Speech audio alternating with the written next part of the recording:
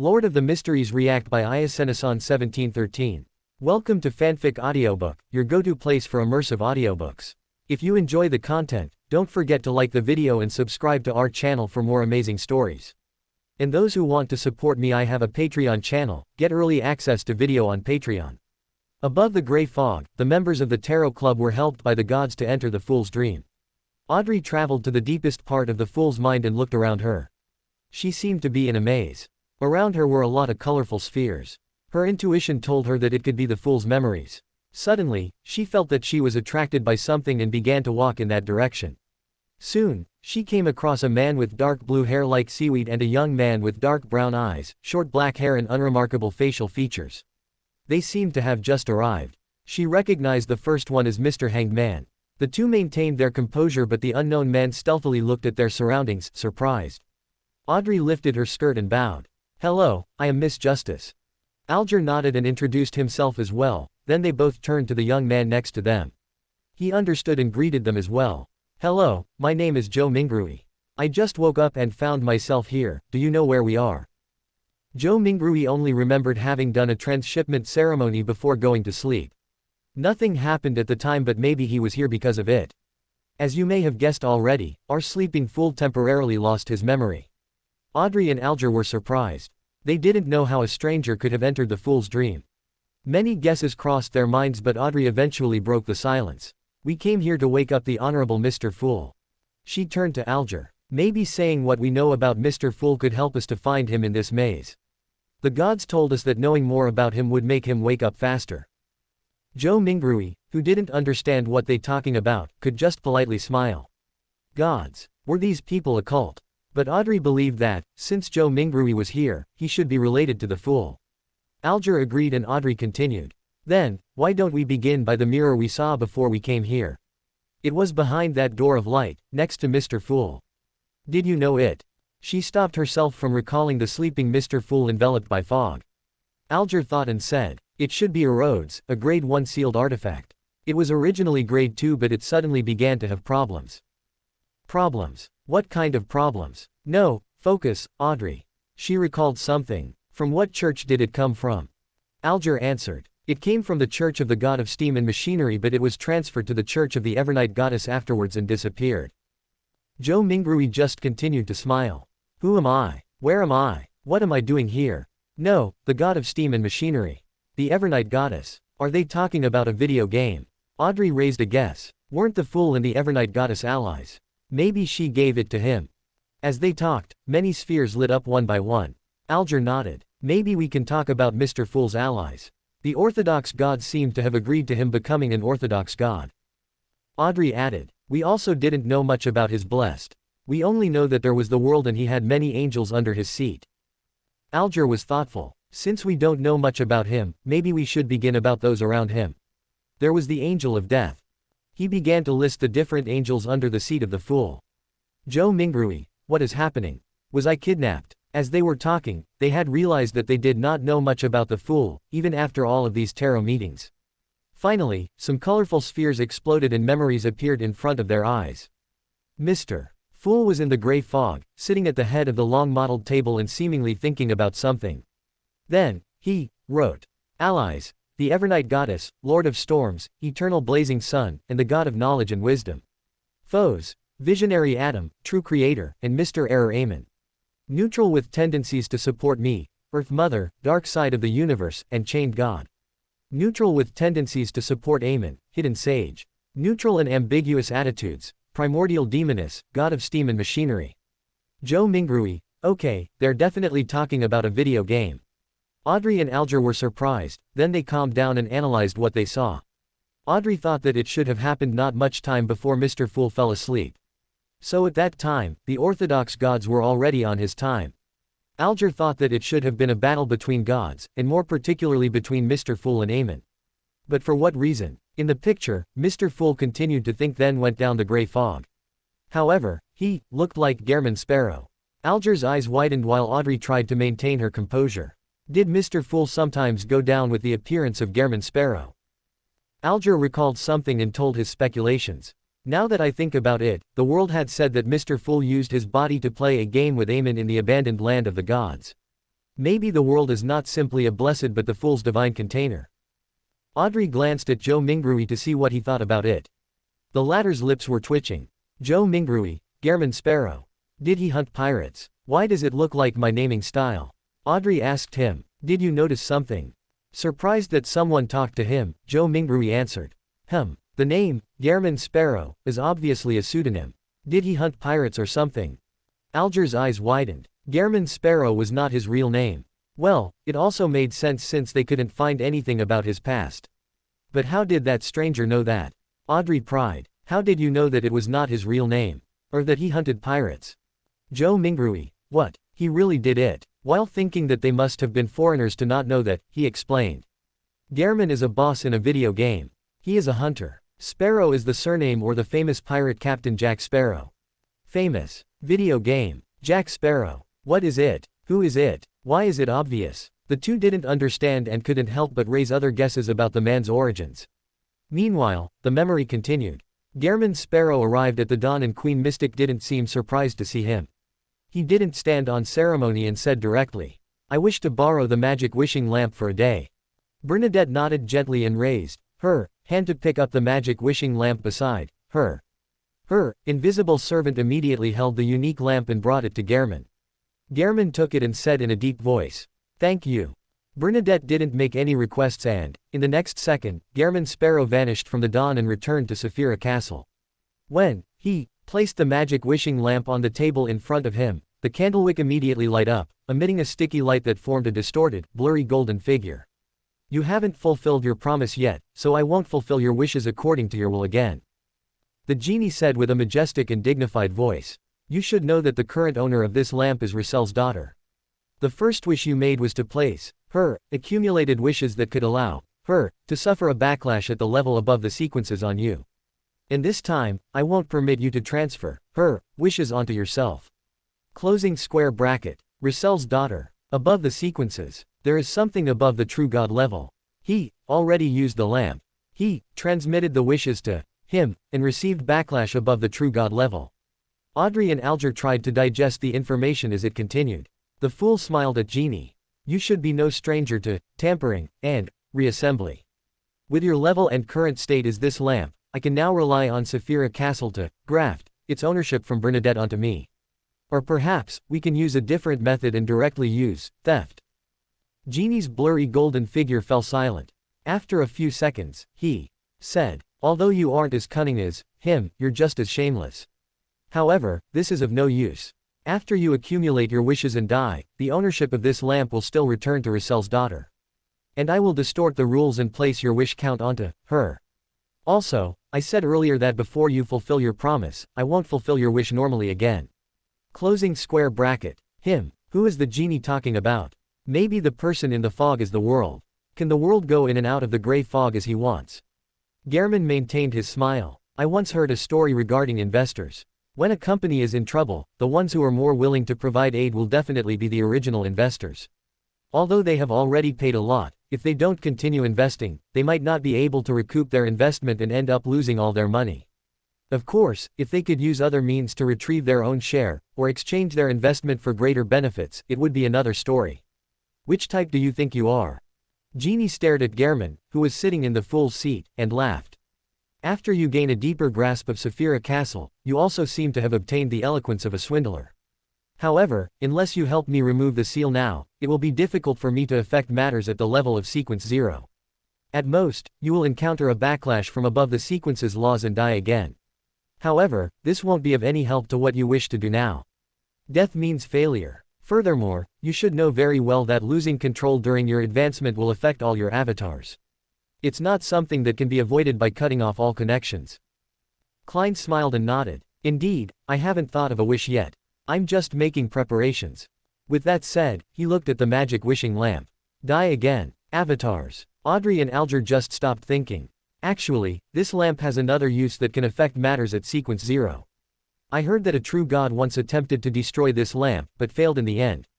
Indeed, how can a lamp that can seal an outer deity be so easily damaged? It definitely has the power of the Lord of the Mysteries or Saphira Castle. As he spoke, the smile on Klein's face gradually became obvious. It's such a waste not to use something as sturdy as this as a shield. Genie fell silent for a long time. Zhou Mingrui, that's right. Audrey and Alger, silent. Another memory appeared. In a cathedral, Leonard was praying and saw a young man wearing a top hat and formal suit with black hair and brown eyes. Leonard's pupils dilated as his brows pricked up. Klein, who was also praying, lowered his hands and stood up. He walked past him and slowly approached the altar. During this process, neither of them spoke, as if the other party was just a stranger. After reaching the donation box near the altar, Klein took out a gold coin from his pocket and threw it in with a serious expression. Then, he changed direction and left the cathedral from another door. Leonard stood in the middle of the aisle and watched this scene with a puzzled look. He frowned slightly. At this moment, in his mind, Palace Zoroast's slightly aged voice echoed. Find a chance to get that gold coin. Closing square bracket. Audrey thought, does he know that young man? Was the last sentence from the angel parasitizing him. Alger, this person looks like the star. In Mr. Fool's dream, another sphere lit up in front of the three. Above the gray fog, Leonard appeared on a chair and saw Mr. Fool. When they saw his reaction, Audrey and Alger knew that he should have been here for the first time. Just as Leonard stood up, he was pressed down by an invisible force. A slow and calm voice resonated in his ears.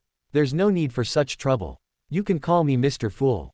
Leonard got up halfway, pressed his hand to his chest, and bowed. Honorable Mr. Fool, why did you summon me here? He heard the fog-enshrouded fool chuckle. Since you prayed to me for help, then based on the principle of equivalent exchange, you definitely need to pay the price. Leonard's body trembled as he bowed his head lower. What is it you wish? After a brief pause, the fool's voice sounded again. There's no rush. Perhaps there will be something that requires you to provide help to certain people. Have a seat. Leonard slowly calmed himself down and sat. He looked around and asked. He, Klein Moretti, has been here like me. The fool said with a calm tone. In a different manner. Closing square bracket. Klein, isn't it the world's name? Is he Melissa's dead brother? Audrey remarked. Mr. Fool chuckled. Other than you, there are other living beings that have been pulled in here for various reasons. They earnestly wished for me to convene a gathering to carry out the exchange of information and the transaction of materials and formulas. They also help each other. This allows them to rapidly advance, eventually becoming high-sequence beyonders. After some deliberation, Leonard asked. Klein Moretti is also a regular member of this gathering. Does he have a seat here? The fool replied without much concern. Yes. Leonard fell silent for a second as he asked. Honorable Mr. Fool, can I join this regular gathering? Shrouded in the gray fog, the fool said with a smile.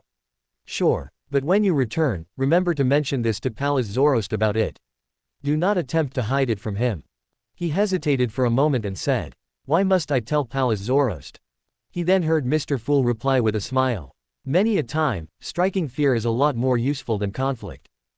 Honorable Mr. Fool, I have no more questions. At the end of the long bronze table, the fool conjured a deck of tarot cards, lifted up his hand and pointed at them. They have each selected a tarot card to represent their code name. You can also choose one. The deck has the cards of their respective owners taken away. Leonard exhaled and couldn't help but ask again. Which card is Klein Moretti? The world. The fool said casually. It's him, and also not him. Closing square bracket. So Klein Moretti is the world's real name. Alger thought. Audrey noticed the key point. Him, but also not him. What does it mean? Leonard didn't dare to ask further. He extended his right hand and pulled out a card from the deck of tarot cards. Flipping it over, he saw a goddess pouring holy water, with stars littering the background. The star card. So that's why the star has this code name, he didn't choose it. Return. The gathering happens every Monday at 3 in the afternoon, Backland time. Shrouded in the gray fog, the fool raised his hand and made Leonard, who was rushing to bow, vanish from the ancient palace. The fool chuckled as he flipped all the tarot cards. All of them had the same picture with the same sky-filled stars. All of them were the star cards. Alger and Audrey were speechless. Another sphere lit up. In Backland, on a lawn that belonged to a bungalow. Will Ossepton, who was already over 2 years old, was happily chasing a fat golden cat with glistening fur. Beside him was a nanny and a maid. As he ran, Will Ossepton stepped on a spot that was slippery. With a slip, his body involuntarily leaned back. He took a few steps back and stepped on another rock. This provided an impetus to stop Will Ossepton's fall, miraculously allowing him to maintain his balance. A familiar figure quickly appeared in his eyes. It was Sherlock Moriarty wearing a half-top hat and a black double-breasted coat. Will Ossepton turned his head abruptly and looked at his nanny and maid. He discovered that they hadn't noticed the appearance of the stranger on the lawn. I have a nagging feeling you would say, go ahead and scream. No one will hear you. The 2-year-old toddler mumbled as he turned around. Alger and Audrey were surprised at the words of the 2-year-old kid. He didn't seem to be an ordinary child. Zhou Mingrui, good, now babies can talk. Without waiting for Sherlock's reply, he spread his hands and said. In short, I must congratulate you on becoming a king of angels. Bullying children doesn't suit your current status. Closing square bracket. That man is a king of angels. Sherlock let out a soft chuckle. Do you know how to fool fate? Will Ossepton raised his head and looked warily at Sherlock. Giving me fake ice cream isn't equivalent to fooling fate. Closing square bracket. Alger, that king of angels is asking for advice from a child. That child could be equivalent to fate. I remember that Beyonders from the fate pathway can reincarnate. Is he a high-sequence Beyander? An angel. Audrey and Alger knew that they shouldn't be fooled by appearances. Audrey, Mr. World can change his appearance and he was a king of angels the last time I saw him. Is that man Mr. World? With that said, he grumbled. Why don't you squat down? At my age, it'll be bad for my next development if I have to keep raising my head like this. Sherlock didn't have the air of a newly advanced king of angels. He squatted down with a smile, allowing Will Ossepton to look him straight in the eye. The king of angels is obeying a child. He is squatting down. Will Ossepton held his nanny's hand and said, unless I've advanced to sequence 0 and become a wheel of fortune, fooling me in any form doesn't count as fooling fate. Closing square bracket. Audrey and Alger understood that the child was at least sequence 1. Sherlock thought and asked, you haven't found the opportunity to accommodate the die of probability. Number. Will Ossepton shook his head before adding, I have a premonition that it's coming soon. Closing square bracket. The die of probability. Is that the uniqueness of the fate pathway? Sherlock carefully looked at the chubby 2-year-old toddler for a few seconds before suddenly smiling.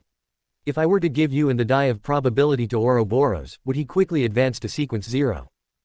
Will Ossepton glared at Sherlock and said, he will also need to wait for an opportunity to accommodate it. Furthermore, the opportunity to become a wheel of fortune, and the requirement to accommodate the die of probability isn't the same. Closing square bracket. The king of angels Ouroboros. Does that guy know Ouroboros? As he spoke, Will Ossepton curled his lips. If you wish to accommodate the fool's uniqueness, the corresponding ritual can be simplified. It won't be that difficult. In such a situation, by ingeniously using the abilities of a Trojan horse of destiny and making a sacrifice to a certain degree, there's a chance of fooling fate. However, when you attempt to advance to sequence 0, even if you accommodate the uniqueness and absorb 3 sequence 1 Beyander characteristics on separate occasions, you will still have to hold a ritual, allowing the corresponding items to fuse and undergo a qualitative change. Sherlock nodded slightly and said, I roughly understand. He smiled and added, enjoy your childhood. I wonder how long it will last. With that said, Sherlock's figure turned transparent and vanished from the lawn. Will Ossepton's other empty hand instinctively grabbed forward before retracting it weakly. He left just like that. He's so rude. He actually didn't prepare a present when he visited. The child couldn't help but mutter. There was too much information but the colorful spheres didn't let them any time to process it. Backland, to Dr. Aaron Series' home. Will Ossepton, who was sitting in a pile of toys, raised his head and looked at Dwayne Dantes in front of him. His tears suddenly streamed down as he choked. I finally feel the opportunity. He was referring to the opportunity for accommodating the fate pathway's uniqueness. Dwayne squatted down and said without any expression, I am here to help you accommodate it. Closing square bracket. Dwayne Dantes. Isn't that the public identity of Mr. Fool's blessed? Since we're in the dream of Mr. Fool and Mr. World, is that Mr. World's memory? He doesn't seem to be in a right state, observed Audrey. I'll steal your childhood and youth and allow you to instantly grow up.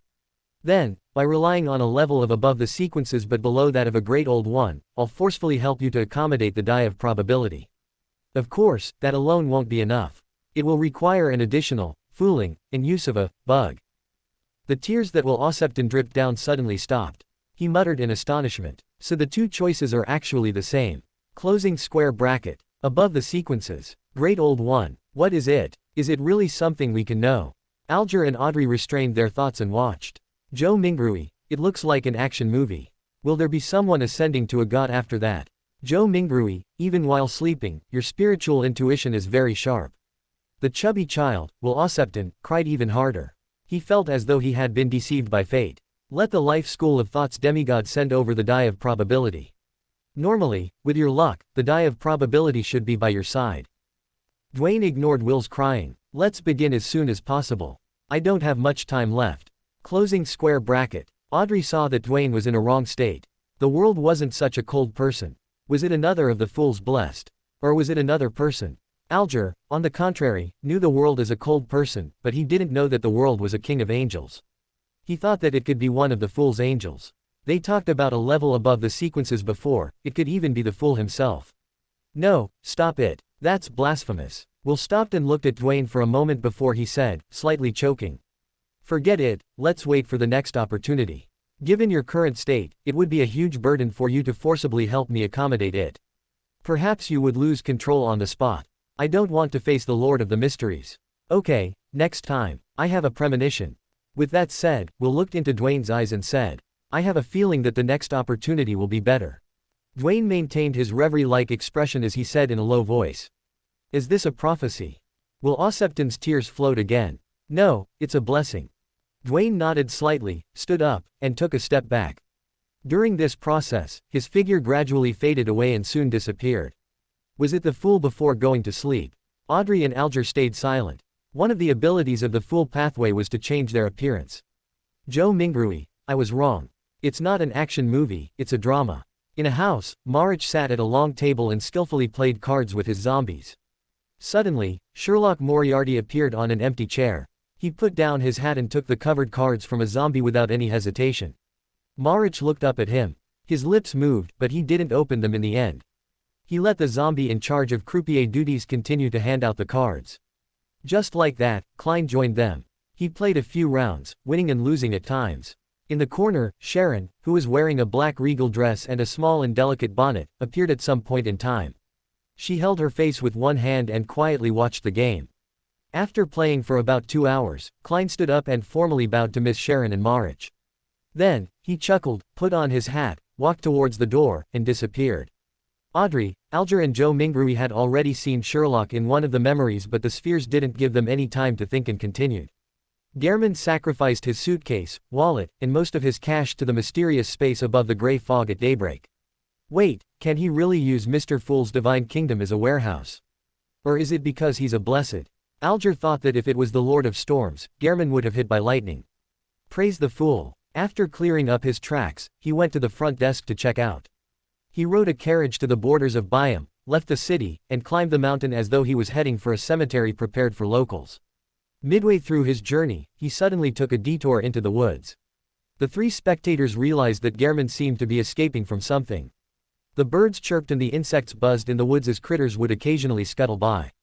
Gehrman walked through the humic material-covered grounds at high speed.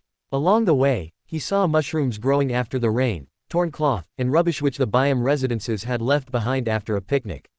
Everything seemed so serene alongside the fresh morning air. A leaf fluttered down as Klein didn't stop and easily dodged it. At that moment, the leaf's speed sped up and did a surprising bend, clinging to him in between his lips and nose. It was like an adult's palm that clasped his mouth and nose tightly, making it impossible for him to breathe.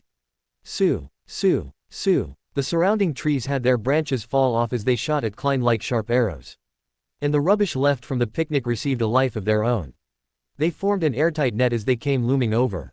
Upon seeing the rubbish comprising of fragments and paper lunge at him in a strange web, his body suddenly collapsed into a paper figurine. Is that an ability of the seer pathway?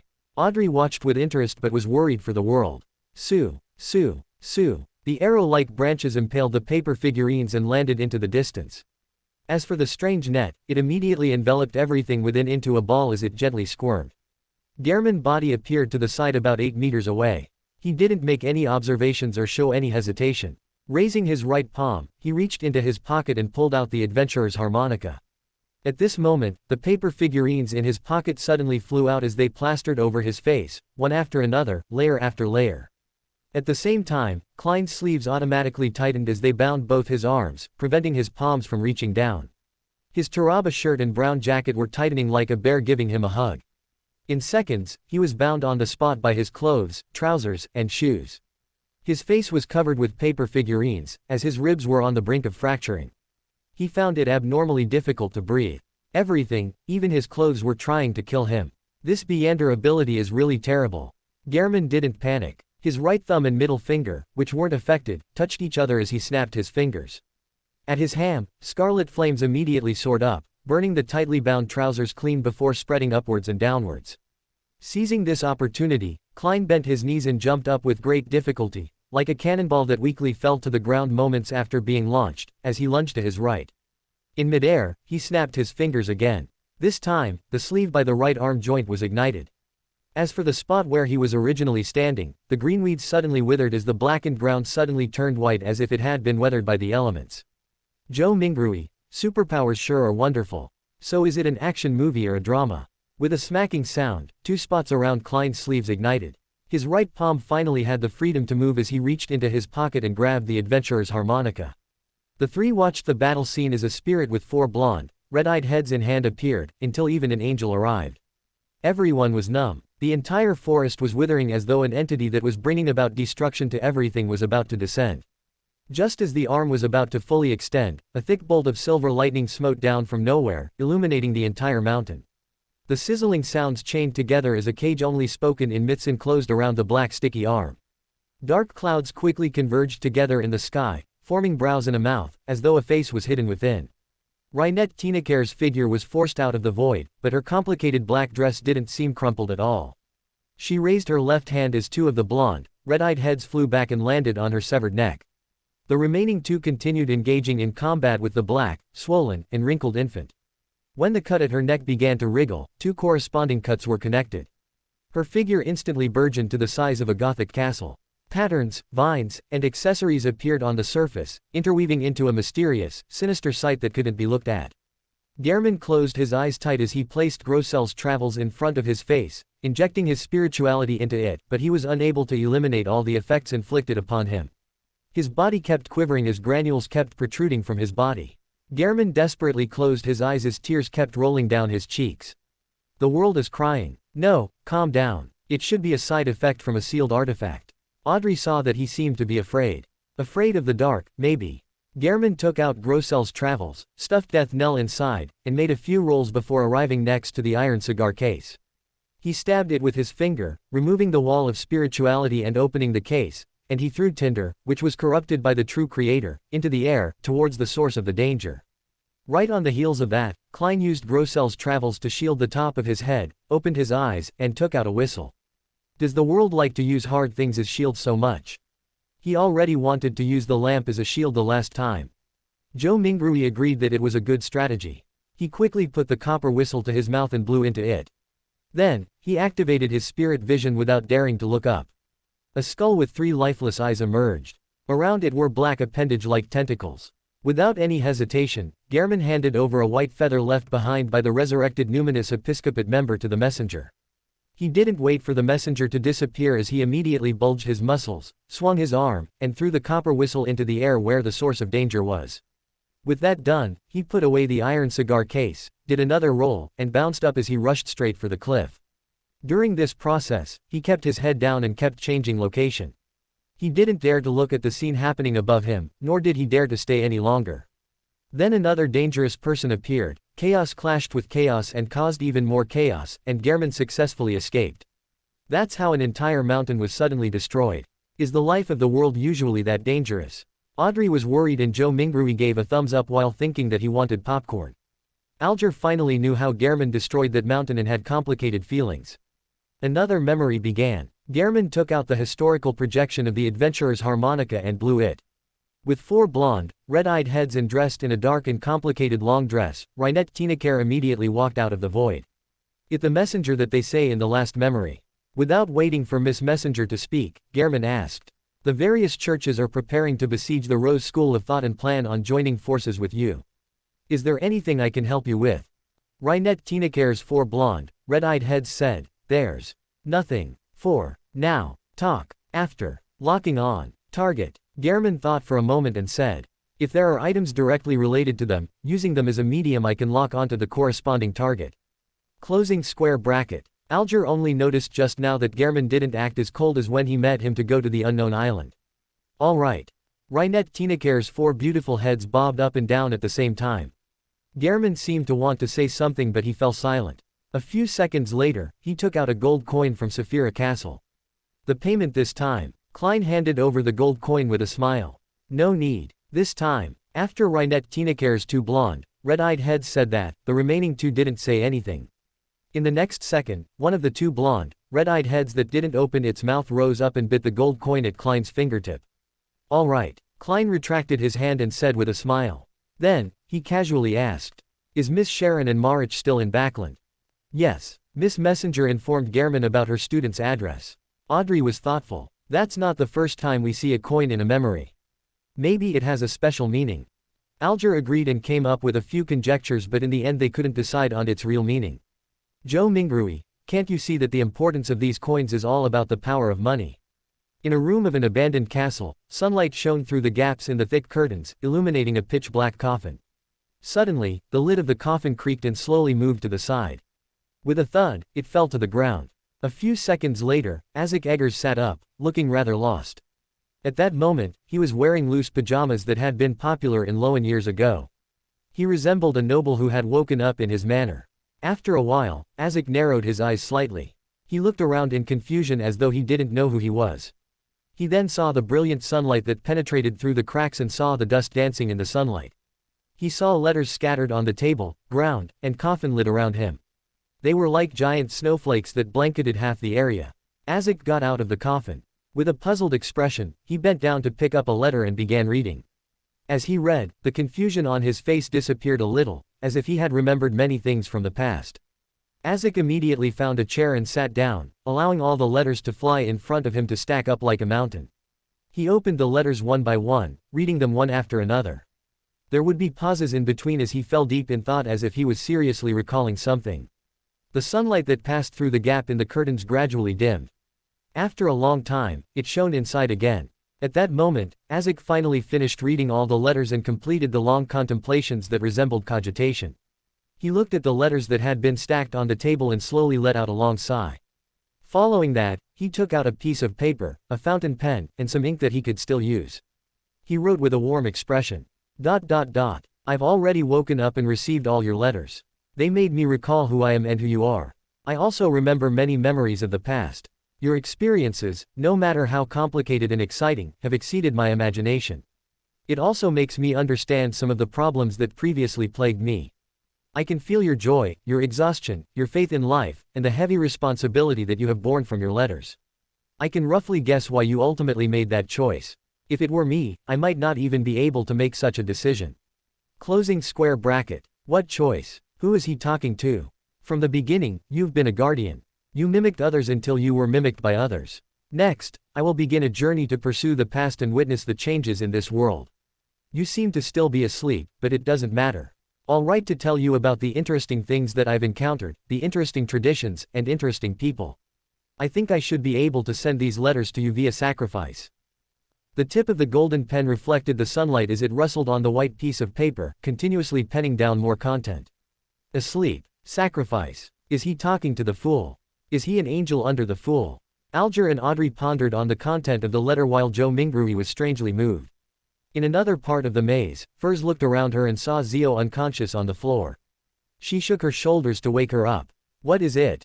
Zhou rubbed her eyes and stood up. Then, Leonard arrived where they were and waved. Hello again. The three looked around and Leonard broke the silence. As you know, I am the star. Zhou nodded. I am the judgment. Furs lazily followed suit. I am the magician. There was silence once again. Leonard spoke up, completely relaxed even though he was in a god's mind. In truth, only Zhou wasn't relaxed, while Miss Salted Fish just wanted to lie down. According to what we heard before, maybe we should try to get to know the fool. Zhou frowned. But that's blasphemous, won't we get punished if we do? At her words, some spheres lit up around them. The maze has reacted to the word, blasphemous. Soon enough, Furs and Leonard just sat down on the floor to watch while Zhou sighed and did so too. Gehrman took out candles and other ritual items he carried with him. He quickly set up an altar and sacrificed an ice-blue metal cylinder to the Evernight goddess. At the end of the ritual, amidst the howling winds, the burning ash of the herbs and the surrounding soil rose up and landed onto an empty spot on the altar. The ash and soil were connected, forming words. Sequence 3, Scholar of Yore. Main ingredients. Hound of Fulgrim, also known as Saphira Castle Keeper, pair of eyes. 1 demonic wolf of fog's transformed heart. Supplementary ingredients: 100 milliliters of hound of fulgrim blood, 30 grams of white frost crystal of demonic wolf of fog, a large amount of real ancient historical records. Furs. Wait, is this Gehrman? He received a sequence 3 potion formula just like that. Leonard was shocked too. Leonard, if I pray to the goddess, can I also receive a potion formula? Meanwhile Zhou identified that Gehrman was praying to the Evernight goddess. Zhou, so the fool and the goddess were already allies at that time. Advancement ritual. Be separated from reality for at least 300 years and consume the potion after one becomes history and doesn't belong to the present era.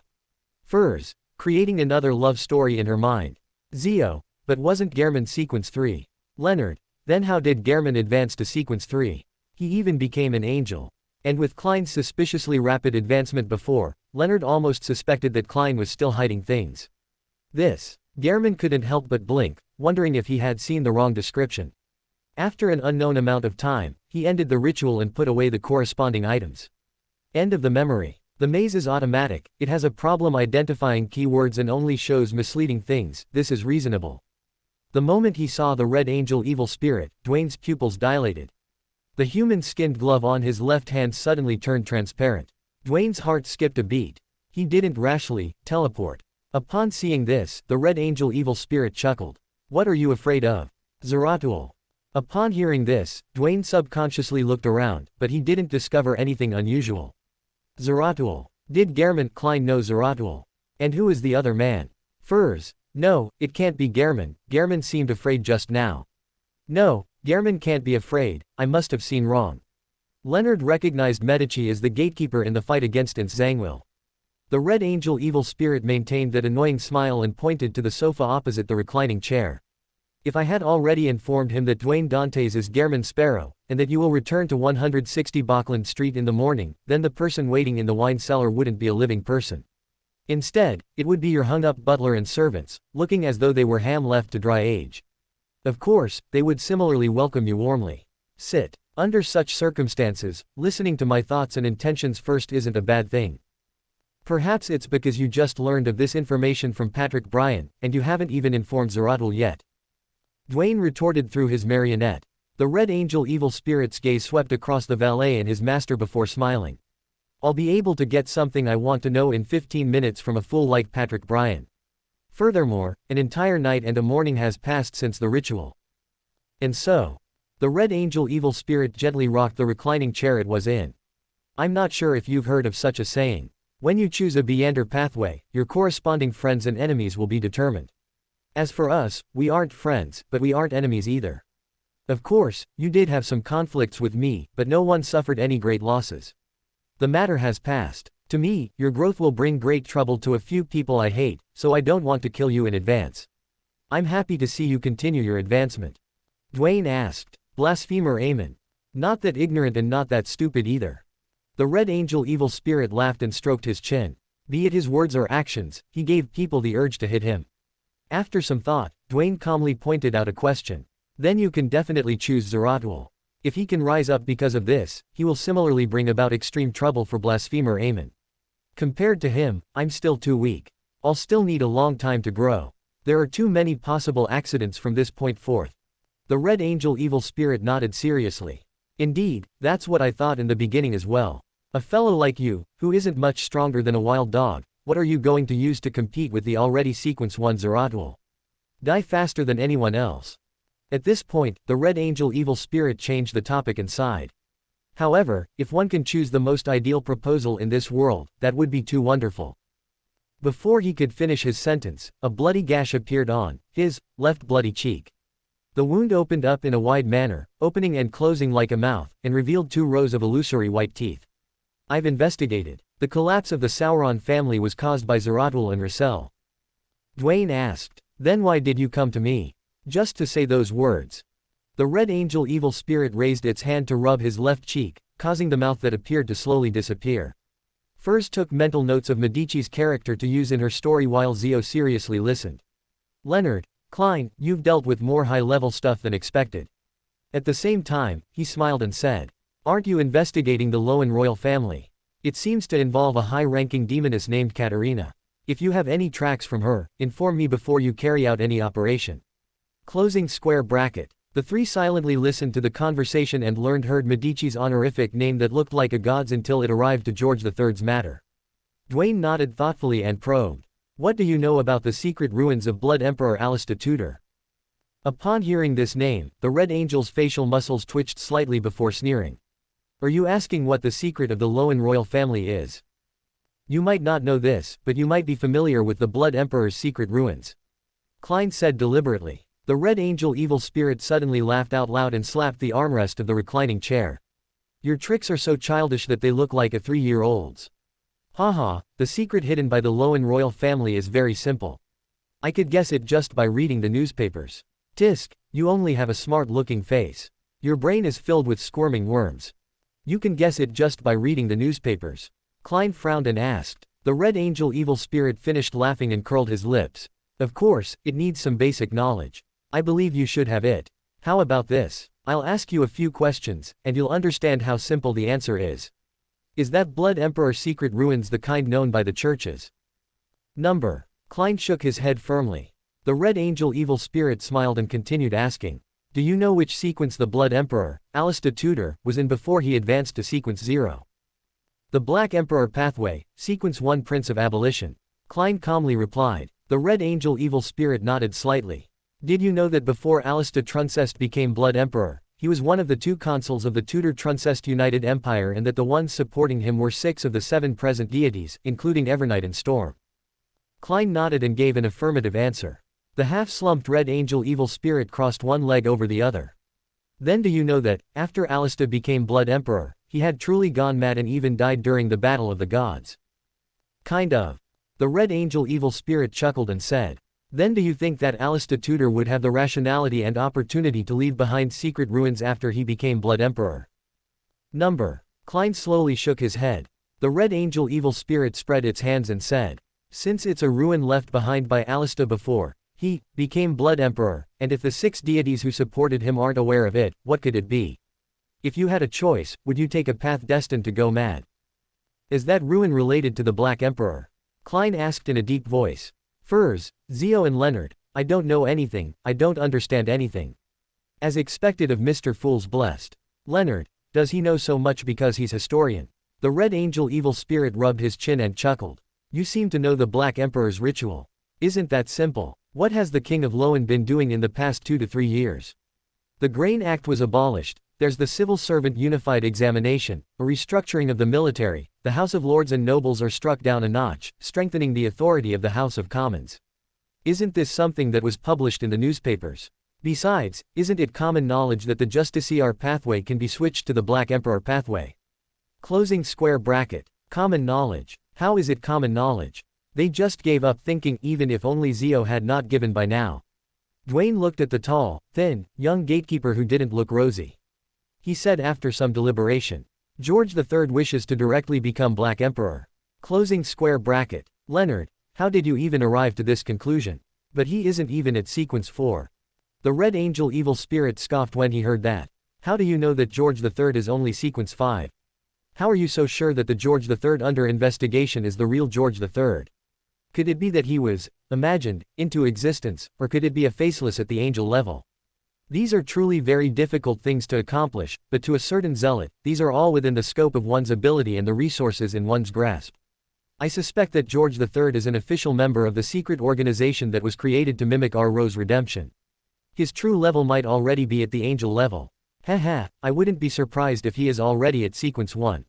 Closing square bracket. The organization that we must not say the name of. The king is already sequence 1.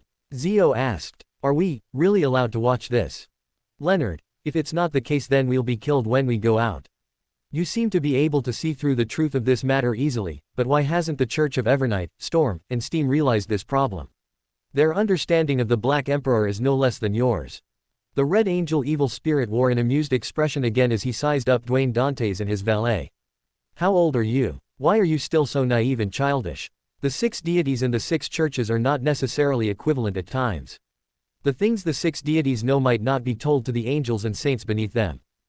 The Red Angel evil spirit let out a chortle again when he saw that Dwayne Dantes was still frowning in confusion. Trust me, what I said, and what I'll be saying next, is undoubtedly a form of provocation to ruin the image of the 6 deities, but you can consider whether it's the truth. Let's put it this way. In regards to someone wanting to become the Black Emperor, the attitude of the 6 deities, the 7 deities is rather ambiguous. They often have conflicts of their own. More precisely, they are happy to see a mentally sound Black Emperor be born, but they also wish that it's one they support. Therefore, they will not give any detailed revelations to the various churches. They will only follow the normal procedure and deliver punishment if there are results to the investigation. Otherwise, they will tacitly approve of its development. Of course, during this process, we cannot eliminate the possibility that a certain existence might want to do some damage, but it will not be so direct and obvious because it will definitely be stopped by the other deities. If it wasn't because he knew of them taking such attitudes, how could George III dare take the risk? Alright, now that the war has broken out, he has overcome the crisis. He can wait for the next opportunity.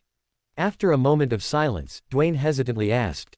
So, as long as nothing goes wrong, George III will carry out the ritual to become a god, despite everything that he has done. And if everything goes smoothly and he survives the backlash from the potion, will he ascend to the throne of Black Emperor? The Red Angel Evil Spirit replied in a relaxed tone. Is there a problem? Why would the 7 deities? Dwayne couldn't help but ask. The Red Angel Evil Spirit tsked and said. Do you want to know? If you want to know, I can tell you now. Dwayne smiled. Forget it then. Very good. You nearly died out of curiosity and foolishness. The Red Angel Evil Spirit shook his head regretfully. He then looked out the window and said. If there's nothing else, you may leave. All right. Klein made the marionette stand up and raise his right hand. At this moment, the half-slumped Red Angel Evil Spirit suddenly asked. I have this nagging feeling that if I had attacked you just now, you wouldn't be completely helpless, am I right? Dwayne didn't directly answer the Red Angel Evil Spirit's question. He smiled and expressed his tacit agreement. Paw! He snapped his fingers, causing scarlet flames to surge out of his pocket and envelop him. As the scarlet streams dispersed, Dwayne's figure disappeared in front of the Red Angel Evil Spirit. The 3 now knew the true reason of the king's death. While they were analyzing the information, another memory was played. Enuni, who wore Gairman Sparrow's appearance, said to the glass window in a deep voice the moment he materialized in front of it.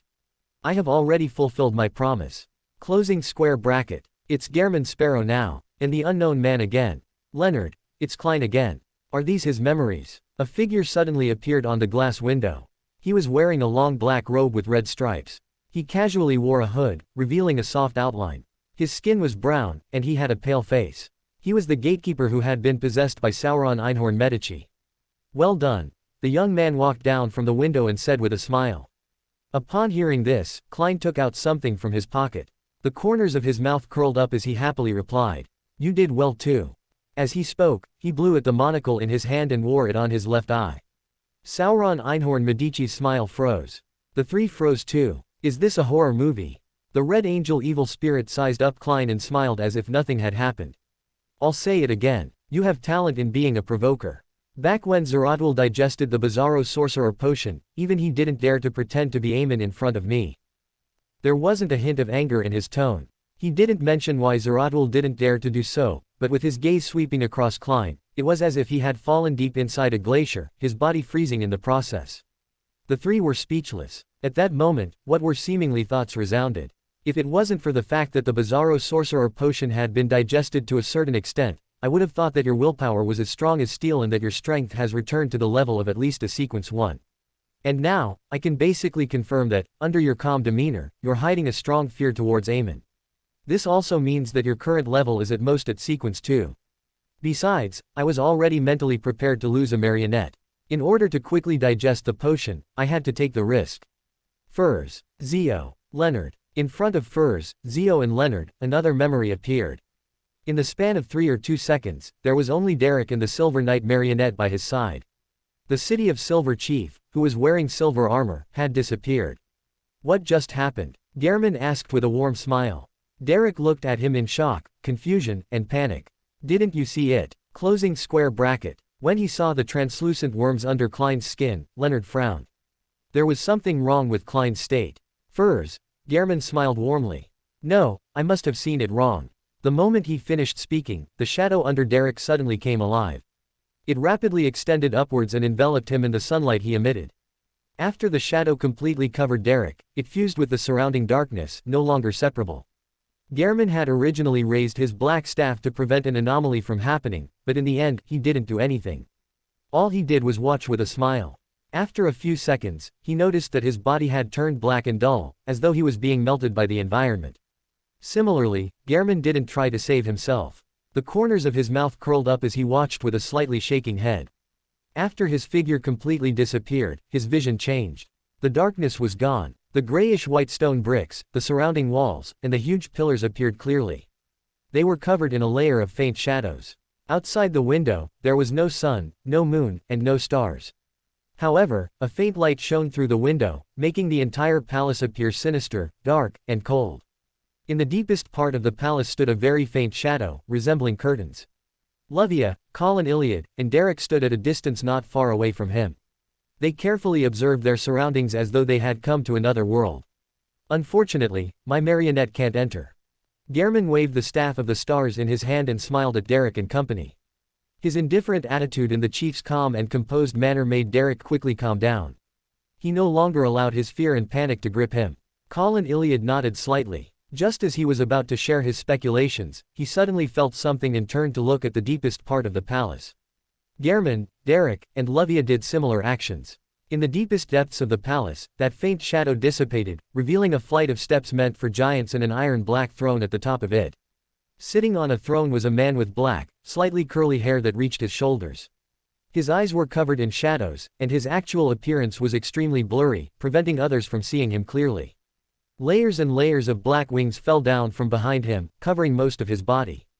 The robe was black with silver threads embroidering it. They formed complicated patterns and had gorgeous accessories hanging on it. At that moment, the man had his left elbow on the armrest, holding up one side of his face with his palm as though he was in a deep sleep. Without needing anyone to make the introductions, the four demigods present clearly understood a reality. The giant-like man who was sleeping on the iron-black throne was the left hand of God, the deputy of heaven, Dark Angel Sorcerer. Amongst them, Luvia could clearly sense the oppression coming from this absolute high-level existence.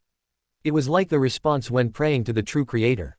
It was an aura that could cause her thoughts to scramble, her soul to degenerate, and her body to tremble. Suddenly, she heard a burst of laughter. She turned her head to the side in a daze. Klein bent his back slightly and laughed. He is still sleeping. Should we directly wake him, or wait for him to wake up? If we choose to wake him, how should we greet him? Hey, Your Highness Dark Angel. Rose Redemption Leader. Closing square bracket. Leonard and Furs. Choke. Leonard. How did that guy even stay alive? These two questions sounded ridiculous and arrogant, but they had managed to shake off the influence of the environment and made Colin Iliad fall into deep thought. Just now, they had instinctively considered the first question. It was rather important, and it concerned their subsequent actions. Colin Iliad thought for a moment before saying, "Let's not wake him up for the time being. Try approaching him and search for clues and information." That's my thoughts as well. With his left hand, Gehrman casually snapped his fingers and walked towards the black throne. At this moment, he felt fortunate that he had already taken care of Shadow and restored his spirit to its complete state. Otherwise, he wouldn't have been able to completely restrict his virtual persona. When he was imagining how to do the greeting, he almost blurted out, "Hi, sassy." Seeing that Gehrman Sparrow had taken 2 steps forward, Luvia finally snapped out of her daze. "I'll give it a try using a grazed soul." This was a relatively safer method which wouldn't harm the expedition team. Gehrman nodded. With his black staff in hand, he turned to his side with a beaming smile. A 3 to 4 meter tall phantom image appeared in front of Luvia. A pair of goat horns lined with mysterious patterns sat atop its head. Its skin was black and matte, exuding a sinister fullness. It was a devil. It was different from the devils that he had seen before. Its body was covered with signs of decay, with yellow-green pus hanging off it, as though it was mixed with the power of degeneration. As Gehrman casually sized up the phantom image, the devil spread its huge bat-like wings, causing the light blue flames on it to burn even more vigorously, dissipating the strong smell of sulfur. It took a step forward, slowly approaching the iron-black throne and the staircase meant for giants. Using its intuition for danger, it surveyed the area for any abnormalities. While Colin, Gehrman, and the other demigods were paying attention to it, they also began scrutinizing the details of the shadowy palace. They discovered that behind the iron-black throne that Sorcerer was sleeping on, there was a pair of dim, grayish-blue double doors that depicted sunset. This might be the door that leads to the outside world. This thought flashed across the minds of the three City of Silver demigods, Colin Iliad, Derrick, and Levia. At this moment, the devil, who had traveled midway, suddenly paused. It was enveloped by a cluster of silver lightning and quickly faded away after being blasted to pieces amid crackling sounds. A pillar of light with swirling holy flames smote out of thin air, completely purifying the soul that belonged to the devil. Levia didn't feel any pain from losing her grazed target. She only frowned slightly and couldn't think of a better way to probe the way. Gehrman looked around and said with an exaggerated smile, "As expected, I'm the man for the job." As he spoke, he slowly walked forward. As he took out a box of matches from his pocket, he lit them one by one and casually threw them around. "I've always been a little timid." After throwing half a box of matches, Gehrman turned around and explained with a smile. And even Derrick Berg wasn't convinced by this sentence. Following that, under the illumination of the scarlet flames, Gehrman continued walking towards the iron-black throne that might have belonged to an ancient god. When he arrived at the spot where the devil's soul was destroyed, his left palm suddenly tightened. Gehrman lowered his head and saw that creeping hunger had returned to its human skin form. An exaggerated crack opened in his palm. Inside were 2 rows of illusory white teeth. This sealed artifact was attempting to gnaw at Klein's flesh in a bid to consume both his body and spirit. Creeping hunger had degenerated. Tisk. Gehrman let out an obvious sigh as he glanced at the staff of the stars in his right hand. He confirmed that the Grade 0 sealed artifact, which didn't have any living characteristics, had yet to show any abnormalities. He then raised his right hand and stuffed the other end of the staff of the stars into Creeping Hunger. Creeping Hunger bit at it a few times before it finally calmed down when sensing the suppression effect of a higher-level entity. After laughing twice, Gehrman took another few steps forward, covering a few meters. Cracks suddenly appeared in the shadows that covered the walls, pillars, and tiles, as one brass eye after another grew out. A figure appeared in front of the countless eyes. He was first presented as the black-haired, light brown-eyed, and cold-looking Gehrman Sparrow.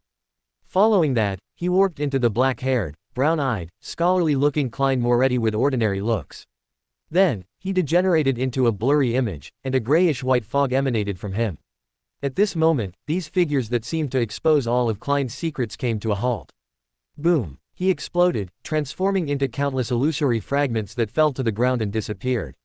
Klein raised his brows and tsked with a laugh. The omniscient power of the reader pathway. Just as he finished speaking, the brass-colored eyes, which grew out from the surrounding shadows and the ground, trembled. They emitted an ethereal voice that seemed to come from ancient times.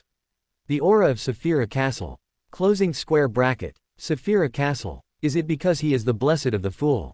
Saphira Castle. Colin Iliad seemed to recall something and came to a certain realization. It's only possible to get a response or approach Saphira with a Saphira. That's why, despite the hanged man clearly having Levia, a demigod believer from the City of Silver, he still forced me into the palace to meet the Dark Angel. It wasn't easy for Klein to control his virtual personality's instinct to speak. Before he could consider what to say, the brass eyes hidden in the shadows emitted another voice. Your fate has intersected Ammonizes, Leodoro, Adam, Aemon, Harabergen, Occuses, Medici, Ouroboros, as well as him. Closing square bracket. Leonard. Furs. Zhou. Let's pretend that it is normal. As expected of Mr. Fool's Blessed. With regards to the true names that the brass eyes had mentioned, Colin Iliad, Derrick, and Levia were no strangers to the names.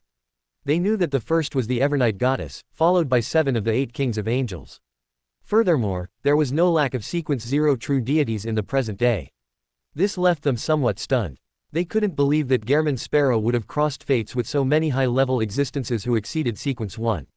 Together with the sleeping Dark Angel before him, Mr. World and the 8 Kings of Angels had already crossed paths. How impressive! Derrick marveled from the bottom of his heart. Gehrman was in no mood to quip about his divine interpersonal skills. With an obvious smile, he asked, "Him?" Klein believed that him referred to the true creator. After all, he still had his corruptive influences left in his body. The brass eyes on the shadowy curtain fell silent for a few seconds before saying with an ethereal voice, "He is another me." Closing square bracket. The memory ended and the three stared blankly in front of them. This is blasphemy. Furs pointed weakly to the spot where the sphere was before it disappeared and turned to Zhou. You also saw that, right? Zhou nodded. Furs, that madman. Zhou seemed to know her thoughts and reassured her. He seemed to have signs of losing control. The three ignored what they saw and talked. "KL, the world seems to still have secrets," remarked Leonard. Furs found the key point. Still, Did he have other secrets? Leonard nodded and shamelessly exposed his vests. Yes, that guy has too many identities. Klein Moretti, Sherlock Moriarty, Gehrman Sparrow, Dwayne Dantes, Merlin Hermes. That's called sharing knowledge and betray your friend at the same time. Zhou was stunned while Furs imagined another story. Leonard continued. He has also resurrected. While seeing this, I realized that I can't even imagine how much pain that guy went through. Some spheres lit up again. Klein looked up at the oriel window. As it was already dark outside, it had become like a mirror, faithfully reflecting Sherlock Moriarty with his black hair, brown eyes, beard, and gold-rimmed glasses.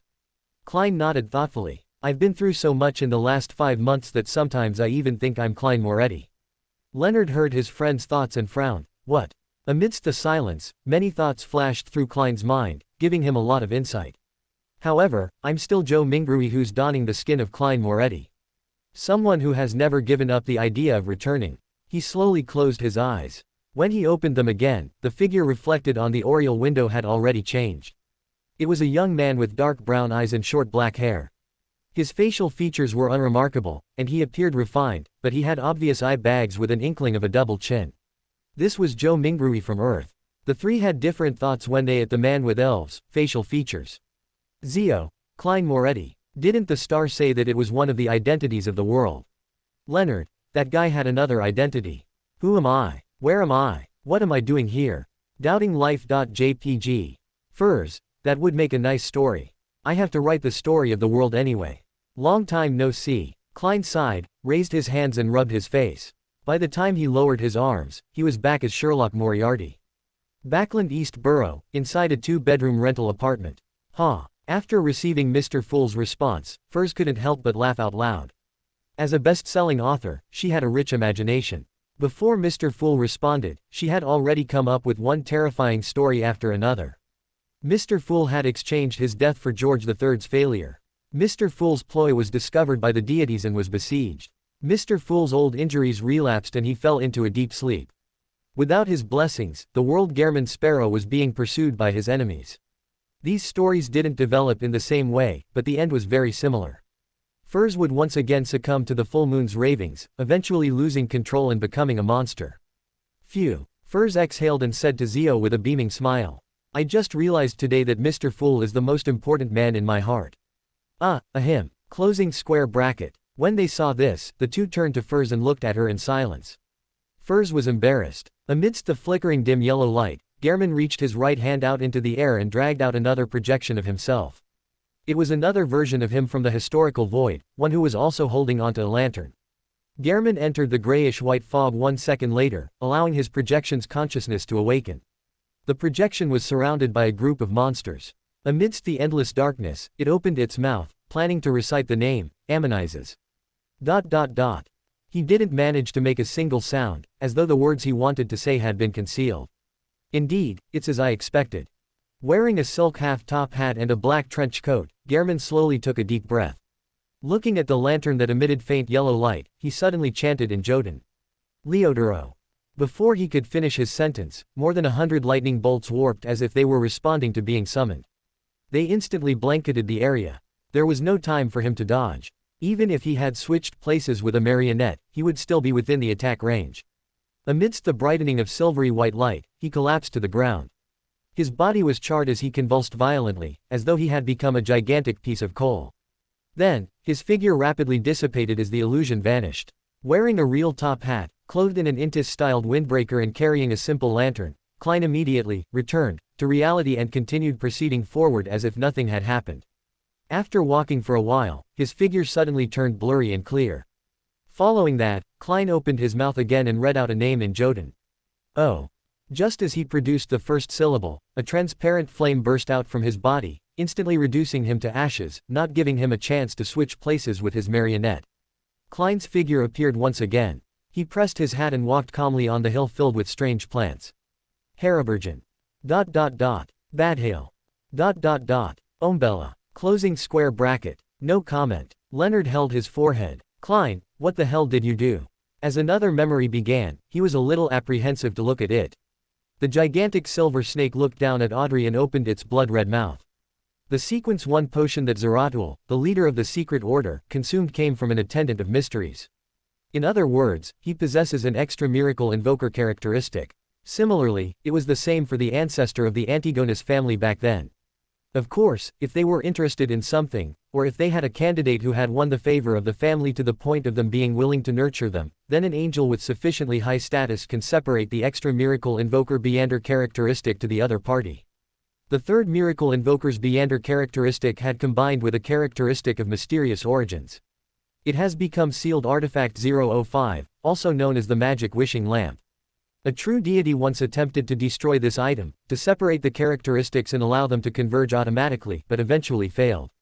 The fourth and fifth miracle invoker Beander characteristics are in the form of a grade 0 sealed artifact that exists in the churches of the eternal blazing sun and Lord of Storms. One of them is named 0 to 13. It comes from the third epic's creator, designated as the Last Banquet. The other is codenamed 0 to 32, a product of the War of the Four Emperors, designated as theater with curtains that never draw. The sixth miracle invoker Beander characteristic might be in the Forsaken Land of the Gods. During the third epic, there was a remnant dark demonic wolf who occasionally appeared. After the cataclysm, he vanished without a trace. Closing square bracket. Overload of information.jpg. Isn't the miracle invoker characteristic a sequence too? Audrey listened attentively and thought carefully for a moment before saying, "You're saying that, under the situation where the attendant of mysteries spots are filled, there are only 6 miracle invokers. And now, you only mentioned the secret order's leader, Zeratul, and the ancestor of the Antigonus family, but the spots don't seem to be filled. In such a situation, there might be an extra miracle invoker Beander characteristic." The eyes of the giant silver snake moved slightly. Indeed, there should be 3 attendants of mysteries. But in the second epic, in the era when the ancient god, Phlegre, still lived, the third set of the attendant of mysteries Beander characteristic seemed to have disappeared without a trace. No one knows where it is. Likewise for the corresponding miracle invoker Beander characteristic. Perhaps it has already combined together and has found a sufficiently concealed method to hide itself. Audrey nodded gently and said, "I understand. I'll pass on the information to Mr. Dwayne Dantes. Oh, he even asked me to ask you if there's anything you need his help with." Closing square bracket. To Dwayne Dantes. To the world. As the 3 noticed this point, they also wondered what could this seemingly high sequence Beander want. The giant silver snake slithered up and a third of its body stood up. Number. A small matter. Yes, I have a blessed who is an outstanding gourmet. He has a desire to taste ice cream from the various noble families, so as to determine the most delicious one. Audrey said thoughtfully, "No problem. But how do I send him the ice cream?" The giant silver snake slowly coiled and said, "Sacrifice it to him. He's already a sequence 3 saint and can accept sacrifices in the same city. His honorific name is, the embodiment of luck, the clairvoyant monster, the calamity that spreads misfortune, the witnesses of all fates in Backland, the keeper of chaos and madness." Audrey's eyes darted around slightly, but she didn't say anything further and nodded in agreement.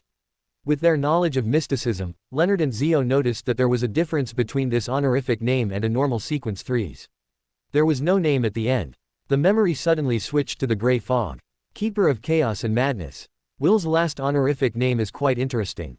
This shouldn't be the honorific name of the Snake of Fate, but something that he used when he was at sequence 3. Some tweaks were made later on. The monster pathways watches over chaos and madness. Or could it be said that in this world, even for fate, those at the lower sequences are in chaos and madness? Monsters are working hard to resist all of this, making everything seem normal. Mr. Fool. Was that his angel? And are these his thoughts? ... This is blasphemy. After the fool heard Miss Justice's answer, he didn't find it odd for Will Ossepton to request for ice cream. Instead, he found the honorific name of the Life School of Thought president rather interesting. Hey, having a blessed. That's like saying, I know someone. Did Will learn this from me? No, I have a real blessed, Danitz. Later on, I'll have this fellow sacrifice something for me to eat. I can't really eat those mutated monsters or summon projections from the historical void, right? Yes, if I have a chance, I'll invite little son to try them together. I can't let him be obsessed with Frank's mushrooms. The number of blessed serving will definitely won't be less than mine. There might even be more. He has the huge life school of thought. The 3 were feeling doubtful. No, it shouldn't be Mr. Fool, maybe it's someone else. Denying reality.jpg. Leonard, is that Klein? The fool should be somewhere else then. As a blessed, it is normal for Klein to be called into Saphira Castle. Zhou thought the same, even if she was less sure, but Furs didn't suspect that a person with such animated thoughts could be the world. Pa! Tarot cards flew over, stabbing into the ground at different spots. One of the cards landed in front of Leonard as it burst into scarlet flames. Amidst the flames, a figure wearing a half-top hat and black suit walked out with a revolver in hand. With a bookish demeanor, he had black hair and brown eyes with a face with a deep outline. He was none other than Klein Moretti. Furs, isn't it that guy whose true appearance resembled an elf? No, the world. Leonard had explained to them that the man on the screen earlier was the world. It's really you. You really are still alive. Die together with them. Zhangwill's movement speed instantly recovered as he circled around Klein, trying to forcefully pull him into a dream. He had been acting. However, Klein was completely unaffected. He didn't show signs of falling asleep as he raised his right hand and pulled the trigger as though he had foreseen it. Bang! Zhangwill was thrown to the ground by a powerful impact. The cracks on his head widened. That shot was for Ma'am Daly. Klein said in a deep voice as he snapped his fingers. Using the flames that burst up, he flashed to the side of Zhangwill. Zhangwill's eyes protruded out. As he moved at high speeds, he released bad luck in a bid to influence Klein, but it was completely useless. This shot is for Leonard. All the tarot cards were ignited at the same time, like bursting fireworks. Klein flashed behind Zhangwill, cocked the gun, and relying on his intuition, he pulled the trigger. Bang! Pale white blood spurted out of Zhangwill's left leg as it broke. His running came to an abrupt stop as he even failed to maintain his balance. Using the burning tarot cards, he repeatedly cast Flaming Jump, preventing himself from entering the influence of the black hair. This shot is for Megos. This shot is for the Keepers. This shot is for the destroyed Blackthorn Security Company. This shot is for all the Nighthawks. This shot is for me. Amidst the gunshots, Klein kept pulling the trigger and did the corresponding reloading as he shot demon-hunting bullets. He blew through another of Zhangwill's legs, blasting open his forehead, causing his roars to turn into a whimper until he fell onto the ground. Finally, Klein flashed in front of Zhangwill. He then held death knell to his face. At this moment, mysterious patterns accentuated Zhangwill's almost cracked head, creating an immense impact. He still had the ability to resist. He was waiting for him to approach and then use his mythical creature form to turn the tables. However, Klein's brown eyes continued looking at him without reflecting anything. He thrust death knell forward and pulled the trigger. Bang! Zhangwill's head completely exploded, and like a smashed watermelon, the fragments and the juice splattered everywhere. Death knell had sounded the knell for him. Furs. Damn, he's cool. Is that really Mr. World? Furs turned to her friend. Leonard. Damn, why is that guy so cool? He is the true protagonist of this era. Klein raised his left hand and rubbed away his two eyes. The real eyes that hid beneath were moved back to their original spots. His brown eyes had blurred up. He curled the corners of his mouth bit by bit and said to the already dead Zhangwill softly. This shot is for Captain. He didn't give Zhangwill a chance to leave any last words. He had no wish to know what bitter past the latter had experienced. He then took out one remaining tarot card from his pocket and threw it on Zhangwill's corpse. It was an inverted the star card. At this moment, a figure appeared not far from him. He bent down and picked up the darkened quill. This figure wore a simple white robe and had a pale gold beard that covered half his face. On his chest hung a silver cross as though he was the most ordinary priest, but he was the king of angels, Adam. Adam looked at Klein and said with a genial smile. Unfortunately, I failed to retain the snake. He looked at the quill in his hand and then at the tarot card. He smiled and added, a price is always exacted for what fate bestows, isn't that so? With that said, he turned around and slowly disappeared from the ruined square with each step he took. He left the following words as though he sang it. Under the witness of a spectator, Klein Moretti completed a grand performance, directing a magical murder. With that, he managed to digest his potion with enough energy left to attempt an advancement before the curtains fell. Closing square bracket. Zhou. Was Mr. Fool allied with Adam? Klein didn't take in the feeling of his marionettist potion's digestion and the corresponding feedback. With a flaming jump, he arrived in front of Daily Simone. The lady was already on the brink of losing control. She said in a daze, I don't want to become a monster. All right.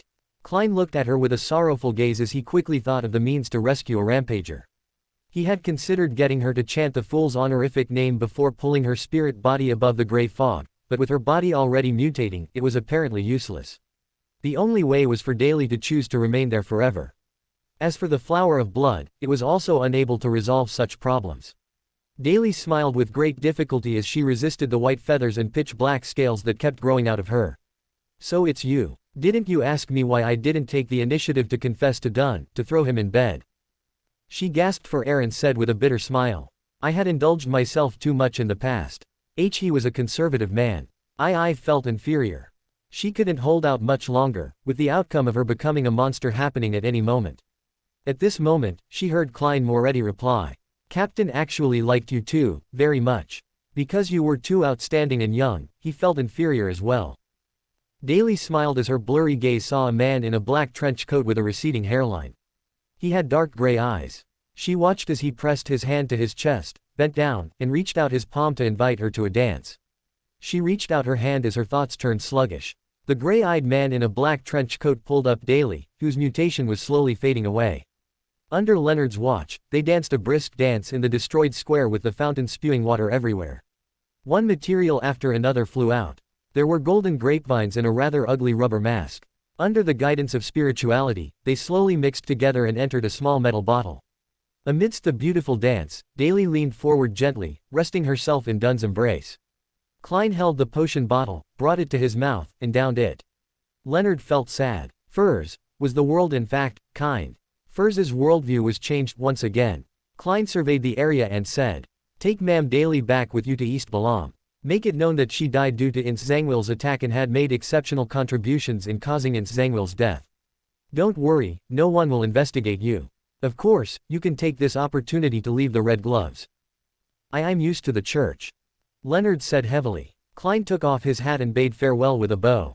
Holding his hat, he turned to walk to Ince Zangwill's body and took a card that had a chariot and a red priest on it. The red priest wore the face of Roussel Gustave. Leonard's lips quivered as he suddenly asked, aren't you returning to the church? Klein didn't turn around as he wore his silk top hat and headed for another exit of the square. After a few steps, he paused and replied to Leonard with his back facing him. I can't return anymore. Can't return anymore. Leonard stared in a daze as the familiar figure gradually distanced himself and vanished. The next scene happened in the gray fog. The fool walked deep into the mysterious space above the gray fog. He headed for the staircase of light that seemed to lead to heaven. As he expected, there was another step, one formed of light. This time, the fool believed that he could use this sixth step that resembled a giant's to step onto the condensed gray cloud. 1 step, 2 steps, 3 steps. He came to the end and, with a leap, stepped onto the cloud formed by the gray fog. Reflecting in his eyes was a door of light tainted with a bluish-black luster. It was formed from countless layers of spherical light, and each spherical light enveloped squirming maggots. Some of them were transparent, others translucent. In addition, above the door of light, there were thin black threads that hung down. They were hanging up what seemed like completely transparent cocoons. These cocoons were gently swaying, wrapping different souls. They looked to be of all descents, African, Asian, Caucasians, etc. Some were wearing jeans, others holding cell phones. Some had beautiful clothes, others having beautiful facial features.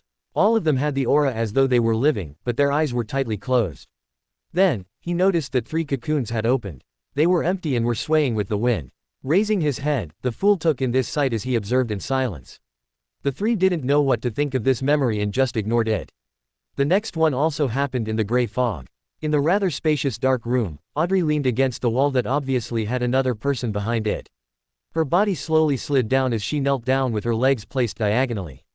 In the calm and serene atmosphere, she adjusted her state of mind and said with a brisk tone, "Good evening, Mr. World." Just as she said that, Audrey's spiritual intuition already knew the situation with his body of heart and mind, or in common parlance, his emotions or mood. Gloomy, disheartened, confused, depressed, and having no interest in anything. Mr. World's current problem is completely different from the last one. What happened this time? Audrey gently bit her lip as she calmly made a judgment and used a timely placate. The dark clouds behind the wall scattered significantly. Gairman Sparrow finally hoarsely said, "Good evening, Miss Justice." Leaning against the wall, Audrey thought and cancelled her original plan. She maintained her brisk tone and said, "I'm very curious about your recent experiences. It seems you have had too many encounters. There's no need to think about anything else. Let's have a chat first, just like we're friends. If you're interested in my life, I'm also willing to share with you some of the interesting matters." On the opposite side of the wall, Gairman Sparrow fell silent for a moment. Without answering the question, he asked, What hopes do you have for the future? Audrey's eyes darted slightly to the side as she replied seriously. To advance myself, to work hard to become a demigod so as to better protect my father, mother, and brothers. Oh, I've recently visited the applicants to the Bursary Foundation with the other staff of the foundation. Their living conditions are really worse than I imagined. Although I've read some reports and was mentally prepared, I still found it unsettling when I saw it with my own eyes. A girl who's just a few years younger than me was very short and skinny. She doesn't fill her stomach daily, and she only has 2 tattered dresses. When she said that she wishes to study, her eyes were extremely pure and filled with an earnest desire. I can't forget it to this day. As she spoke, Audrey acutely sensed a change in Gehrman Sparrow's mental state. It was no longer a completely still lake, and it was now rippling and undulating. After a short deliberation, this psychiatrist continued as though she didn't seem to notice anything. I once anticipated having a beautiful wedding, wishing that my prince will appear like those popular novels. However, after becoming a spectator, I realized that I might never be able to fulfill this dream. I can often read the true thoughts of those men and see through their lies. I'm able to confirm that many people aren't as nice as I imagined, and it has left me disappointed. In a few more years, I might be able to appreciate people for their flaws, but it's really difficult to do so now. Noticing that Gehrman Sparrow, who had his back to her across the wall, had the emotions of laughter, Audrey did a timely placate on him. Then, she heard him ask, "You once gathered information about dragons from the sun. You should have some understanding of the dragon of imagination. If I were to tell you that your father, mother, and brothers are imagined by the spectator pathway's king of angels and that they do not really exist, what would be your reaction?" Closing square bracket. Furs imagined it and shuddered. I'll definitely collapse on the spot and directly lose control. Mr. World has a psychological problem because of his discovery that the thing that he has been anticipating, his ultimate goal, will never be fulfilled. Audrey was first alarmed by Gehrman Sparrow's question before she realized the essence of the question. She didn't reply as she asked in a guiding manner. "You seem to have witnessed the destruction of hope." Hey! There was a self-deprecating scoff sounding from the wall behind Audrey. Indeed, I once thought that I had family. Later, I realized that it was only an extravagant hope of mine. Closing square bracket. Leonard didn't understand why Klein would say that. "Why do you say that?" Audrey asked like she was having a casual chat. Gehrman Sparrow fell silent for a few seconds before saying, "Have you heard of those fairy tales that Emperor Russell used for bringing up children?" "Those are my childhood memories," Audrey acknowledged. At the same time, she discovered that Mr. World's emotions were clearly stirred on the other side of the wall. Repressed pain was surging out. This time, Audrey didn't use placate. Her spiritual intuition and professional knowledge told her that he needed to vent it out. "Then you should know of Sleeping Beauty and her prince," Gehrman Sparrow said with a soft, hoarse voice. "There's one such person who also entered a deep sleep until he suddenly woke up one day. He believes that his family is still around, and he works hard to improve himself, hoping that he can one day find them. This becomes his main driving force in life. Finally, he realized that he has slept for at least 300 years, or even more than 1,000 years, perhaps even longer. He can never find anything that he once had anymore." The intense pain and sense of loss was extremely clear to Audrey. She came to a realization. The gloomy, restrained, experienced, and ruthless Mr. World also has his own goals and reason for existing. This is in line with his gentle heart. How pitiful. Although he was giving an example using a fairy tale, some of the emotions he felt when saying certain words reflect reality. When he mentioned deep sleep, family, 300 years, more than 1,000 years, even longer, never find, his pain clearly increased. This means that he's from an ancient time and has lived to this day due to certain encounters. This matches the situation of Mr. Fool being an awakening ancient god. It's no wonder he became his blessed. Audrey quickly grasped the key to the matter. She pursed her lips and pondered for a moment. Did his family say anything? Did they say what they wanted him to do when he wakes up? From Audrey's point of view, Mr. World's current situation wasn't him suffering from a mental illness, nor was it close to pushing him to the state of losing control. It was because his goal in life and the meaning to his existence had been destroyed. It left him with a psychological barrier that just needed some guidance. Once she helped him set up a short-term goal, allowing him to find meaning in life, the problem would slowly be resolved. In the serene and silent darkness, Audrey heard Gehrman Sparrow answer in a deep voice across the wall. "Number." As expected, Audrey wasn't surprised as she asked. Then did he search for his family's last words? Did he search for their grave? Did he try to figure out the reason for the deep sleep? The spirit body behind the wall seemed to vanish for a few seconds as there wasn't a single sound. After a moment, the hoarse voice continued. No, not yet. Not yet. That means that it's a possibility in the future. Audrey felt relieved as she clearly felt that Gehrman Sparrow's emotional state wasn't as heavy and gloomy as before, without any interest in anything. He had a certain level of drive and a tiny sense of urgency. He was just still in a state of confusion. Taking this opportunity, Audrey cast Placate again. The effects were much better than before. At the very least, she believed that Mr. World had used this impetus to escape from the abyss of gloominess and depression, returning to a normal person's disheartened state.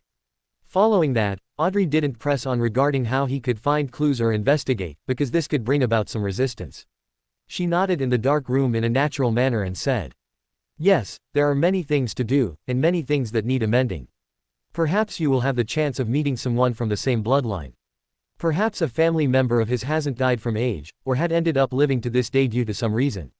The reason why there's meaning to life is because of its infinite possibilities. In the process of searching, make sure to not miss out on your surroundings. Life isn't just a one-way street. There are many branches and alleys. If only the former exists, how boring would it be? You should know how to approach it, to broaden your horizons, and to discover." Trying hard to recall all the suitable words she read in books, Audrey suddenly thought of something as her voice softened significantly.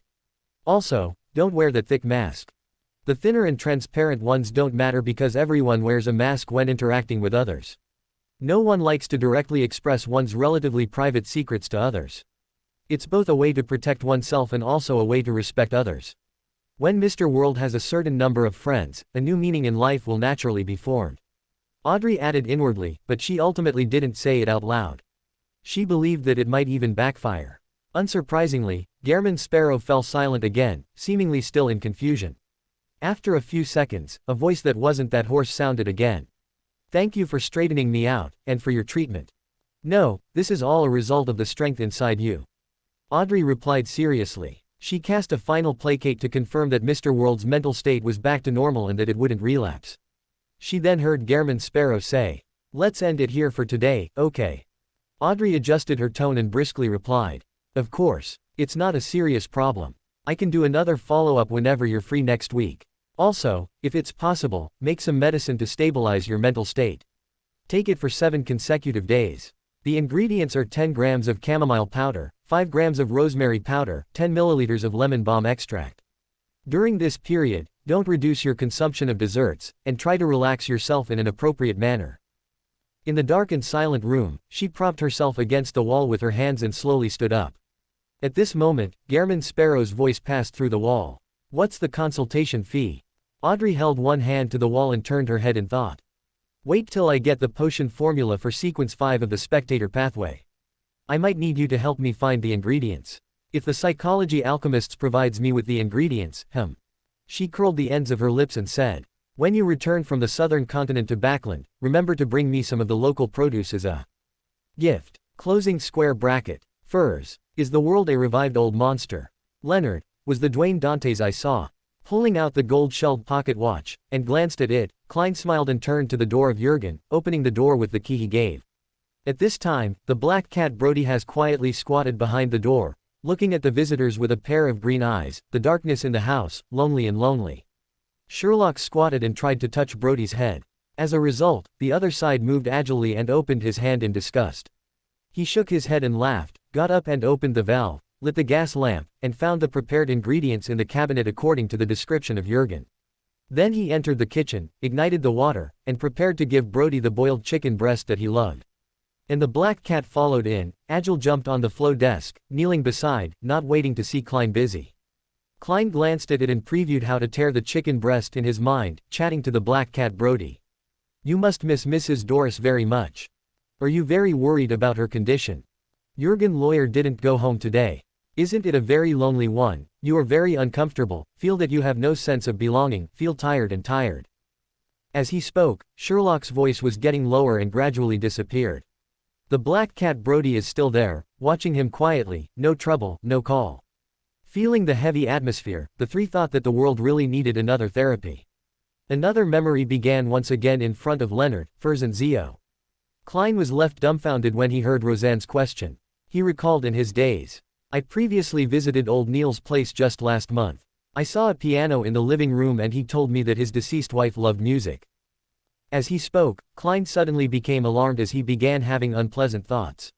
Roseanne knitted her beautiful brows and said with uncertainty. Perhaps I remembered wrong. No, Mrs. Oriana and I frequented old Neil's place during the earlier half of the year. There was no piano in his living room back then. I clearly remember asking him why he chose to remain single. His answer was that he hasn't met a lady that he wished to marry.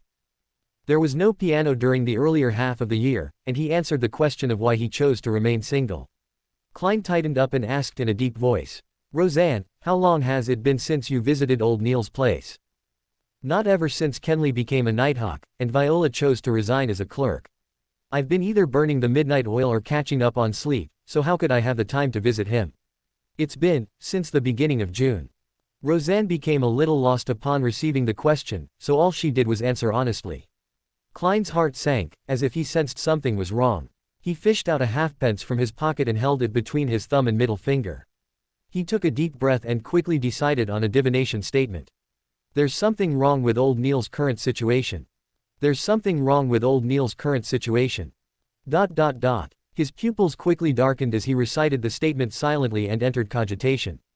Ding! He flicked his thumb, pushing the brass coin into the air and allowing it to spin. Pock! The coin fell right into Klein's open palm. This time, the portrait of George III was facing up. The portrait signified that it was correct, that it was positive. That meant that there really was something wrong with old Neil's current situation. As Klein clenched the coin, he suddenly remembered the translucent pair of cold and ruthless eyes without any brows that he had seen behind old Neil when he had just become a Beander and was experimenting with his spirit vision. Old Neil had explained that the pair of eyes was a characteristic of ritualistic magic. That's right, I also saw an almost formless human figure by the door at the periphery of the light. The color of its aura was identical to the surrounding darkness. Also, after I completely digested the seer potion, I secretly changed the way I activated my spirit vision to the tapping of my left molar. I happened to look at old Neil and he suddenly coughed violently. Scene after scene appeared in Klein's mind, turning his expression grim. Roseanne looked at him and asked in fear. Did old Neil lose control? No way, even though he's petty and stingy, and wants to be reimbursed for all of his expenses, he's still a good person. He rarely gets angry. No way, he wouldn't lose control. I cannot be sure, but I think that old Neil is on the brink of losing control. Klein consoled Roseanne. He quickly made his way past the partition and opened the door to the captain's office. Dunn Smith was startled by the sudden intrusion, nearly choking on his coffee. What happened? He didn't blame Klein, his expression instantly becoming stern. Klein answered simply without hiding anything. Captain, my divination tells me that there's something wrong with old Neil. Last month, old Neil told me that his late wife loved music, but today, Roseanne told me that he's remained single all this time. Also, on the day that I became a Beander, I saw a pair of mysterious eyes looking over everything behind old Neil. There was also an almost transparent human figure near the door spying on us. He told me that those were characteristics of ritualistic magic. I felt that something was off and, thus, attempted a divination. After Dunn finished listening intently, he stood up immediately. As he walked over to the coat rack, he asked in puzzlement. Why didn't you directly divine if old Neil had lost control? Over the past month, old Neil hasn't acted any differently from ordinary Beyonders. He even worked with me to help Swain deal with a mandated Punisher who had lost control. I've also observed the colors of his aura from time to time and noticed that he's relatively healthy other than his frailty that's due to his age. Thus, I think that he's only close to losing control. He could still be saved. Klein explained his point of view in one breath. Dunn put on his black hat and windbreaker before nodding. A very reasonable deduction. Let's go pay a visit to old Neil now, and oh, try not to agitate him if possible. After that, we can attempt to control him and use ritualistic magic to stabilize his condition to prevent it from getting worse. Control. Klein had an idea when he heard this term. Captain, could we use sealed artifact 30611? He had been thinking about how he could resolve old Neil's problem and save him, but he hadn't arrived at an answer as he had been too flustered, too uneasy, and too worried. He was reminded by Dunn Smith's words and recalled that the sealed artifact might be useful. The great-eyed Dunn nodded after he heard Klein. Great suggestion, I nearly forgot about 30611. Find Royale in the recreation room. I'll retrieve the sealed artifact from Channy's gate and submit the application after we come back. That's the way, no time to waste. Klein didn't dawdle. He immediately went to the recreation room and shouted for the usually expressionless sleepless Royale. "What's the mission?" Royale asked calmly. Klein exhaled and said in a serious tone. "Pay old Neil a visit." "Pay old Neil a visit, he." Royale opened her eyes wide as she had an ominous feeling. "It's not confirmed yet." Klein shook his head gently. Royale didn't speak any further. They slipped into silence, turning the mood heavy. A few minutes passed, and Dunn finally returned from the basement. He was wearing black gloves and had a tangled mess of black hair in his hand. Compared to the mutated sun sacred emblem, the peaceful hair strands didn't look particularly weird. It would be glossed over by people if it were tossed on the road somewhere. After calling for the chauffeur Cesare, the four of them made their way to old Neil's house. The wheels of the carriage rolled across the asphalt road that was wet from the rain. The carriage interior was more silent than the night. It was unknown how much time had passed until Dunn sighed. Old Neil did have a partner that he was about to be engaged with when he was younger, but she suddenly became terminally ill. Old Neil risked divulging the secrets of the Beyonders and tried using ritualistic magic to save her, but he didn't succeed. Old Neil back then was just a beginner in mysticism. According to the records, the Nighthawks back then were all on alert, afraid that old Neil would lose control because of this. But luckily, he managed to find his sanity and looked normal. Let's hope that this is a false alarm as well. Klein couldn't help but draw a crimson moon before his chest and prayed. May the goddess watch over him. Dunn and Royale followed suit. May the goddess watch over him. ... The sky started to turn brighter as the dark clouds receded. The Nighthawks arrived in front of old Neil's bungalow. After getting Cesare to drive the carriage far away, Dunn collected himself and walked towards the main door, cane in one hand and sealed artifact 30611 in the other. Klein pressed down his hat as he and Royale followed behind the captain. They made their way past the rose and gold mint garden. When they reached the door, Klein took a step forward and pulled on the rope connected to the bell within the building. Clink, clang. A pleasant chime resounded in the house as it broke the heavy silence. Clink, clang, clink, clang. Klein pulled several times, then politely took a step back without making any further attempts. The three Nighthawks waited patiently for a few minutes, but they didn't hear any footsteps approaching the door. Perhaps old Neil went to visit a doctor and isn't at home. Klein forced a smile. As the memory continued, Leonard's face darkened. He hadn't finished his sentence when a melody came from within the building. It was the music from a piano. It was like a silent lake veiled by a thin mist beneath the moonlight. Dunn's expression became abnormally stern and grave. Klein's heart sank as well. Just as he was about to do another divination, he suddenly saw liquid flowing out from the gap beneath the door. The stream of liquid was transparent and pure at first, before it became dyed crimson, a crimson similar to that of blood. It was an intensely dark crimson red. Zhou frowned. Furs also had an ominous feeling. The color of fresh blood was reflected in Klein's eyes as they intently locked onto the flowing liquid. Just then, there was a light cough from within the house. Old Neil spoke with a raspy voice. "Dunn, why are you here?" Dunn's gray eyes were extremely deep. His mellow voice replied calmly. "I heard that you're sick, so we came to visit." There was a sudden silence in the house. A few seconds later, old Neil roared in anger and terror.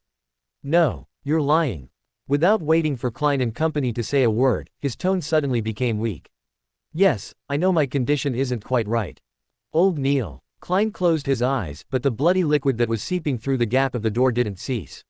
Then, old Neil raised his voice and said, "All this time, I've never hurt anyone, nor have I thought of hurting anyone.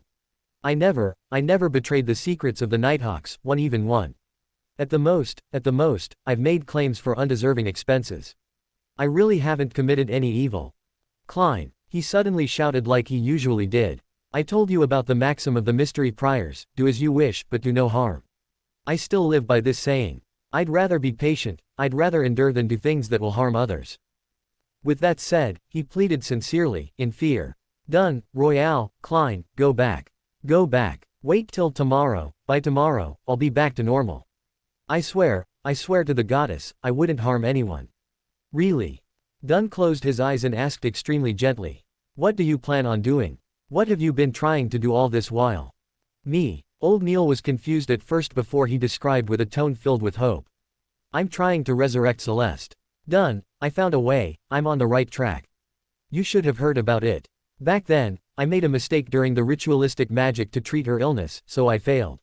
I failed to save her. I now know it was because I had yet to master mysticism. But now, I have enough knowledge and experience to complete everything." It's regrettable that I wasn't inspired by the maxim of the mystery priors and Daly's example. I missed the best opportunity. If I was a high-sequence Beander, all of this would become extremely easy. As he spoke, old Neil's voice sounded tearful. No, I cannot give up again. Done, go back. Go back, please. I beg of you. Klein clenched his teeth as he heard the captain ask emotionally. How do you plan on resurrecting Celeste? Old Neil instantly became very excited. I'll use the alchemical life method to create an immortal body for her. Done, you might not know of it, but sequence 4 Beyonders from the Church of Mother Earth are good at this. The corresponding sequence in the Savant pathway can barely do it as well. Yes, I will complete it with the aid of God's favor. Then, I'll summon her spirit from the spirit world and pray for God's help to combine her spirit and body together.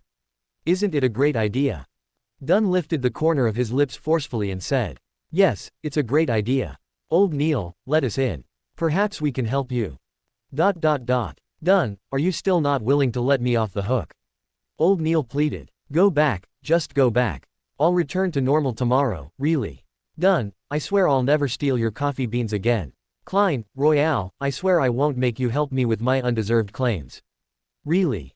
In Klein's and Royale's blurry vision, Dunn lowered his head before lifting it up again. Old Neil, you're misunderstanding. We're here to visit you. You are our teammate. You're sick, and you aren't well. We definitely needed to visit you. Open the door. Let us see you, so that we can be certain. If you're really okay, we'll return immediately.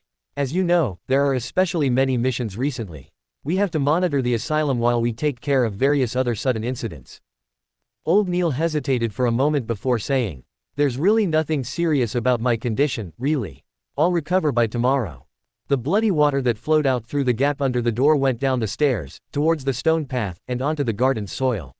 Old Neil, we've known each other for about 15 years now, right?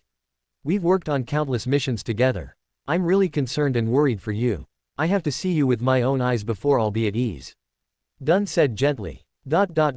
All right. Old Neil pouted. There's really nothing wrong with me. With a creak, the door opened slowly. Klein quickly wiped his eyes and allowed his sight to return to normal. Then, he saw that the carpet in the lobby was red and sticky, covered in blood and hair. He looked forward and up, only to realize that the living room's floor, ceiling, round table, piano, and chairs were all covered in the same disgusting, sticky and hairy liquid. Old Neil's head hung in the air, connected to the ceiling by a thick liquid. His forehead and cheeks each had a pair of eyes. They were cold and ruthless eyes with no eyelashes. The piano's keys were dancing on their own, playing a melodious tune. Dunn, look, I'm really okay, Old Neil said with a radiant smile. Royale, Klein, you think so too, right?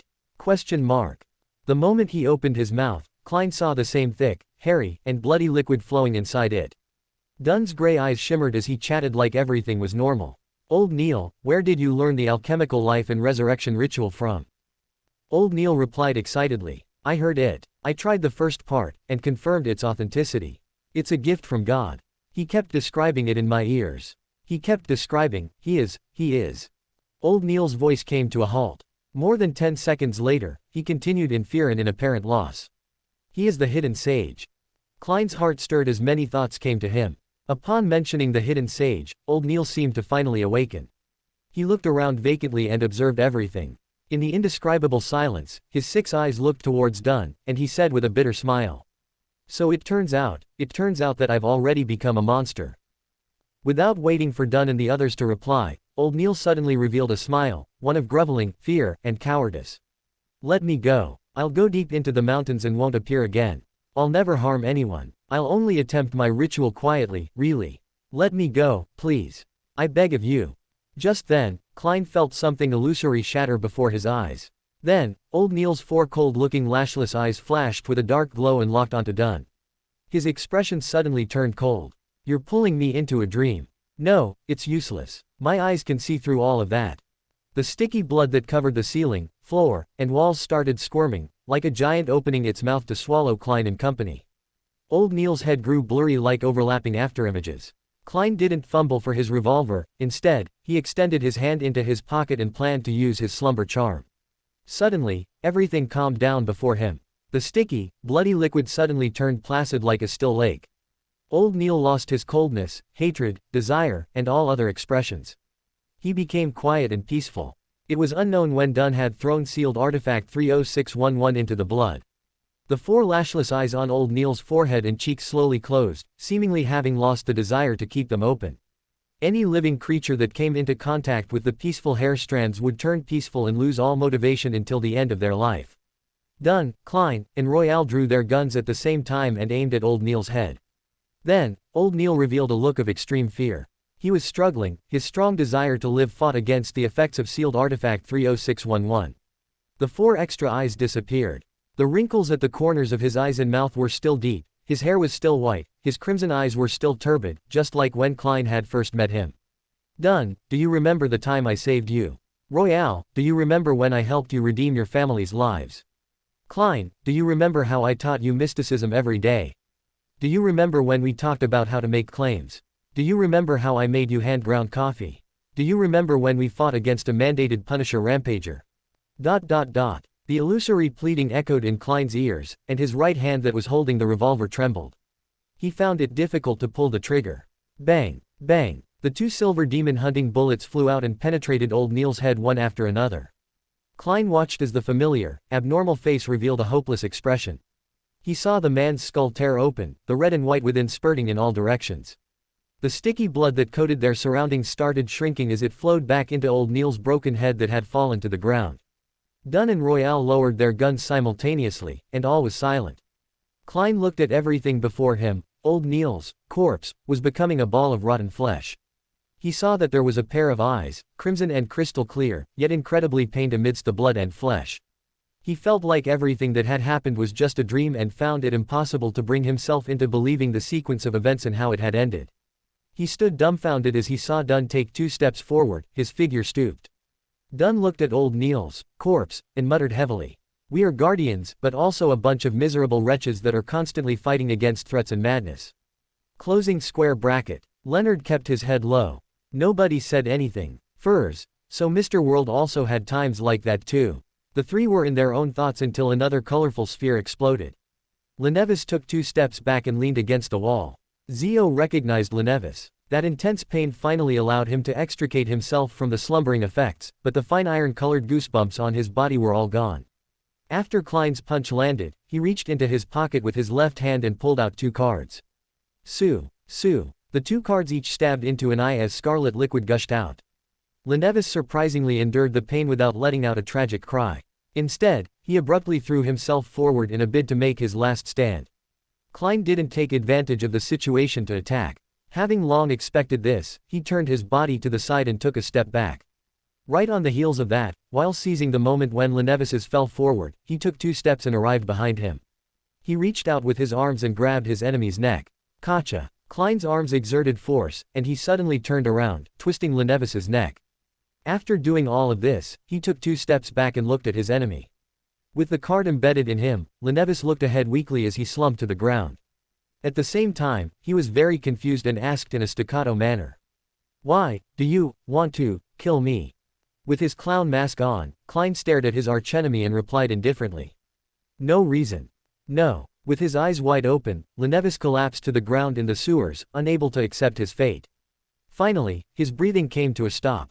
At that moment, Klein, who seemed to be extremely calm, suddenly stepped forward, tightened his right leg, and, with all his strength, kicked him in the head. Bam! His neck, which was already badly mutilated, could no longer bear the pressure and was sent flying like a rubber ball. It slammed heavily into the wall, creating a red and white patch. Upon seeing this scene, Klein suddenly crouched down. Ha ha ha, ha ha ha, ha ha ha ha ha ha. He laughed crazily with a suppressed voice. The clown mask looked so very happy. The corners of those raised lips, the bright red nose, and that white face wore a very happy expression. Ha ha, ha ha, ha ha ha. Klein laughed so much that he went out of breath. His laughter was more jarring than crying. After a few seconds, he finally calmed down. He slowly straightened his body and winked with his left eye at the darkest part of the sewer. Then, he smirked and muttered to himself. Captain, look, we've saved Lowen once again. Droplets of liquid quietly slid down and landed on his collar. At that moment, he felt that his clown potion had been digested completely. Seeing that it was still early, he took a horse carriage to the Quelaag Club, intending to spend the afternoon there. As soon as he entered the hall, he saw the equestrian teacher, Talum Dumont. This descendant of blue blood was seated in a corner, holding a glass of scarlet grape wine. His face was rosy, and he was sipping it in high spirits. You seem to be in a good mood, Talum. Klein smiled and greeted him. Talum chuckled and said, because the new year is coming. Then, rather excitedly, he asked, Sherlock, do you know what it's like to really like someone? ... Klein showed a fake smile. I'm sorry, I'm still single. Closing square bracket. The three, who were also single. Talum finished the rest of his wine, stood up, waved his hand, and said, That's a pity. Well, I have to get busy. By the way, thank you for introducing Mr. Framus Cage. Klein recalled the investment of the bike project and sincerely expressed his gratitude. When are you free these days? I'd like to get you to bring me around to sample some of Backlund's delicacies. After the new year, Talum put on his hat and walked with a smile to the reception hall. Has this fellow entered the season of love? Klein couldn't help but mutter. Just as he turned around and took a few steps, he suddenly heard a heavy thud. Klein jerked his head back and saw Talum Dumont on the ground, his left hand clamped tightly at his chest where his heart was. His body was convulsing non-stop. Klein hurried over. But at this moment, Talum had already spat out all of the white foam on his mouth, losing his last breath of life. In just a few seconds, he had turned into a dead corpse. Back to Audrey, Alger and Zhou Mingrui. When Klein pointed his gun at the intruder, the thin man froze suddenly, as though he had sensed something. Following that, he heard a voice that hid a chuckle. Good evening, sir. Closing square bracket. Due to her high sequence, Audrey noticed that the world was actually nervous but recognized that he was a really good actor. The scrawny man clasped both his hands together, and his body seemed to tense. Klein sat on the lower bunk, aimed the person's head with the revolver, and tried to speak as leisurely and as naturally as he could. Please raise both of your hands and turn around. Try to do it slow. To be frank, I am very timid and I get nervous easily. If you move too quickly, I can be frightened, and I can't guarantee that there won't be a situation where I misfire. Yes, that's right. The scrawny man raised both of his hands and held them up near his head before turning his body bit by bit. The first thing that came into view was a black tight suit with neat buttons. Next, he caught a pair of brown eyebrows that were thick and sharp. The intruder's deep blue eyes didn't reflect fear, but rather gazed upon Klein with the intensity of a ferocious beast. It seemed that if Klein were careless for a second, the other person would leap forward and tear him to pieces. He clenched the handle tightly as he tried his best to appear calm and indifferent. It was only when the thin man faced him completely did Klein jerk his chin towards the door. He softly and gently said, Sir, let's take this outside. Do not disturb the beautiful dreams of others. Oh, do keep your motions slow. Lighten your footsteps a little too. It's basic courtesy for a gentleman. The thin man's cold pupils rolled as he swept Klein a glance. He continued raising his hands as he walked slowly to the door. Under the revolver's aim, he twisted the handle and slowly opened the door. When the door was half opened, he suddenly lowered himself and rolled forward. The door was pulled by a strong wind and it closed with a slam. Benson, who was on the top bunk, was stirred. He almost woke up in a daze. At that moment, a leisurely and serene melody entered from outside. The heavy and comfortable voice started to sing. Oh, the threat of horror, the hope of crimson cries. One thing at least is certain, that this life flies. One thing is certain, and the rest is lies. The flower that once has bloomed forever dies. The poem seemed to possess the power to calm and relax others. Benson, who was on the top bunk, and Melissa, who was in another room, again fell asleep amid their grogginess. Klein's body and mind was also peaceful and quiet. He nearly yawned. The way the thin man had darted off was so agile that he could not react in time. Looking at the closed door, he smiled and muttered to himself. You might not believe it, but pulling the trigger would not release a round. Closing square bracket. Audrey, Mr. World is so cool. Wah! The baby in Megos' stomach cried. It squirmed, wanting to come into this world in a bid to help its mother escape from her predicament. The black, cold, and smooth threads appeared to suffer a shock as they seemed to be suppressed by an invisible power which led to their retreat backward. Wah! Dunn and Klein became dizzy at the same time. They felt their throats contract involuntarily as their contracting air passages instantly stifled them. Crimson liquid flowed from their nostrils, their eyes, and their ears. All of their capillaries seemed to have ruptured. If it wasn't for the fact that Klein had undergone the torture of hearing the mutterings and ravings every time he headed to the world above the gray fog, as well as Dunn holding onto the ashes of St. Selena, they definitely would have fainted on the spot, just like Leonard Mitchell. Megos's headless body turned over and looked at Klein, who saw her charred skin and flesh peeling to the ground, and the holy, yet evil white bone blade. Having escaped its influence thanks to his rich experience, Klein immediately felt his scalp tingle and forgot about the pain in his right chest. He seemed to witness his enemy charge towards him maniacally, not giving him any time to recite the incantation, infuse spirituality, and throw out the flaring sun charm. Just as he was about to dodge the attack, Klein saw Megos suddenly pause. He saw Dunn Smith's black windbreaker fluttering, and the captain diagonally across him had buried his head. There were multiple thick twitching objects on his back as if they were venomous snakes or tentacles, or monsters. Dunn was using his abilities as a nightmare to forcefully impede Megos's movements. Bam, bam, bam. With a mere struggle from Megos, the thick tentacle-like objects that protruded from Dunn's back exploded at the same time. A large amount of blood splattered out, covering every corner of the room like rain. Dunn wasn't disappointed at the result, for the blood had been absorbed by the black threads created by Saint Selena's ashes. They had been absorbed. The countless cold, smooth, tentacle-like threads entered a frenzy. They swarmed forward and bound Megos tightly, wrapping themselves around her bulging, squirming stomach. An opportunity. Klein was as nervous as he was excited. He prepared to shout the ancient Hermes word for light. Wah, wah, wah. The cries of a baby could be heard once again, more frequent, and more incessant this time around. The countless black threads suddenly came to a pause, retreating and trembling again as if they had all been struck by lightning. Dunn's expression changed when he realized that Megos was about to free herself. Without hesitation, he retracted his right palm, formed a claw, and stabbed it into his own chest, his left chest.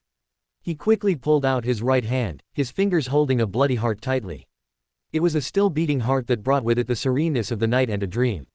Captain. Klein watched helplessly as Dunn Smith stuffed the heart into the urn containing Saint Selena's ashes. His vision quickly blurred. Alger thought that it was common for officials beyonders to die in a Beyonder incident, but this one seemed to involve an evil god. Zhou Mingrui felt sad, but he didn't know why. Whoosh, whoosh, whoosh. Crying that sounded like a late-night nightmare resounded. The countless cold and serene threads once again resumed their efforts as they wrapped themselves tightly around Megos. This time, they didn't loosen their bindings despite the cries coming from the baby in Megos' stomach. In fact, they even sealed the terrifying sounds within the body. Klein's tears fell together with his blood. He uttered a simple Hermes term in a deep voice. Light. The light that illuminates the darkness. The light that brings warmth. He infused almost all of his remaining spirituality into the thin gold piece etched with mysterious symbols, causing his mind to immediately turn blank and dizzy. Having mustered the last of his strength, Klein tossed out the flaring sun charm at Megos, who was still bound by the countless black threads. The black threads didn't retract this time, having not followed their instincts, as if they were being willed by someone. Thump, thump. Dunn's fresh heart was still beating within the box containing Saint Selena's ashes. The sunlight once again shone in from the hole in the ceiling, shining through all 3 stories, right into the Blackthorn Security Company, as if it were a corporeal pillar. It was guided here by the flaring sun charm, and it was focused on Megos. The sunlight fused with the top of the headless monster, and then exploded like the sun. Rumble. In the burning white splendor, Klein closed his eyes. This last scene was etched deep into his mind. Megos' body lost its left arm, head, and multiple pieces of flesh. Its charred body crumbled instantly. The half-illusory, terrifying creature within her body no longer had the support of a physical body and couldn't complete the last stage of its transformation. It turned into a furious ball of black gas, dissolving amidst the light and flames.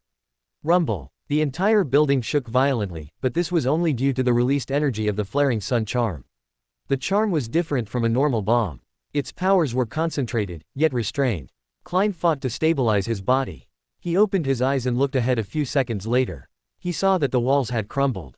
He saw a charred circle where Megos once stood. Surprisingly, the floor had only melted slightly. He saw a burned, bloody placenta on the ground. He saw Dunn Smith standing on the spot, still wearing his black windbreaker. He saw the heart in the box of Saint Selena's ashes still beating slowly. He saw Leonard Mitchell lying on the opposite side. His outcome was unknown. Audrey and Alger recognized the star. The exhausted Klein felt elated and felt that he could still use ritualistic magic to save the captain. He felt that Megos and her baby were truly finished. No, it was more accurate to say that the latter had suffered an interruption and was exorcised. At that moment, Dunn Smith turned to look at Klein. His pale face had a warm and relaxed expression, and his voice still as mellow as it usually was. We saved Tingen. After saying this, it was as if he had returned to the time when he was 20. He no longer appeared stern and serious as he winked at Klein with his left eye. Klein's expression froze. He saw the heart in the box of St. Selena's ashes stop beating. It turned into a resplendent ball of light before scattering into the surroundings. He saw the captain fall backward, his arms losing their strength. It felt like the scene was made up of a series of paintings, but Klein could do nothing to stop it. Thump. The box of St. Selena's ashes fell onto the ground, just like Klein's heart. Thud. Thud. Even though the box wasn't covered, the darkness within the box sealed the opening, preventing the resplendent sand-like ashes from falling out. The box rolled a distance away towards Klein. Dunsmith fell to the wrecked floor, his deep gray eyes having lost all their luster. He was looking at the hole in the ceiling, the sunlight pouring down on his face. Captain. Klein's vision blurred once again. He wanted to shout, but that word and the subsequent words were stuck in his throat. We miss you too. At that moment, the box containing St. Selena's ashes had rolled to his feet. Suddenly, Klein felt a pain in his chest, his pupils violently constricted as he froze in place. He looked down to see a slightly pale palm, drenched in blood, coming out the left side of his chest. Megos isn't dead. No, a new enemy. The mastermind behind the scenes. Am I going to die? Klein quickly lost his consciousness, his eyes almost losing focus. His body slumped to the side. His breathing gradually slowed and, he finally felt the palm pull back quickly. He saw a pair of brand new leather boots, and a hand reaching downward, a slightly pale hand. It grabbed the urn of St. Selena's ashes. Klein's vision went black, and he lost all consciousness. Burned and shattered objects were scattered around in the now destroyed Blackthorn Security Company, but there wasn't a single sound, it was just like a cemetery. A few minutes later, Leonard Mitchell's body moved, his eyes opening slowly. He propped himself up with difficulty and surveyed the surroundings. He saw Dunsmith on the ground. He also saw Klein, who had his eyes staring wide as a look of shock was plastered across his face. Dunn and Klein both had visible wounds on the left sides of their chests. No. Leonard squeezed out the word from his throat as he staggered towards Klein's corpse, that wasn't far away from Dunn. He kept checking them, going between the two repeatedly, but all he could do was accept this irreversible truth. Leonard's knees buckled as his knees plopped to the ground. His green eyes were filled with pain as tears streamed down his cheeks, washing away the blood and dust. He turned his head and listened for 2 seconds and suddenly sprawled forward. He let out an angry roar and clenched his palms into fists, and heavily pounded the floor. Thump, thump, thump. Leonard kept tearing up as he pounded the floor. Amidst his sorrow was a feeling of clear hatred and a clear sense of self-abhorrence. Thud, thud, thud. Leonard looked up when he heard the sounds of hurried footsteps and saw the members of the mandated punishers and the machinery hive mind that had just arrived at the scene through his blurred vision. Audrey was moved. Zhou Mingrui. I'm not crying, I just have something in the eye. No, why am I crying? Trissa. Isn't this the fellow who had gone from being instigator Triss to witch Trissa? How did she go from being wanted to becoming Prince Edisic's woman? How did she, a member of the demonist sect, end up by Prince Edisic's side? And she even has a grade 0 sealed artifact or a mystical item of a similar level. The person, Sherlock, on the screen resembled the person, Klein, they just saw with a beard. But how could that person be alive? Is it related to Mr. Fool? Since this should be Mr. Fool's memories, maybe Mr. Fool resurrected him. Praise the Fool. When he looked again carefully, he saw that there was something different about Trissa. Her facial features, which weren't outstanding alone, were softer and more delicate, but when placed together, they were stunning. Hearing his surprise, Trissa became happy instead of being alarmed.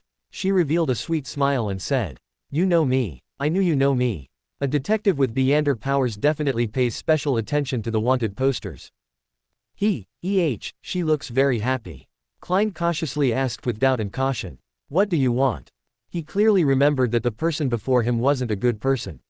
Triss had single-handedly created the tragedy of Alfalfa via instigation, while Trissa had caused the deaths of many innocent civilians in Tingen City. Trissa pursed her lips into a smile and said, "Very simple. Quickly report me to the Nighthawks, the mandated punishers, or the machinery hivemind.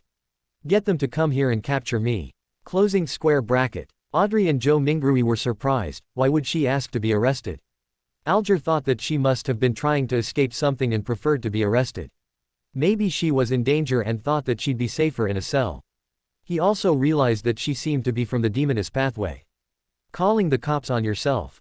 This transvestite, this woman must be insane. Klein was a bit at a loss. He soon figured out the meaning behind her message. Trissa would rather be locked up behind Channy's gate than stay at Red Rose Manor. She's trying her hardest to get out of here. Simply put, she believes that this place is more dangerous and more despair-inducing than being caught by the Nighthawks and mandated punishers. Klein tried his best to control his expression and asked in a deep voice. What are you afraid of? Trissa stood dazed for a second before she widened her eyes and said with her unfocused eyes. There's someone manipulating my life. There are always coincidences that horrify me after they happen. And I'm becoming less and less like myself. Saying this, the corners of her mouth curled up as she said. Can you imagine being someone who loves those shy and cute maids? Can you imagine the pain when I wake up in the morning in the arms of a naked man?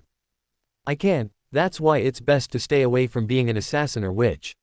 Klein couldn't help but imagine such a scene, and his heart palpitated for a moment. Zhou Mingrui thought that this habit of lampooning was strangely familiar. It wouldn't be him on the screen, right? Spiritual intuition.jpg. Trissa continued with a self-deprecating smile. I thought that by working hard to advance, to become pleasure, that I would be able to free myself from that weird state. Hence, I sought people to help me search for the corresponding Deander ingredients, but the outcome only turned worse.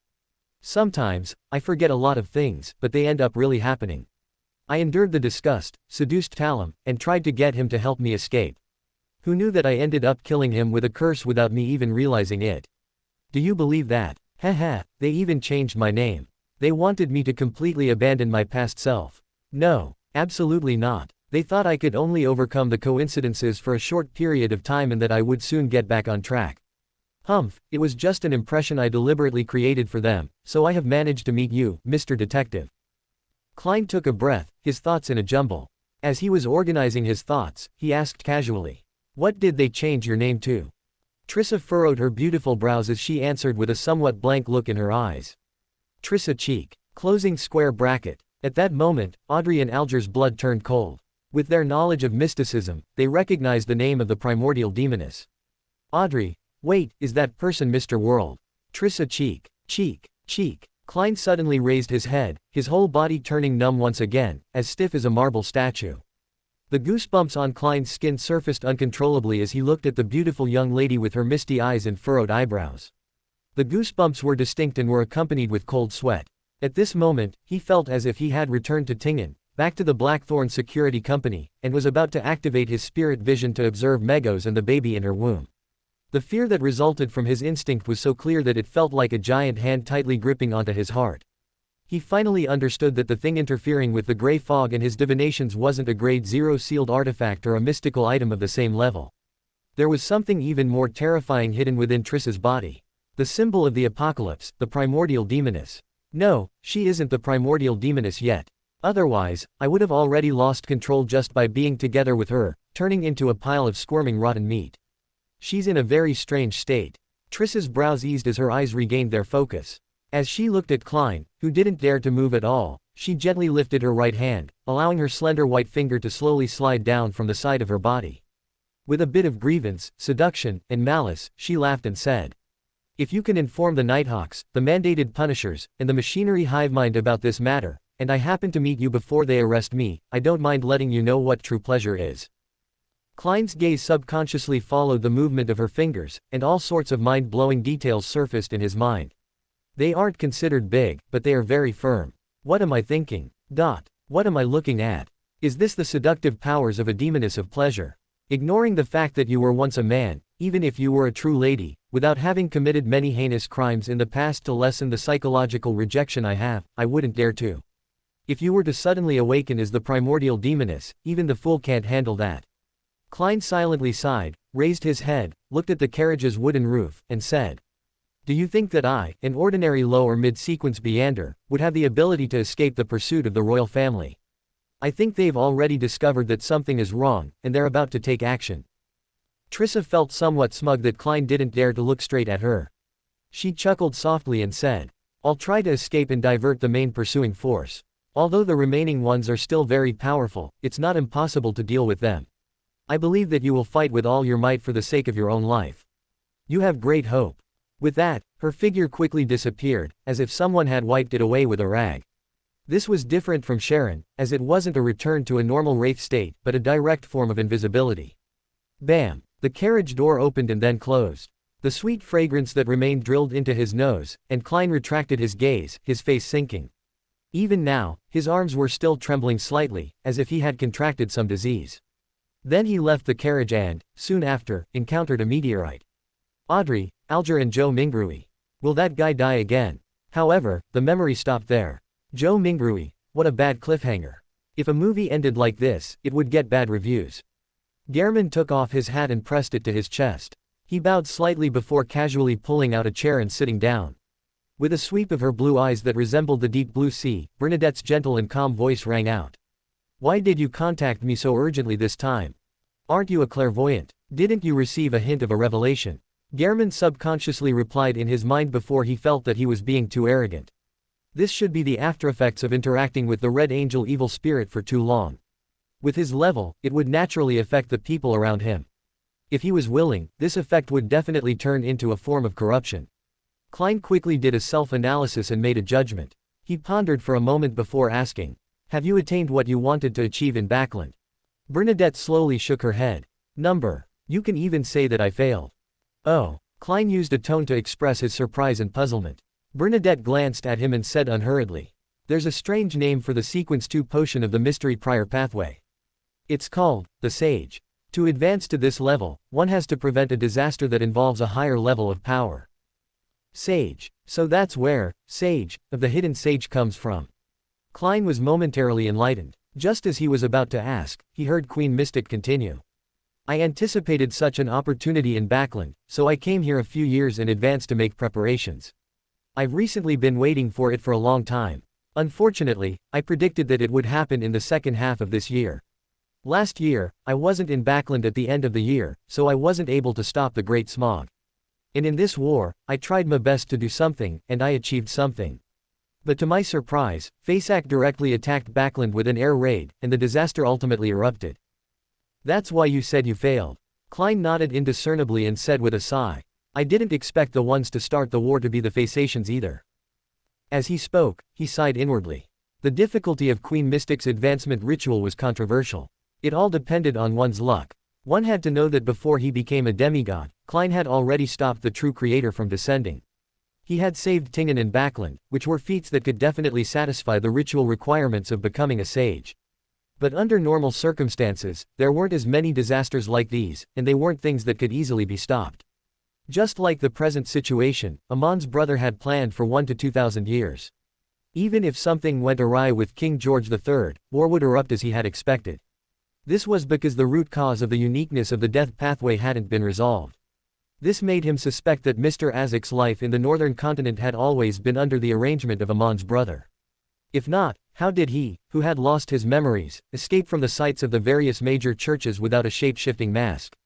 More importantly, it was unknown why Azek had used his real name in this life. And this wasn't something that was suspected by anyone, nor did it incur any investigations. Is this all part of your plan?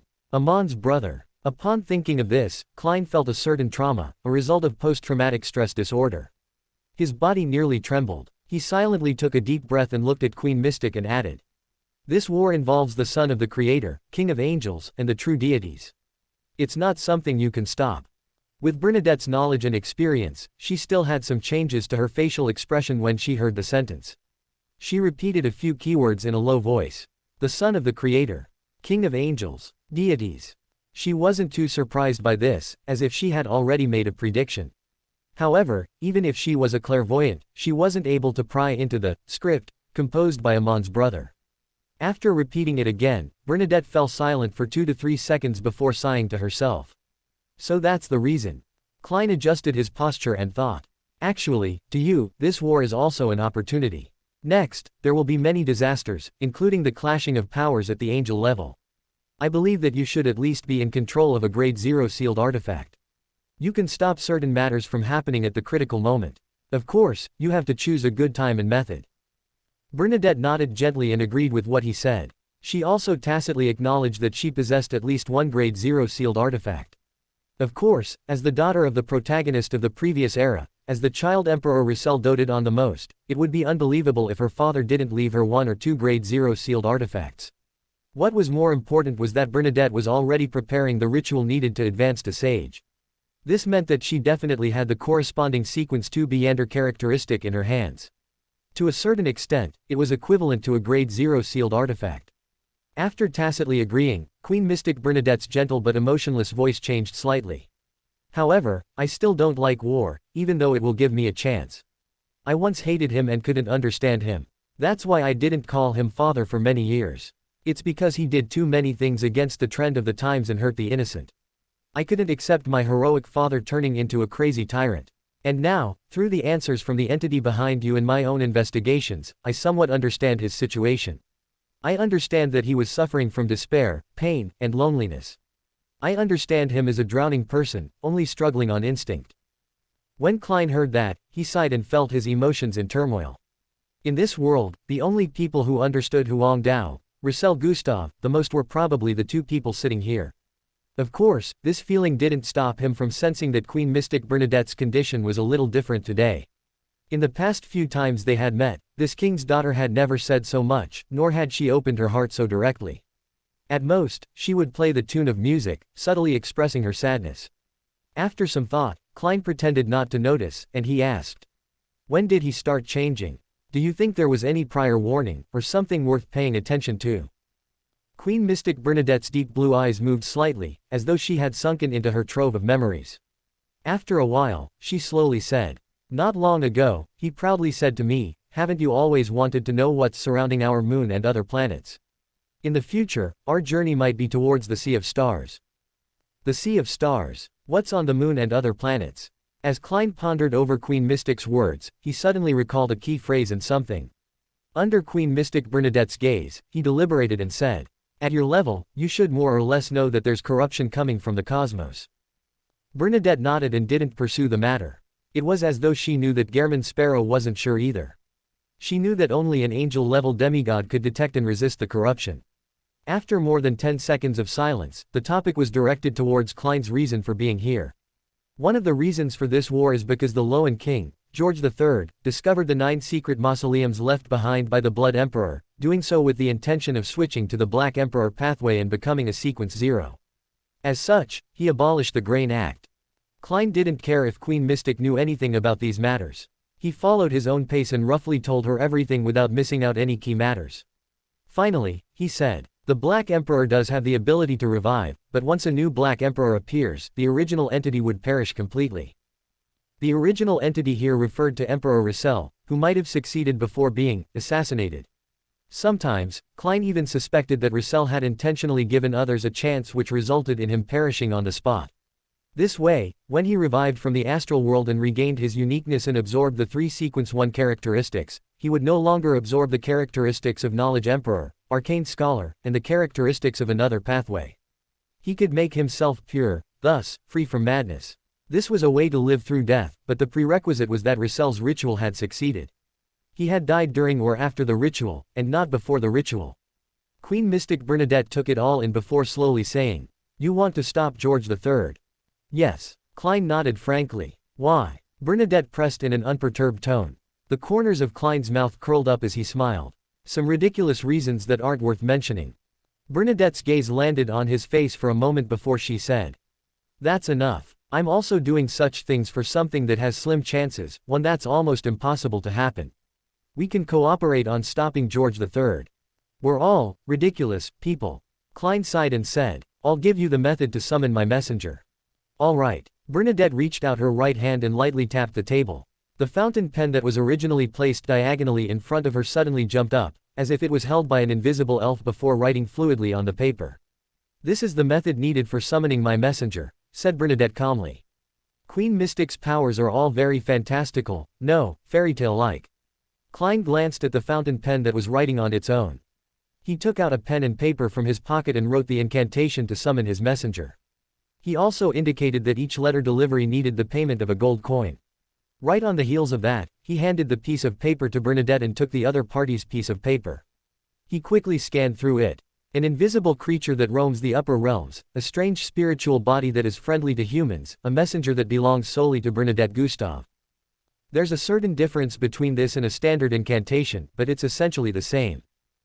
Queen Mystic must have deliberately changed it to this to prevent others from trying out the summoning incantation and using the connection between the messenger and the contractor to lock onto her. For me, it doesn't matter. My messenger is an angel.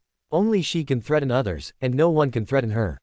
Even if she were to meet Zeratul, she should have the ability to protect herself and escape. Klein mumbled inwardly and shook the piece of paper, igniting a scarlet-red flame. As she looked at the piece of paper turning into dark ashes amidst the flames, Queen Mystic Bernadette said without emotion. What are your thoughts regarding the preventing of George Ill's matter? Having already made some considerations, Klein deliberately spoke slowly. First, don't be rash. Don't take risks that we can't bear. Don't hurt the innocent. If not for the fact that Queen Mystic Bernadette had mentioned earlier that she hated wars and hated harming the innocent, Klein wouldn't have said so directly to prevent exposing his weaknesses. He would have used a milder and more roundabout method to achieve his goal. Upon hearing this, Bernadette nodded slightly in acknowledgement. Then, there are only 3 possibilities. One is to destroy the ritual at the critical moment and let George Ill's advancement fail. The second is to attempt an assassination in advance so that he won't be able to hold the ritual. Klein deliberately didn't give his third idea as he first analyzed the viability of the first 2 possibilities. Assassination has an extremely slim chance of success. George III, or should I say, the one who will become Black Emperor should be a sequence 1, so it's not someone we can deal with. Even if he has yet to advance to sequence 1, he will definitely have acted ahead of time. Once he completes the preparations for the ritual and consumes the potion, he will be able to quickly digest it and build a foundation for the future. Of course, even if this situation has a very slim chance of happening, that person must be at least at the sequence 2 level. Furthermore, the Augustus family definitely has no lack of grade 0 sealed artifacts. Together with the protection bestowed to him, it's impossible for us to succeed. Closing square bracket. Audrey and Alger listened attentively to the inside story of the king's death. Zhou Mingrui, why am I seeing people plan a murder? Here, he changed the way he addressed George III from him to him. After calmly listening to everything, Bernadette seemed to do an assessment. As long as we can create a good opportunity, a sequence 2 can also be assassinated, but at least one of us will die, or perhaps both of us. What she meant was that the grade 0 sealed artifact she wielded was sufficiently powerful, magical, and terrifying. However, if she wanted to fully utilize it, the price paid would be very high. In that case, there really is a chance. That's because I lied just now. If I really had to give it my all, I could still find Will Osepton, Palace Zoroast, and Miss Messenger to help me. I can let them use the yesterday once more charm to recover their normal states for a short period of time. The problem is that I don't know how much of a price needs to be paid, or what kind of effects it would have on the situation. I also need to consider if it would end up involving kings of angels like Ouroboros and Emlyn. It would be great if Mr. Azek woke up. With 4 angels and Queen Mystic's grade 0 sealed artifact, as long as we create an opportunity, we can even place our sights on a sequence 1. Of course, the chances of failure are extremely high, since there's no way to sustain it for long. Klein's heart was stirred when he heard that, but he didn't discuss it further. It wasn't that he wasn't willing to be honest during the cooperation effort, nor was it that he didn't trust Queen Mystic. Instead, Will Osepton and Palace Zoroast were being pursued, so once their whereabouts were exposed, it was very likely that it would lead to their deaths. This was something that Klein absolutely didn't want to see happen. He vaguely said, if assassination attempt is the only solution left, I can invite at least 2 angels to help. This was referring to Death Consul Azek Eggers and Snake of Fate Will Osepton, who Bernadette already knew of. She could guess the latter through the drop of mythical creature's blood. Bernadette was extremely surprised. This is that entity's will. Without the consent of the fool, how could his blessed seek the help of an angel? He has tacitly agreed to it. Klein spoke the absolute truth. Audrey and Alger, praise the fool. Zhou Mingrui, so that, fool, has agreed to murder someone. Queen Mystic's blue eyes turned darker. She didn't say another word and only nodded slowly. As for Klein, he brought the topic back on track. The destruction of the ritual might be relatively simple, but it has to be done at the most critical moment. Otherwise, it will only be delaying George Ill's apotheosis. He has already received the tacit consent of the deities, so he isn't concerned about that. Even if the mausoleum is destroyed, it wouldn't take long for him to rebuild it. And it being destroyed at the critical moment will cause him to fail at the advancement and lose control to become a monster. No deity would allow such a creature to roam the world freely. A deity's descent will definitely happen to kill it off. The problem is that, with a King of Angels' reminder and help, George III won't take it lightly. He will definitely arrange for the most secure protective measures. The difficulty might only be lower than directly killing him. This requires us to gather intelligence as soon as possible and find an incisive angle to be used. And be it the first line of thought or the second line of thought, it's best that you advance to sequence 2 in advance and become a sage. Bernadette nodded slightly to show that she understood. She then said, "What about the third line of thought?" Klein was silent for a few seconds before saying, "If the ritual was successful back then and the Emperor had already advanced to sequence 0, then he would still have a chance to revive. As long as we could find the arrangements left behind by the Emperor before George II's apotheosis and allow him to return, the plot of George III will fail." He didn't use the word him to refer to Roussel as Bernadette did, to avoid exposing his identity. Queen Mystic's eyes clearly flickered before they turned dark and reserved.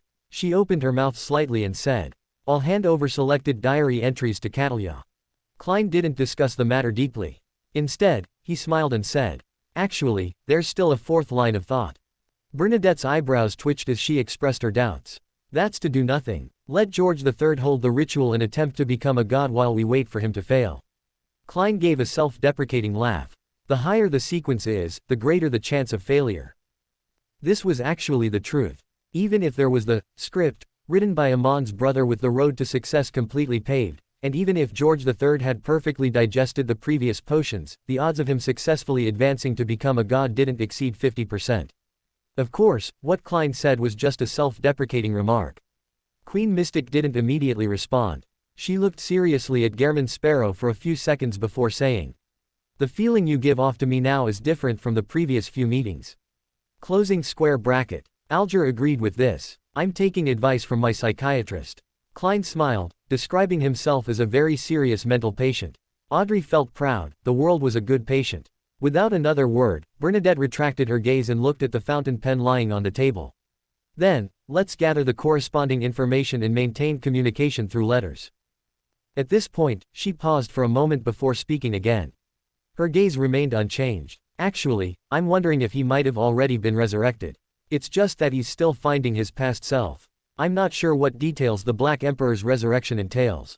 I wonder if he really chose to be the Black Emperor in the end." Bernadette's voice gradually became ethereal and carried an indescribable feeling. As Klein listened, he suddenly understood what Queen Mystic was thinking or expecting. She suspected that the fool was the resurrected Roussel, suspecting that the Emperor had fooled everyone in the past. In fact, he had never thought of switching to the Black Emperor pathway. Instead, he had chosen another path. As such, he needed to find himself by seeking out his past diary pages and cards of blasphemy. "Unfortunately, I'm just Uncle Joe from next door." Klein originally wanted to say something cheeky, but his emotions gradually turned staid, making it difficult for him to force himself to relax. Uncle Joe. Without saying anything, he stood up, bowed, put on his hat, and left the room. After closing the door to the Golden Theater room and taking 2 steps forward, he suddenly heard a tranquil and melodious tune. This melody was ethereal and carried with it a faint sense of melancholy. Meanwhile, as the memory in front of Leonard, Furs and Zhou ended, they heard footsteps approaching them. Furs was on guard, but her friend reassured her that it should be the other members of the Tarot Club. Leonard proposed to go and meet them, and soon they reunited with Derrick, Emlyn and Cattleya. "Did you just arrive? Did you see anyone on the way?" Leonard asked. While Emlyn and Derrick looked around, Cattleya answered for them. "We have just arrived and we haven't seen anyone." Leonard then proceeded to explain that, while they were talking earlier, some spheres exploded and showed them some moments of the past.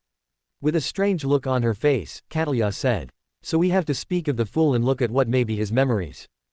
Leonard nodded. Cattleya stepped back. She remembered the punishment she was given last time and felt a bit apprehensive to do such blasphemy. Derrick intervened, his eyes shining. "Of course, we have a lot to say about the Honorable Mr. Fool, the great above the grey fog, the king of yellow and black who wields good luck." Some spheres exploded and cut him off. The memory showed the grey fog, where Mr. Fool seemed to be divining something. The fool's eyes darkened, turning from brown to black as he entered a state of cogitation. His eyelids drooped down and he saw the illusory yet blurry dream. In the blurry world that looked in shambles, a golden, glaring sun suddenly appeared. A low grunt resounded across the void. The pure and clean light suddenly lit everything up as the gold and burning flame swept outwards. Boom! The fool was instantly expelled from his dream world and flipped onto his side as he shivered. His body seemed to become a huge bonfire which burned with a raging flame. Rumble! The mysterious space above the grey fog shook violently, and the lofty palace collapsed inch by inch. The ancient, mottled bronze table broke into a few pieces. The terrifying changes only continued for 3 seconds before the world above the gray fog returned to tranquility as though nothing had happened. The gold flame on the fool gradually extinguished. He rolled around on his charred skin as he groaned in pain, until he eventually regained his ability to think. He supported himself on the armrest of the high chair and stood up with great difficulty. The 6 spectators who saw this were shocked. What happened? Derrick was worried for the fool while Cattleya analyzed that he should have divined a god. Damn, did I just look directly at a god? Those who know nothing fear nothing, but those who don't court death won't die. In the future, I can't just divine anything and everything. Who knows what I'll see? Was that Mr. Fool's thoughts? The 3 who arrived were shocked at this blasphemy and decided to act as if they didn't see anything. Leonard, Zhou and Furs, we saw worse before. The fool picked up a black fountain pen and wrote one line after another. 1. Do not look directly at God. 2. Pure white angel. 3. The technique of making a flaring sun charm. It's a relatively high-level charm in the domain of the sun. Its potency can last a year before it deteriorates. There's no need for a ritual to pray to the eternal blazing sun, but the procedure requires the sealed artifact 30782 to take the ritual's place. It will siphon power from the mutated sun's sacred emblem. 4. Extremely hostile towards Lord of Storms and God of Knowledge and Wisdom. 5. Bard Potion Formula. Main ingredients: a crystal sunflower or an adult flint bird's tail feather or a fire bird's tail feather. A piece of siren rock or a singing sunflower. Supplementary ingredients: a blade of midsummer grass, 5 drops of July wine juice, a blade of elf dark leaf. 6. Light Suppliant Potion Formula. Main ingredients: a piece of brilliance rock or powder of dazzling soul ore. Blood of a mirror hedgehog or the heart of a magma titan. Supplementary ingredients: a golden-edged sunflower, 3 drops of aconite juice. 7. Priest of Light Potion Formula. Information of main ingredients missing. Supplementary ingredients: 5 grams of rosemary, 7 drops of fingered citron juices, rock water. 8. Sequence 4, Unshadowed Potion Formula. Main ingredients could be the golden blood of God extracted from the mutated sun sacred emblem. It could also be replaced with 3 adult sun divine bird's tail feathers and a piece of holy brilliance rock. Information of supplementary ingredients missing. After writing down the 8 lines, the fool couldn't help but rap the edge of the long bronze table. The hanged man might not have cared about the sun pathway previously, but since he is very likely a Sequence 7 seafarer, it would probably be easy for him if he really needed to gather the information. However, I don't need him now. I solved it myself, through an unbelievable yet extremely dangerous method. Miss Justice, Mr. Hanged Man, my son friend, your fool nearly turned himself into a charred corpse. Leonard strangely felt that the fool resembled one of his friends. The fool couldn't be the world, right? No. The origin of this item. The fool held the black ear, and leaned back as he recited the divination statement. After reciting it 7 times, his eyes darkened as he entered a deep slumber. In this blurry, shattered, and gray world, the fool saw a man struggling on the ground. He rolled, screamed, and his eyes bulged out. His body swelled like a balloon, and countless hairs on his body turned black and long. Soon after, an extremely evil and foul voice rang in the fool's ears, waking him up instantly. It was different from the ravings and howling that came from the mysterious space above the gray fog. This sound was more penetrating, more purposeful, and more active. The fool covered his ears and isolated any fallout, but the same voice echoed in his head. He saw his vessels and veins bulge out as if they had become thick squirming venomous snakes. Bang! His blood vessels burst, and his veins broke off from his body, spreading out into slippery tentacles filled with sinister patterns. The gray fog slightly swayed, making the giant's palace look like it was about to corrode. Unlike the incident with the eternal blazing sun, the fool still retained his sanity and didn't roll over on the ground. He gripped the handrail tightly and endured the pain. After a few seconds, the slightly swaying gray fog regained its calm, and the evil voice that echoed in the fool's mind completely died down. One tentacle after another fell to the ground, and his wounds began to rapidly heal. Interacting with deities is truly a dangerous matter, regardless of the method. Thankfully, I didn't face the true creator directly this time. If not, I'll have remnants of madness and signs of losing control and would affect my body in the real world. The fool weakly leaned back into his chair and silently mocked himself. This process was within his expectations, and it didn't go out of his control. The only thing that surprised him was that the true creator appeared to be slightly stronger than the eternal blazing sun. The 6 had shivers just by watching this. Gods are truly terrifying and powerful. They also ignored that memory and began to watch the next one. When Derrick regained his senses, he realized that he was standing in a magnificent palace supported by giant stone pillars.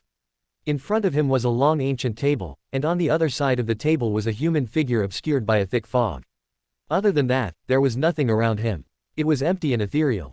Under him was a boundless fog and incorporeal dark red specks of light. Derrick felt a flame of hope ignite in his heart. He stared at the human figure at the very top, confused and puzzled. Are you God? After asking this, he suddenly remembered a statement he read from a book in the City of Silver and quickly lowered his head. That statement was, "You may not look directly at God." The fool leaned back as he crossed his hands. He adopted a relaxed posture and answered using the language of the giants, Jotun. "I am not God, I am merely the fool who is interested in the long history of this world."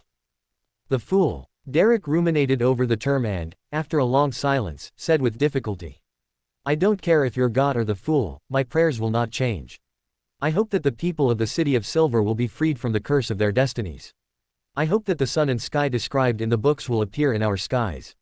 If possible, I wish that my parents can be revived. Hey, I am not a wishing well."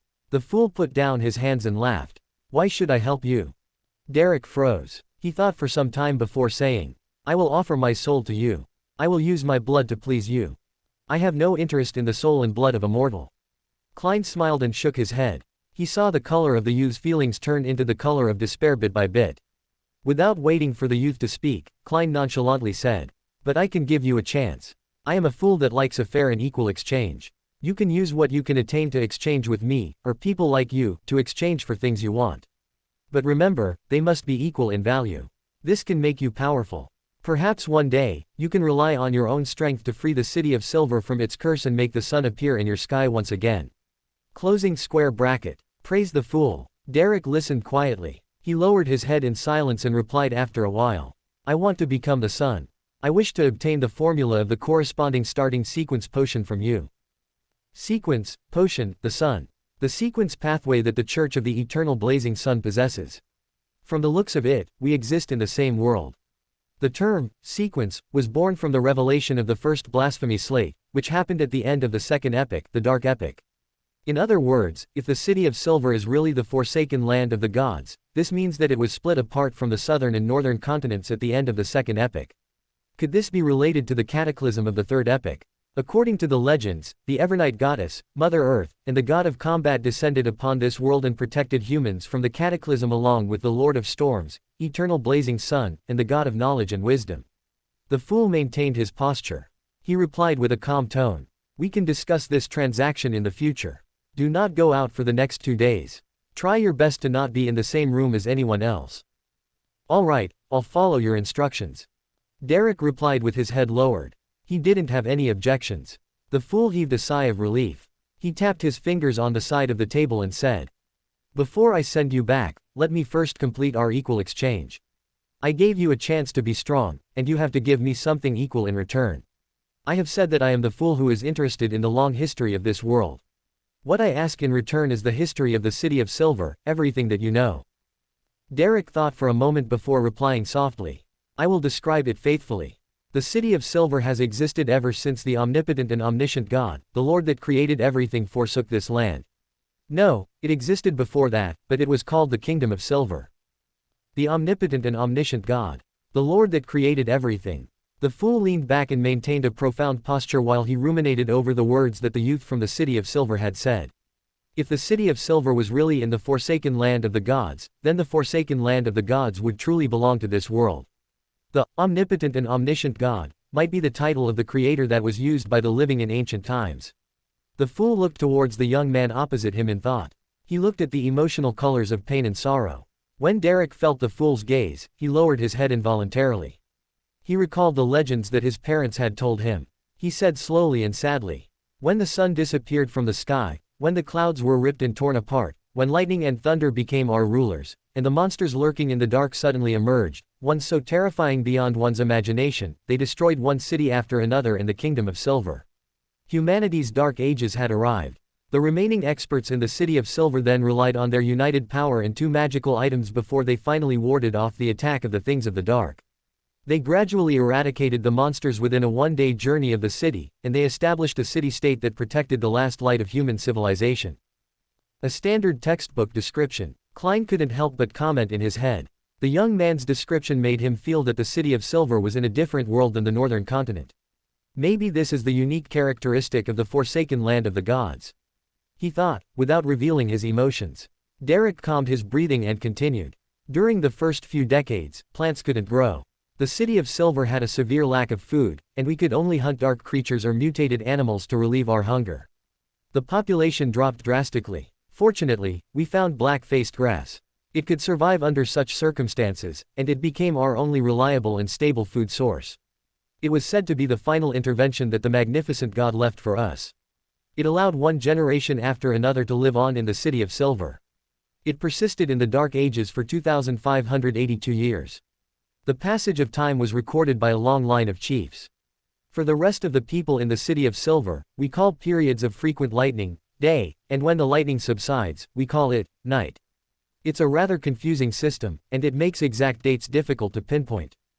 Such a magical place. Derrick briefly talked about the few memorable incidents in the City of Silver's history and said, when the population returned to a certain level, the number of Beyonders increased.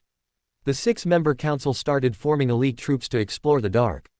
We have now explored all of the original territory and nearby cities. We are advancing towards the darker and more terrifying depths of the dark. At the border, we found cities with strange architectural style, but they were destroyed at some point. We suspect that they were sanctuaries built by other remaining humans. Unfortunately, they still lost to the things of the dark in the end. The things of the dark that he mentions should be a reference to monsters that hide in the dark, ones that are beyond imagination. The fool nodded indiscernibly. The Kingdom of Silver was once ruled by the Giant King. Hence, the Beyonder chain that we are in control of is the Giant Pathway, also known as the Divine Blood Warrior Sequence Pathway. When we killed certain monsters and explored those destroyed cities, we obtained potion formulas of other sequences. However, the sequence pathways are incomplete. Derrick said, moving on to explain the current situation in the City of Silver. Upon hearing that, the fool mind jolted. Although he didn't change his posture much, he was obviously paying more attention. I love knowing more about sequence potions. The Giant King, the City of Silver and the Northern Continent share the same history. The second epic's history. Killing a monster causes it to drop a formula. Is this a game? No, there's another possibility. Those monsters were once human, Beyonders. Derrick saw that the fool didn't reply. He clenched his teeth, pondered, and said, the names of the giant sequence pathway are Sequence 9 the Beyonder Warrior, Sequence 8 Gladiator, Sequence 7 Weapons Master, Sequence 6 Dawn Paladin, Sequence 5 Guardian, and Sequence 4 Demon Hunter. Only the elders in the 6-member council know the names of the higher sequences. Sequence 4 Demon Hunter. This is the name of a high sequence potion formula. This is the first time I've heard something like this. The fool felt delighted at the fact that he finally learned one of the names of the higher sequences. However, he suspected that it was a name from ancient times, which would be different from the current version in the northern continent, just like the Windstorm Priest and the Seafarer. Oh, Beyonder Warrior, Gladiator, Weapons Master. Sounds familiar. Oh right, the sequence pathway that the Church of the God of Combat has in control is very similar to this. Sequence 9 Warrior, Sequence 8 Pugilist, Sequence 7 Weapons Master. Based on the core meaning, they are basically identical. The complete sequence that the Church of the God of Combat mastered is the so-called Giant Sequence Pathway. It is said that there was a god that emerged in the third epic, which was the Cataclysm epic, to inherit the estate of the Giant King. Or could it be that he himself was an ancient giant? The fool analyzed and judged while he maintained his calm appearance. Derrick continued to explain. After we pulled through the initial hardships, the City of Silver has been ruled by a 6-member council ever since. The elder that enjoys the highest position in the council is called the chief. The other 5 are equal in rank. The current 6-member council is formed by 3 demon hunters, 2 guardians with the greatest potential, and a shepherd. The City of Silver has 3 high sequence beyonders. Demigod-like experts. These 3 alone could destroy the Tarot Club 100 times over. Is Shepherd from another sequence pathway, perhaps from one of the incomplete pathways? Sounds reminiscent of the style of the Aurora Order. The member from the Aurora Order that wrote a letter to Mr. Z, what was his name again? He kept mentioning the Lord's Lamb. Leonard remembered that letter and really felt that something was wrong. Did Klein already believe in the fool at that time? The others, the Aurora Order. The fool has information from the Aurora Order. Praise the fool. The fool asked casually. Shepherd. Yes, this is a sequence pathway that we found from a city that the things of the dark destroyed. It only reached sequence 5 Shepherd, but Elder Lovia is very strong, very strange, and very scary. It is said that she once won against an evil spirit at the level of a high sequence Beander without getting injured. Therefore, when there was a vacancy in the 6-member council, they made an exception for her, said Derrick, feeling a little fear. The fool thought, then smiled as he asked, "What are the sequences before Shepherd? I find them familiar. As you know, a sequence's historical name and its current name is always different." Closing square bracket. Scam.jpg. In the City of Silver, the names of potions have never changed. Derrick refuted instinctively. He then lowered his head and said, "Sequence 9 Secret Suppliant." Indeed. Klein was satisfied when his guesses were confirmed. This is the name of Sequence 9 from the Aurora Order. Sequence 8 is Whisperer, Sequence 7 Shadow Ascetic, Sequence 6 Rose Priest, Sequence 5 Shepherd. Derrick recounted what he knew.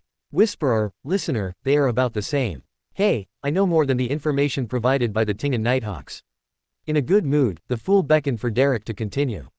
Leonard, Tingan, others, the Nighthawks. Leonard narrowed his eyes. Derrick then roughly described the current situation of the City of Silver, and finally, he couldn't help but say, "I carry the curse of destiny. Whether a citizen of the City of Silver is a commoner or a Beander, we all turn into evil spirits after we die. The evil spirit of a Beander is just stranger, more terrifying, and far more difficult to deal with. In the past, there were many occasions when this curse nearly destroyed the City of Silver. The only way to prevent an evil spirit from rising is for a person to be killed by someone of their own bloodline. Such a cruel matter. I hope you can grow strong and find a method for the people in the City of Silver to shake off the curse." The fool, who was merely an empty shell, could only provide some free chicken soup for the soul. "So, I want to be the sun. When there was a sun shining over the land, we had never encountered any curse." Derrick muttered softly with great difficulty and pain. The fool nodded slightly and asked, "You will have the chance to. Remember, that I can pull you in here anytime in the next 2 days. Try to avoid being around other people." "All right," Derrick replied solemnly. "Before that, I need you to confirm your code name." The fool smiled and pointed at the deck of tarot cards that appeared on the table. Confident that Derrick had never come into contact with tarot cards, he gave a brief introduction. "Pick one of the cards as your code name. Anything besides the Fool, Justice, and the Hanged Man." Derrick took 2 steps forward, flipped through the tarot cards, and said without hesitation, "Sun. I pick the sun. Remember your choice, it will follow you for the rest of your life." The fool replied like a charlatan. At the same time, he extended his hand and severed the connection in a restrained manner. Then, he watched as the crimson glow receded, and the young man opposite him turned incorporeal and dispersed bit by bit. The fool didn't see any illusory star expanding or contracting with a deep red glow. Instead, at the end of the ancient, mottled bronze table, by the side of the fool's seat was a clear radiance rippling out. "It's a prayer from a non-tarot club member. Is it Zio or that lady with curly brown hair?" The fool speculated as he took his seat. Leaning back, the fool pointed with his left hand, spreading out his spirituality to touch the rippling light. The scene around him suddenly changed. He saw the overturned coffee table, the slanted sofa, books and papers strewn all over the floor, and a woman with brown hair struggling in pain. At the same time, the fool heard her prayers. The fool that doesn't belong to this era. The mysterious ruler above the gray fog. The king of yellow and black who wields good luck. Save me, save me. Save me. From the looks of it, she seems to be losing control. Her hair is growing longer at a discernible speed, and her skin is covered with a layer of sinister white light. How could I possibly save her? The fool observed carefully for a few seconds, then mumbled to himself, feeling stumped. It was at this moment that he detected in the woman's anguished pleas a faint, illusory, indistinct raving. Yes, a raving. These ravings were similar to the ones he experienced before rising above the gray fog, but it had no madness or evil to it at all. Furthermore, it didn't contain any obvious malice. It appears that this lady's state of nearly losing control is a result of hearing the ravings. If she stops hearing it, could she be able to calm down and turn for the better? In thought, the fool reached his hand out to the rippling circle of light. Following that, he allowed his spirituality to gush out of his body, establishing a firm and mysterious connection. If it was any other secret existences, Fur's life would have been over, but the fool tried to save her. Praise the fool. Even though he said that he liked equivalent exchanges, it wasn't really equivalent exchanges. They would never be able to compensate him enough for helping them or saving their lives. Praise the fool. Furs felt her head muddling as she felt her thoughts were like boiling water. They were constantly bubbling in a bid to break free of the restraints of her head. Am I dying? I don't want to become a monster. Just as she was woefully thinking this in her mind, the pain flooded over her like a tidal wave. Suddenly, she was wide awake. The pain, the irritation, the madness, and the despair, which she felt so deeply in her bones, seemed to no longer exist, as though it was only an illusion. I managed to endure through it so quickly today. Isn't it longer during a blood moon? Confused, Furs opened her eyes which she had unconsciously closed. She found an endless grayish-white fog beneath her, and in front of her was an ancient, mottled bronze table. Where is this place? Surprised, she looked around and saw numerous towering stone pillars, as well as a towering palace that was propped up by those stone pillars. Then, at the very end of the long bronze table, she saw a mysterious figure shrouded in thick gray fog who seemed to be overlooking everything from above. What is this place? Who is he? Furs turned wary and questioned inwardly. Then, she remembered what she had just done. Under her extreme pain, she had chanted the mysterious incantation which Zhou had found in the History of the Loan Kingdom's Aristocracy, an incantation that was suspected to be directed at some evil god. No, not just evil spirits. He was actually able to temporarily help me get rid of the harmful effects of those terrifying ravings. He even pulled me into this strange world. While Furs suppressed the fear in her heart, she half stood up and bowed. May I know who you are? At that moment, she suddenly recalled the contents of the incantation as she blurted out. You are the fool. Ah, Mr. Fool. You are His Excellency, the Fool. The Fool smiled, nodded slightly and said, just call me Mr. Fool. Door. Could the ravings have something to do with Mr. Door? It's the night of the blood moon tonight, an enhanced version of the full moon. This lady corresponds to a door, and the symbol on the back of Miss Zhou's seat is similar to the Sword of Judgment. The Fool nodded indiscernibly. Zhou had a seat when she had not even entered the tarot club yet. As expected of a revived ancient god, everything was calculated. Furs looked at her friend, who looked back at her as well. At that moment, waves of shock rose up in Furs's heart. The Fool. It's indeed the Fool. That honorable name does point towards a powerful existence. What does he want? Will he want to make a transaction with my soul? Hey, it's at least better than losing control from those ravings. I guess I managed to claw my life back. Whatever happens in the future would just be a bonus. While she was still lost in her thoughts, she suddenly heard Mr. Fool ask with a smile. You hear ravings from nowhere every full moon. How does he know? Furs looked over in surprise and replied in a daze. Yes. Before she finished her sentence, she suddenly thought of a possibility and asked. Do you know the origin of those ravings? Do you know who is trying to harm me? Do you know how to solve this problem once and for all? He's a miserable wretch who is lost in the darkness and trapped in a storm. The Fool had intended to reply with the words that would shape his image, but when he thought about it, he couldn't be sure that the woman in front of him had indeed heard the words coming from Mr. Door. In order to not make any mistakes and to not embarrass himself in the future, he skipped over the question and said with a vague smile. He might not necessarily want to hurt you. Perhaps, he is just asking for your help. Therefore, the ravings weren't malicious, not crazy or evil. Furs. So Mr. Fool already knew that Mr. Door was the origin of those ravings at that time. Praise the Fool. Asking for my help. But those ravings push me closer and closer to losing control. If you hadn't helped me, I might have become a monster by now. Furs returned incredulously. The Fool grinned and said. That's because you're too weak. I'm too weak. Furs was stunned and at a loss. The Fool briefly explained. The difference in your life's natural order and his is too great. Perhaps, just by breathing normally, the storm brought about by him can rip you to pieces. Perhaps, just a glance from him will cause you to die on the spot. Of course, if he purposely controls his own strength, it's not that he can't communicate normally with you. However, his voice might need to pass through layers of obstructions in order to reach your ears. Deliberate control typically implies a failure to call for help.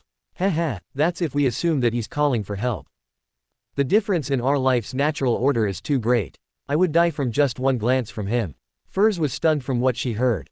After quite some time, she forced a smile and said, this reminds me of a saying. You may not look directly at God. The Fool smiled at her without giving a positive answer. Could it be that those terrifying ravings really come from an existence who's nearly a god? Mr. Fool can help me eliminate that person's influence, and all this time, he's been talking about it in a rather bland tone. Does this mean that he and that existence's life's natural order are at the same level? The more she thought about it, the more shocked she became. Even her body couldn't stop trembling.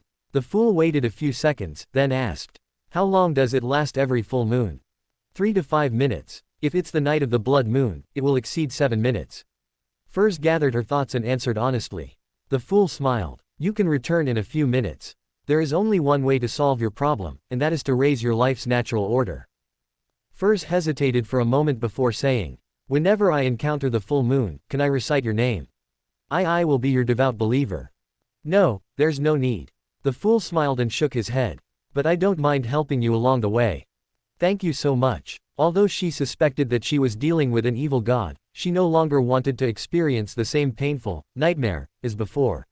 After confirming this matter, she relaxed a lot.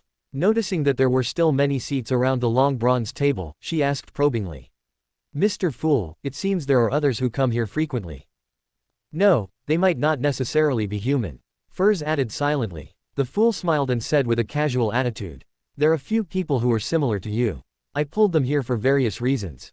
They hope that I can hold a gathering at regular intervals to facilitate the trade of formulas, ingredients, information, and missions. I agreed to it. Furs was enticed by what she heard. Thinking that she was already part of this, she boldly asked. Mr. Fool, can I join this gathering? Sure. 3 in the afternoon on Mondays. Remove all disturbances. The fool smiled and pointed at the cards that suddenly appeared on the surface of the long bronze table.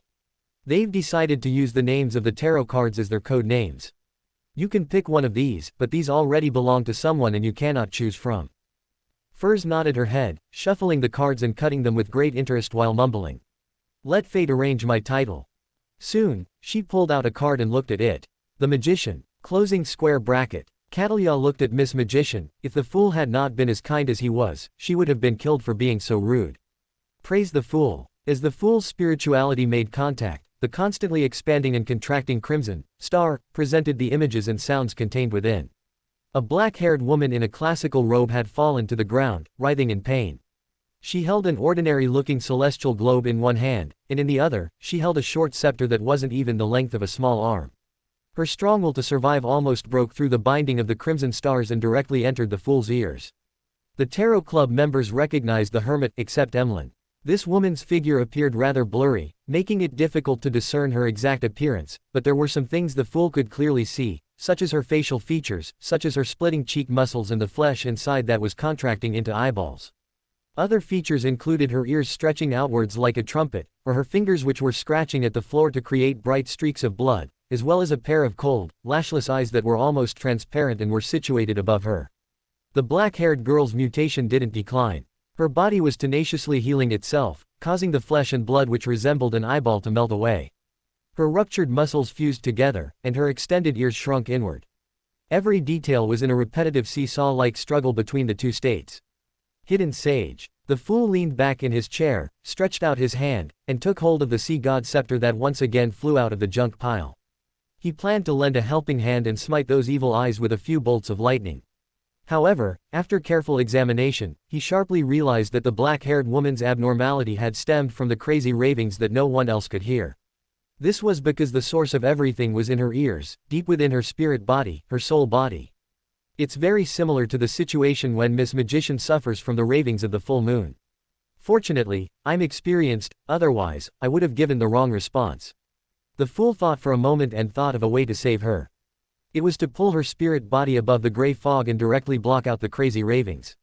As long as the source of the power was gone, the mutation would be quickly dealt with by the lady's self-recovery powers.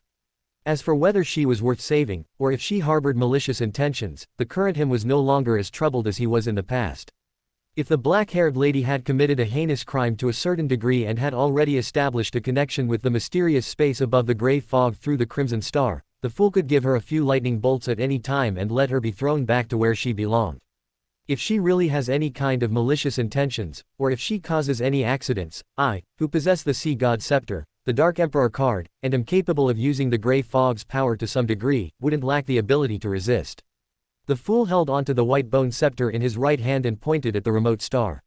His spirit energy surged and poured into the crimson red light that was like flowing water. This time, he was able to establish the mysterious and stable connection with ease. The black-haired lady's figure instantly appeared at the side of the long bronze table, sitting on a chair that didn't belong to any of the current members of the Tarot Club. As for the fool, he could see from the final image of the crimson stars that the mutation on her body had weakened significantly. He nodded indiscernibly, patiently waiting for the other party to speak. The black-haired lady was still somewhat adrift. 1 second, she was struggling in extreme pain, with her vision gradually turning black, and the next second, she was inside a towering domed palace. Beneath her was an endless and silent gray fog that extended outwards endlessly. How couldn't she be taken aback? After a brief moment of silence, she turned her gaze to the figure leisurely sitting at the very end of the mottled long table.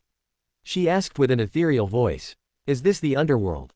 You aren't dead." The fool laughed. The black-haired lady froze, gradually regaining her senses.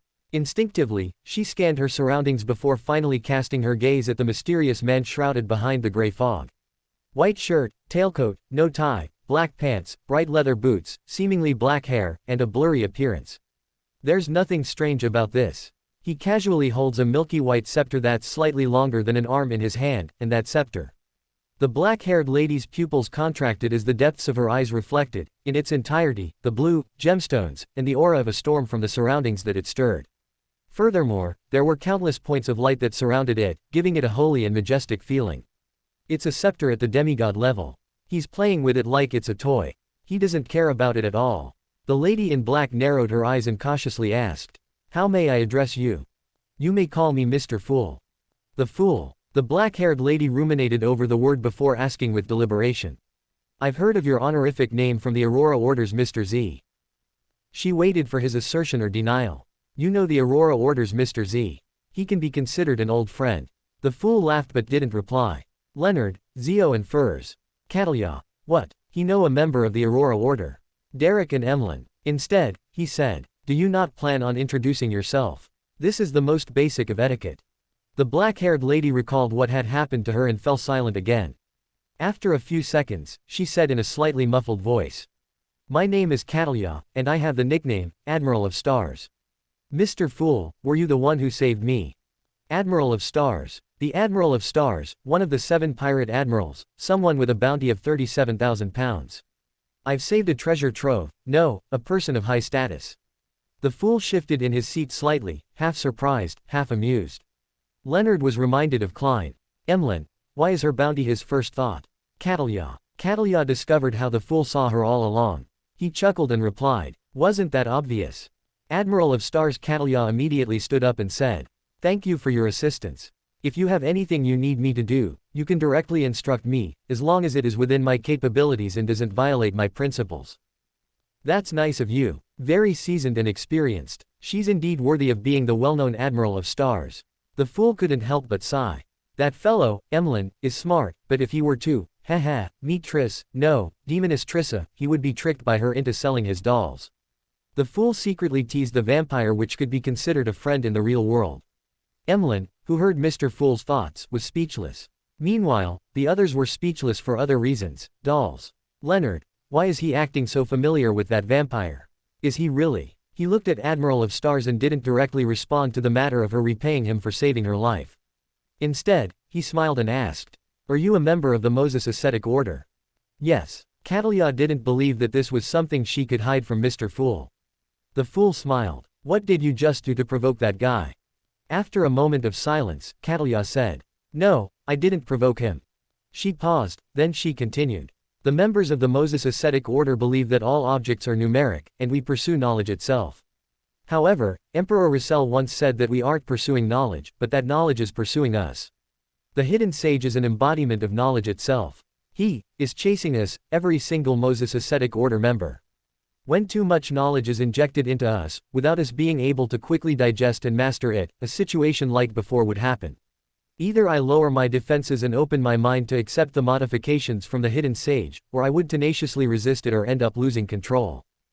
If that's the case, you aren't specifically targeted by the hidden sage. Even if you managed to escape from the previous predicament, you wouldn't be suspected of anything. According to what you said, you are very knowledgeable. Back then, old Neil only wanted to obtain the knowledge of human body refining and of a perfect revival." The fool suddenly sighed, but he didn't show it on his face.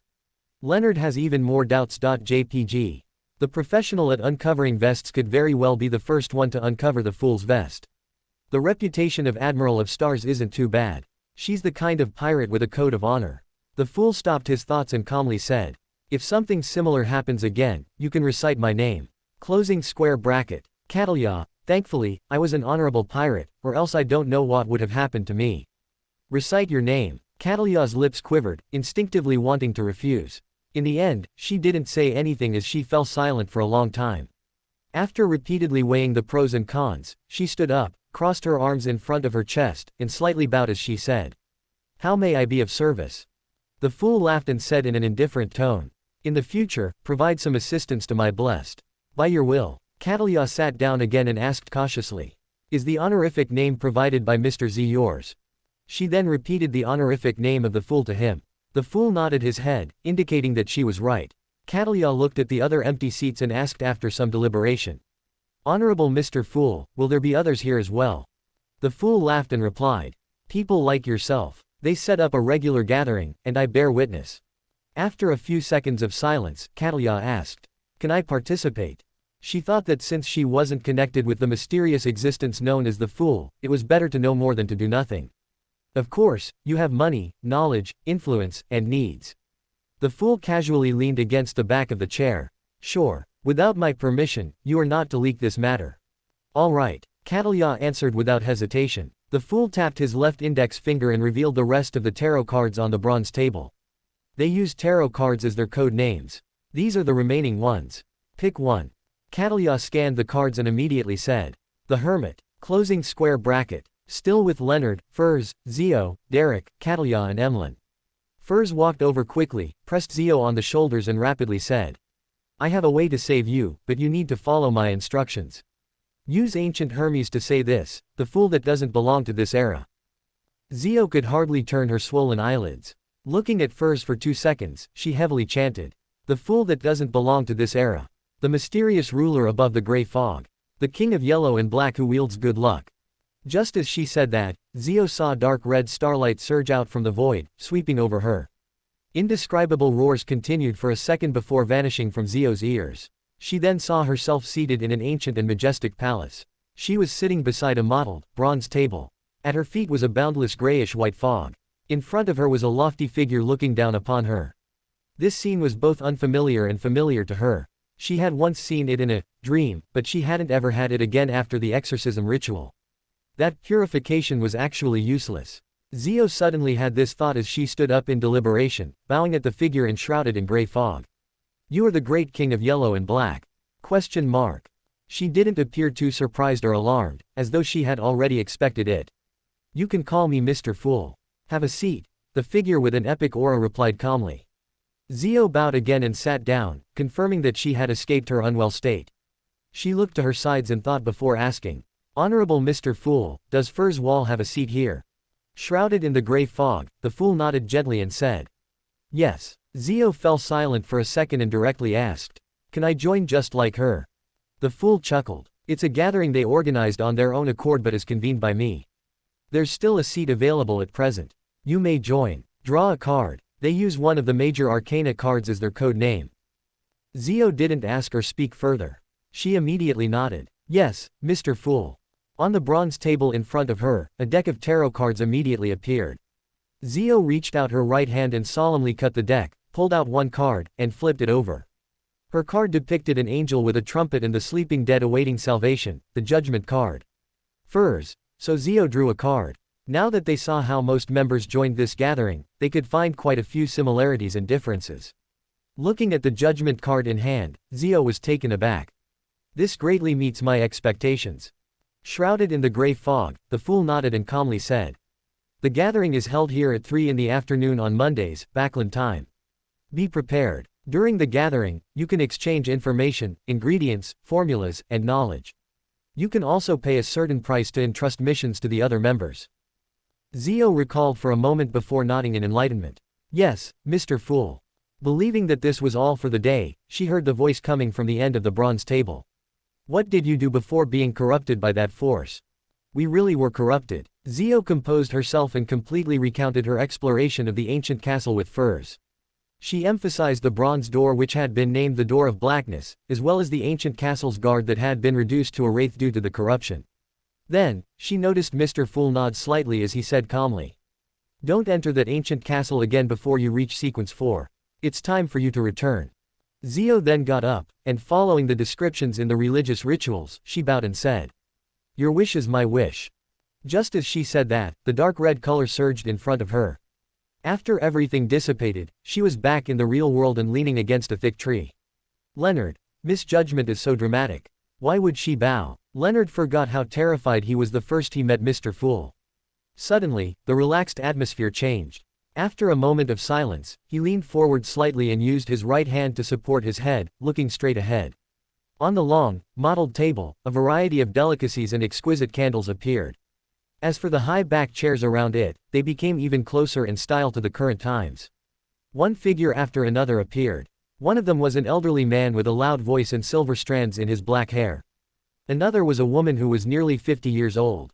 She had an Asian face with short hair that only reached her ears. Some of them were young men who were playing with their phones and enjoying the sumptuous food, while others were young ladies who were laughing and joking. Behind them, new figures appeared one after another. It was the gray-eyed dun with a receding hairline, and daily with her blue eyeshadow and blush. With a smile on their faces, they surrounded the long, warm table surrounded by candlelight above the grayish-white fog. They chatted happily and commented on the delicacies from time to time. The fool maintained his expression and posture as he propped his hand on the side of his face and silently watched this scene in stillness for an extended period of time. The Tarot Club members realized that they hadn't imagined that Mr. Fool could be lonely. When he saw the strange door of light above the grayish-white cloud, the fool beckoned for the magic mirror, Rhodes. At that moment, the transparent or opaque worms and insects that clustered together to form spherical lights in the strange door of light turned bluish-black. It was like a thick layer of fog that made one unable to see what was behind the door. After the fool arrived, he didn't immediately enter. He felt as though there was an extremely terrifying monster behind the door, waiting to devour him. He raised his head and looked at the transparent cocoons hanging above the door of light. He looked at the modern humans with different skin colors inside the cocoons. Closing his eyes to sense them, the fool raised his right hand and closed his 5 fingers. The cocoons cracked open as the people inside transformed into specks of light. They flew out of Saphira Castle and landed in the real world, into the bodies of those who had just died. After doing this, the fool lowered his head and looked at the magic mirror in his hand. Are you scared? The aqueous light on the surface of the ancient silver mirror swirled and the pale words outlined itself. Number. In the next second, Rhodes raised his own question according to the rules. Great Master, are you afraid? The corners of the fool's mouth twitched. Yes. With that said, he took a step forward with the magic mirror in hand and walked towards the bluish-black fog in the middle of the strange door of light, passing through it. His figure disappeared behind the door that had the unknown hidden behind. The cracked cocoons were still gently swaying. They remembered that the mysterious ruler above the gray fog could also have feelings. However, the next scene shocked them. After sending away Bernadette, Roussel didn't immediately fall into a deep sleep. He slowly raised his head and looked up once again into the infinite distance. Above the gray fog, Klein sighed silently. He put down the staff of the stars and grabbed a paper figurine before shaking it. With a smacking sound, the paper figurine rapidly thickened and expanded before flying into the translucent vortex formed from illusory mysterious symbols beside the fool's chair. Although Bernadette had already moved to the edge of the primitive island and Klein could no longer see the situation inside the Black Emperor mausoleum through the prayer light. However, he could use the symbol of the fool that had merged with Roussel's figure to maintain a connection with the Emperor up to a certain extent.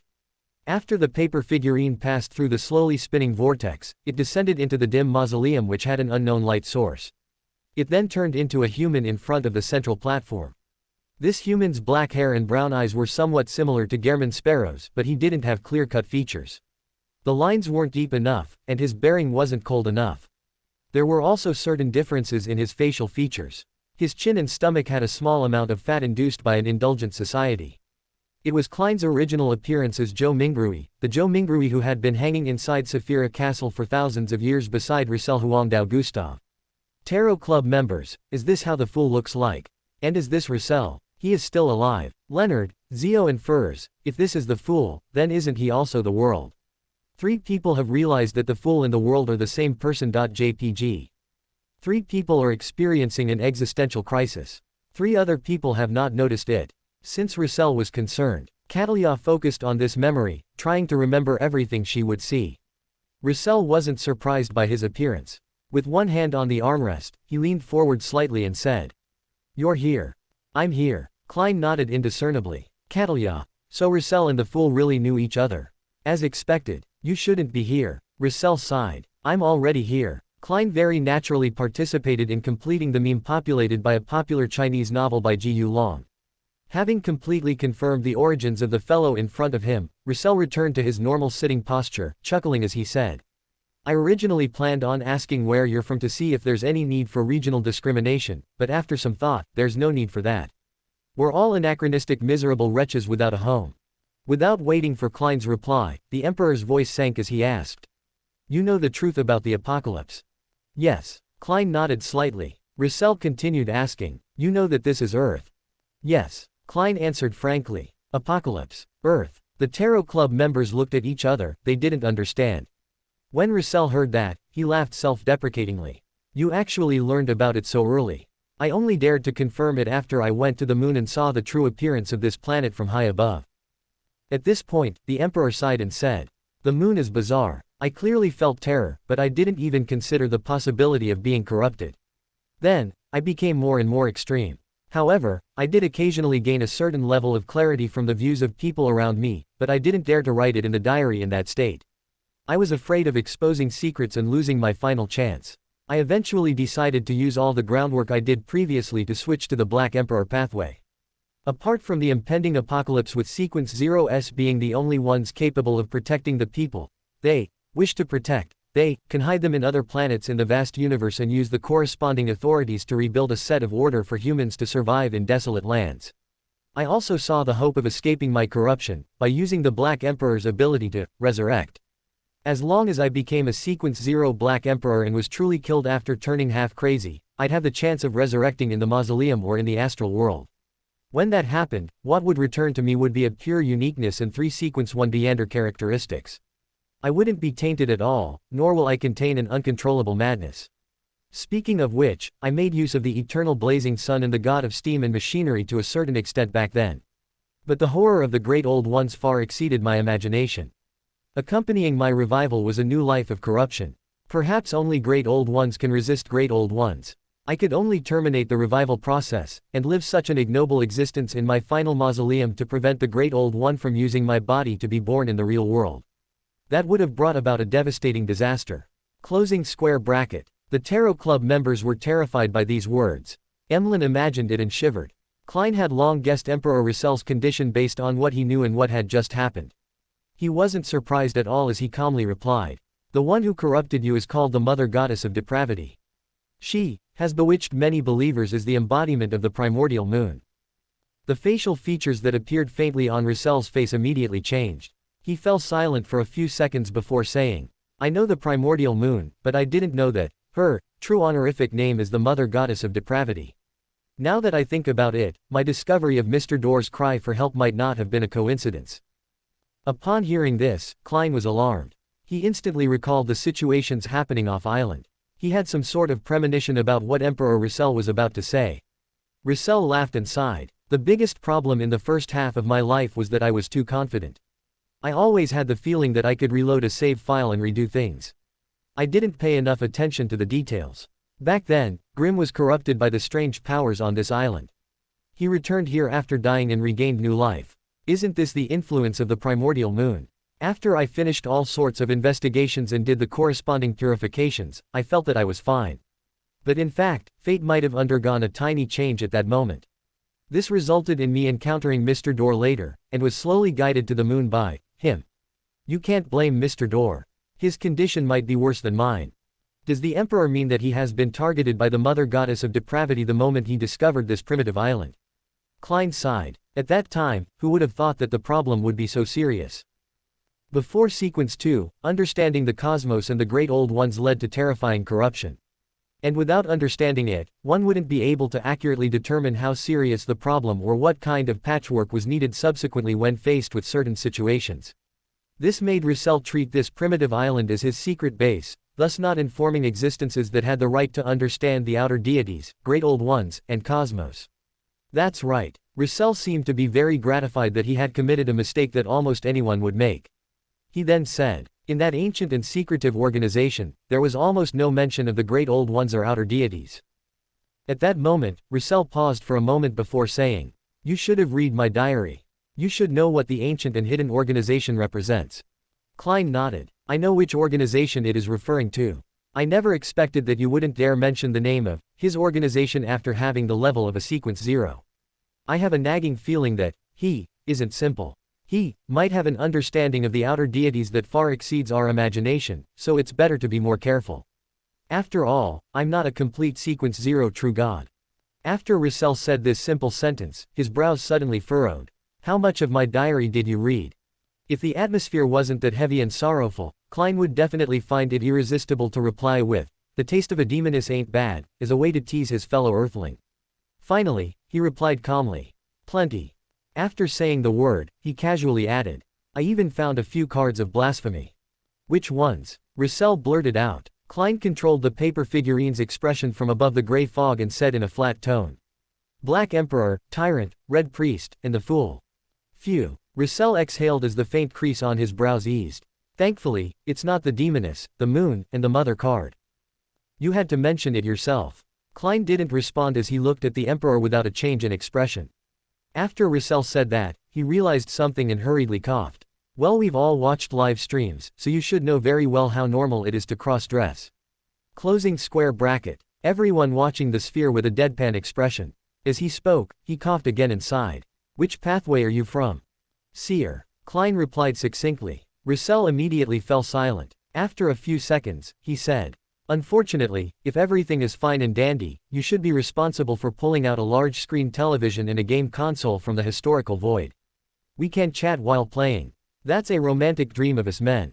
Closing square bracket. Reload. Save files. Television. Game console. What are they? A lot of strange popped up since earlier, but nobody knew what they meant. Unfortunately, there's no electricity. I have to rely on you to invent it. Klein didn't voice out his thoughts. He maintained his tone and said, I hope such a day will come. Then, he pulled the topic back on track. I'm very curious why the card of blasphemy you created can't even be found by deities. Such a level of anti-divination and anti-prophecy is amazing. Russell immediately chuckled. It's because knowledge can bring power, and power can also bestow knowledge.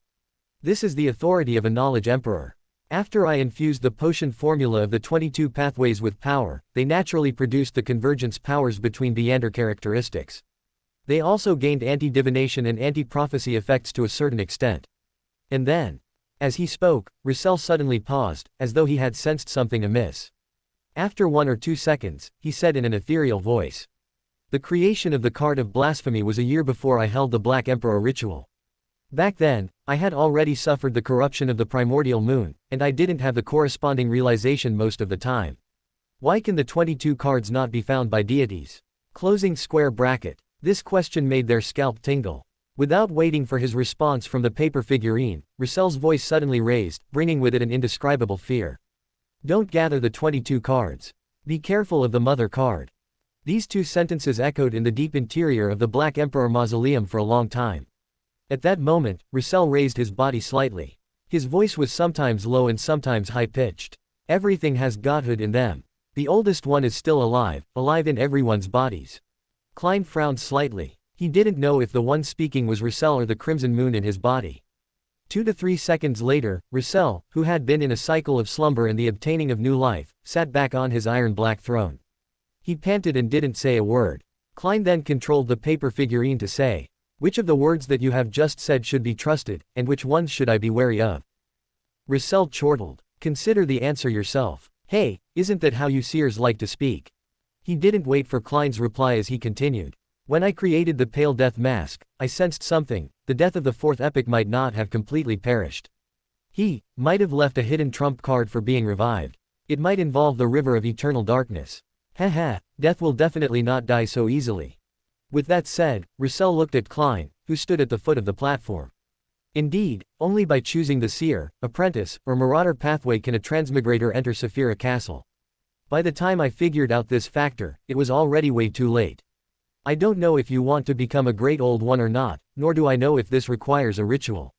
I can only tell you that this is definitely more dangerous than becoming a deity, countless times more dangerous. Perhaps the existence who stored us and threw us back into the real world is waiting for you there. The only suggestion I can give you is to communicate with the genie of the magic wishing lamp before you make any attempts. Genie. Using the grudge between him and the celestial worthy to obtain certain assistance. Klein nodded slightly and said, "Okay." After hearing his answer, Russell sighed and said with a smile, "If you really can become a great old one, you can consider saving me. Only a great old one can resist a great old one." At this point, he fell silent for a moment before he slowed down his speech. "If you can't completely free me from the corruption of the primordial moon after becoming a great old one, then remember to wipe my existence off the face of the world. Destroy this mausoleum, support the creation of a new Black Emperor, and prevent me from ever being revived." The light inside the mausoleum seemed to dim a little. Klein fell silent for 2 seconds before saying, "I won't forget that." Russell fell silent. After a few seconds, he laughed self-deprecatingly. "Of course, before that, you should try to save me a few more times." Such a sense of humor didn't make Klein smile. Instead, it made his heart sink even more, making him unable to speak. Russell didn't continue the topic as he recalled. "My wife passed away a long time ago. The mistresses I once had definitely had their own endings. Towards them, I feel very sorry. I've never truly loved them. I only coveted their looks and the pleasure they gave me. I don't have any illegitimate children. Towards such matters, a Beander is quite aware of that. As for the time before I became a Beander, I believe those ladies definitely coveted my looks and body to enjoy such pleasures. They won't leave any trouble for themselves. My eldest son, Seal, should be dead for years. I don't know how many descendants he left behind. My second son, Bornova, would definitely be an angel now if nothing unexpected happens. I have complicated feelings for him. On the one hand, I'm very detached, disappointed, and resentful, but on the other hand, I would occasionally secretly care about him. I remember how adorable he was when he was just born. You've already met my eldest daughter, Bernadette. Isn't she beautiful? She was pretty from a young age, obedient, and smart. She knew how to be filial to her old father, protect her younger brother, and dote on her mother. Sometimes, she acted especially righteous and appeared a little silly. There were several times when I secretly cheated while playing chess or games with her, but she didn't realize it. Such a temper made it difficult for her to accept what I did later. Of course, now, I can just push the blame onto the primordial moon. It's all because of her corruption. I'm rather grateful for her on this point. I don't know what right I have to make a request. After all, I've never helped you before, nor do I have much of a relationship with you. It's just that we're from the same era and same place, the ties as a fellow Earthling." Upon hearing that, Klein said in a deep voice, "Your diary gave me plenty of help. It allowed me to grasp a lot of high-level knowledge when I was weak, allowing me to avoid many dangers and know how to direct my efforts in a targeted manner. Also, those cards of blasphemy have shown their use at different stages." "Can you not mention the diary?" Russell coughed lightly and said, "However, in the later stages, I was indeed consciously leaving a message to the next transmigrator. The only thing I couldn't be sure of is which language you know." The Emperor slowly exhaled before saying, "My request is to help me look after Bernadette. When she needs help, provide her some help. Although she is about to become an important figure in the mysterious world, I still can't feel at ease as a father." Without any hesitation, Klein got the paper figurine to answer directly. "I'll take care of her for you. ... Man, why does this sound a little awkward?" Russell's tone instantly turned odd. "By the way, I haven't asked for your name. As for me, you should know very well that I'm Huang Dao." "Zhou Mingrui." Klein answered frankly. "Are you married? Do you have children? How old are you?" Russell raised 3 questions in one go. "Emperor, why are you acting like a gossipy middle-aged woman from next door?" Klein shook his head and gave a simple answer. "Number." Russell immediately fell silent. After a moment, he said, "You and I are of the same generation. Bernadette should call you Uncle Zhou." "Yes." As he spoke, Russell's tone suddenly became filled with pity. "After coming to this era, I treated everything as a game in the beginning. I was having a great time playing, but I would occasionally recall my home, remembering the past where I cultivated most of my personality and hobbies. The longer I lived, the higher the frequency I felt this feeling. It's like the fallen leaves will always want to return to the roots of a tree. However, at the very least, I have a daughter, a wife, and 2 sons. There are still many things in this world that I'm worried about, and some sense of belonging to a certain extent. As for you, I can feel your loneliness, the loneliness that comes from deep within your bones." Upon saying that, Russell suddenly sighed. "If only we were still living in that era. I'll go to work punctually every day and work overtime from time to time. Whenever I'm free, I'll visit my daughter's extracurricular lessons, pick her up, bring her home stuff my wife constantly reminds me about. Every weekend, we'll either head out for some fun or head to my parents' place to accompany them. When one day I'm exhausted from life, I'll use an excuse that you as my friend are treating me. As men, we can sit by the street and eat some skewers, drink some alcohol, brag, curse our superiors, reminisce about the days of our youth, and urge you to quickly find a girlfriend. When I wake up the next day, I'll be able to have the zeal to continue facing life again. Klein listened quietly without interrupting the Emperor's prattle. Russel's voice gradually lowered as he smiled. Goodbye, my friend. I hope we can really meet again one day. His figure quickly turned illusory, as though he had disappeared from the world, leaving only a faint shadow hovering over the iron-black throne. Russell Gustav had returned to his eternal slumber. How to make chapters depressing.jpg. After dodging Zaratul's fatal blow, Klein ran into the fog of history and fled towards the former metropolis from a time before the first epoch. Furs looked at the destroyed city that seemed out of this world with curiosity. Cattleya, Emlyn and Derrick looked at the unknown man and presumed that it was the fool. Let's say that Klein looked like Merlin, okay. Soon, Klein ran into the old metropolis situated inside the fog of history. To him, this was a safe room that could be trusted. This was because only a scholar of yore who was a human from before history could enter.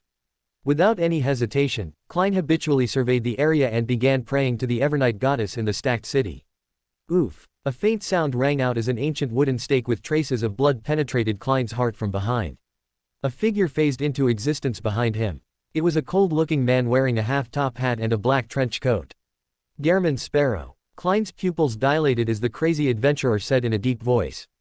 Adam has given me humanity. Closing square bracket. The Tarot Club members were horrified. Leonard. Klein has killed himself. What the hell am I watching? Cattleya, Emlyn and Derrick. The world has betrayed the fool. Famous backstabbing event.jpg asterisk. Zhou and Furs. The world and the fool are the same person, so Gehrman has killed himself.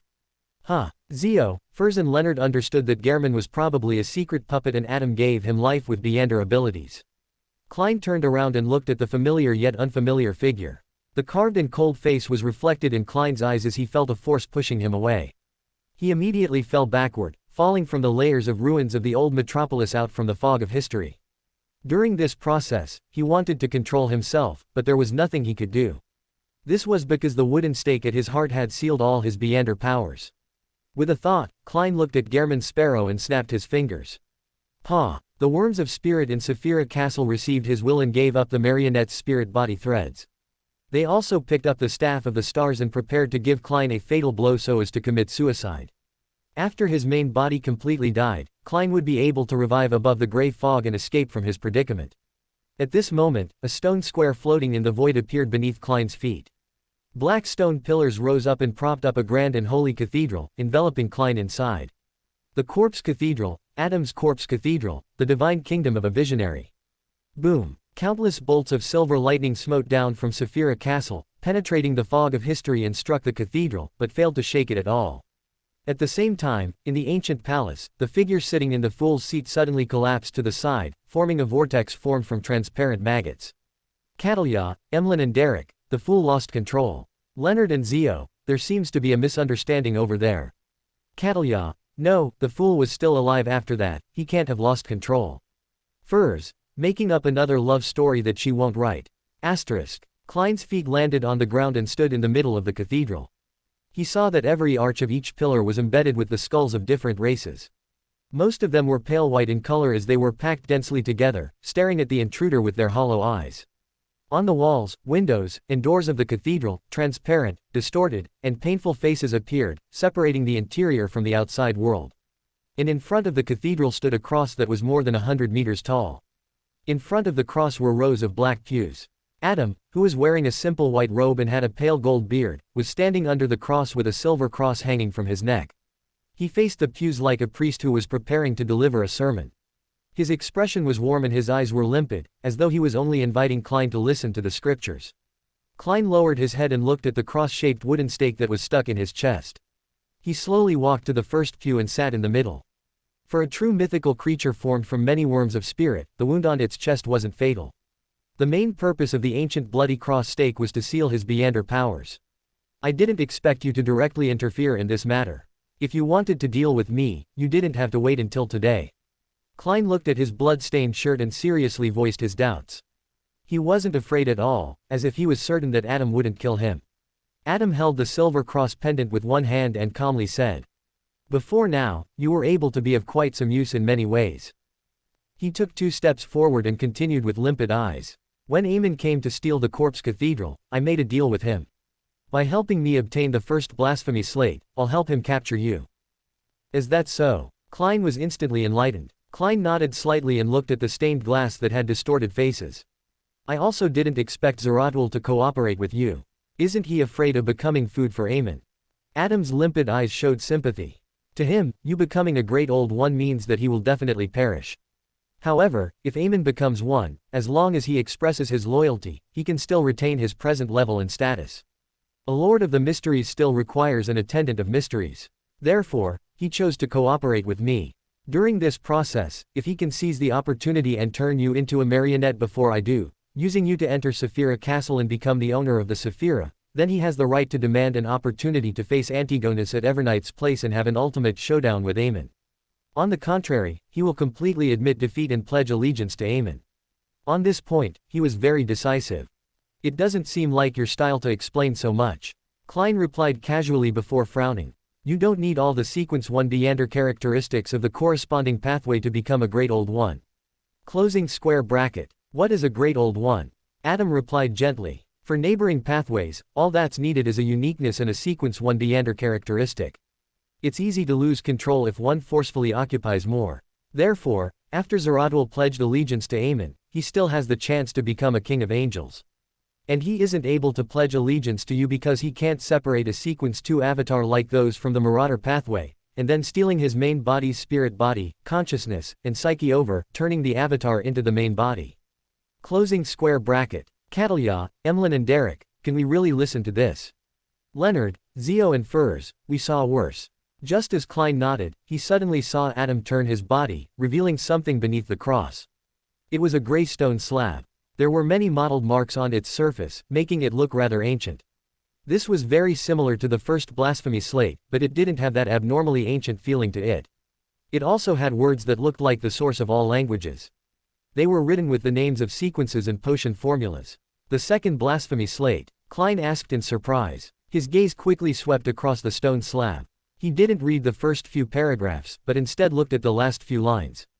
His intuition told him that there was a very important piece of information there. There's no need to rush. Emlyn has to complete the ritual and become a sequence 0 before stealing your fate. Otherwise, he wouldn't be able to withstand the identity as Saphira Castle's owner. And before that, it's best to let you continue staying in my kingdom. Adam acted as though he was consoling a repentant. Kill me, Klein muttered inwardly. At this moment, he figured out the last few lines. God Almighty, Creator, Maker, the Omnipotent and Omniscient, Lord of the Astral World.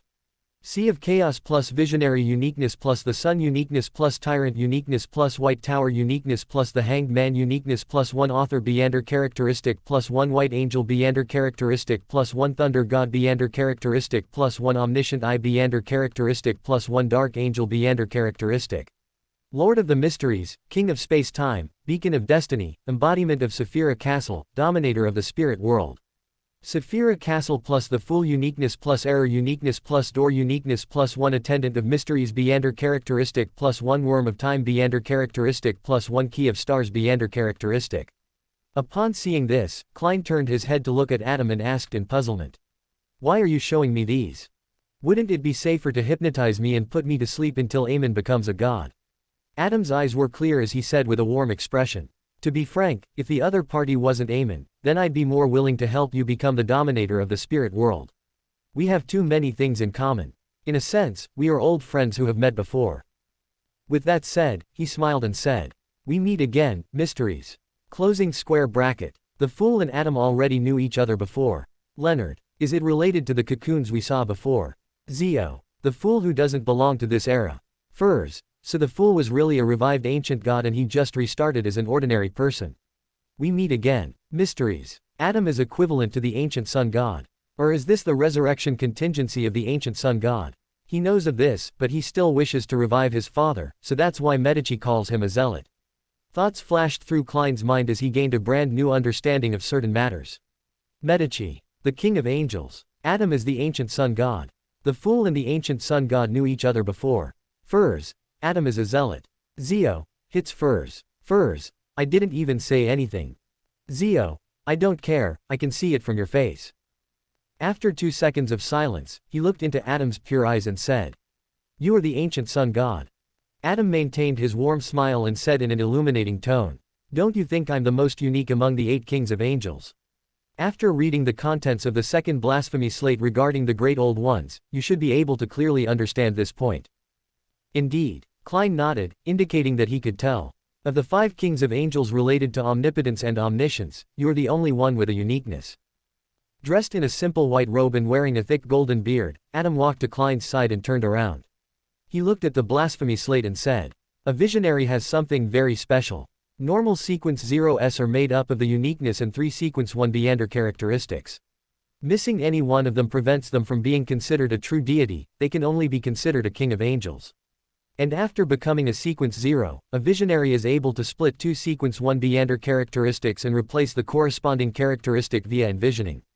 The object produced by envisioning is real enough.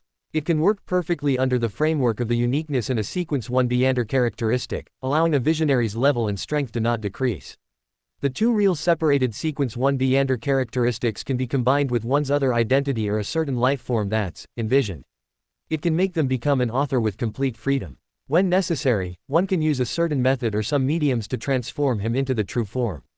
And for the omnipotent and omniscient, he can create a uniqueness that borders between reality and illusory to maintain his state, as long as it doesn't exceed the necessary limitations. This is the relationship between Dragon of Imagination Anquelt and his child, Dragon of Nightmare Alzuhad. I once thought that the seer and marauder pathways were the most bizarre. From the looks of it, they can't compare to a spectator. Sigh, be careful of the spectator. Klein completely resolved the question on his mind. Klein nodded slightly and said, "The relationship between Dragon of Imagination and the Dragon of Nightmare."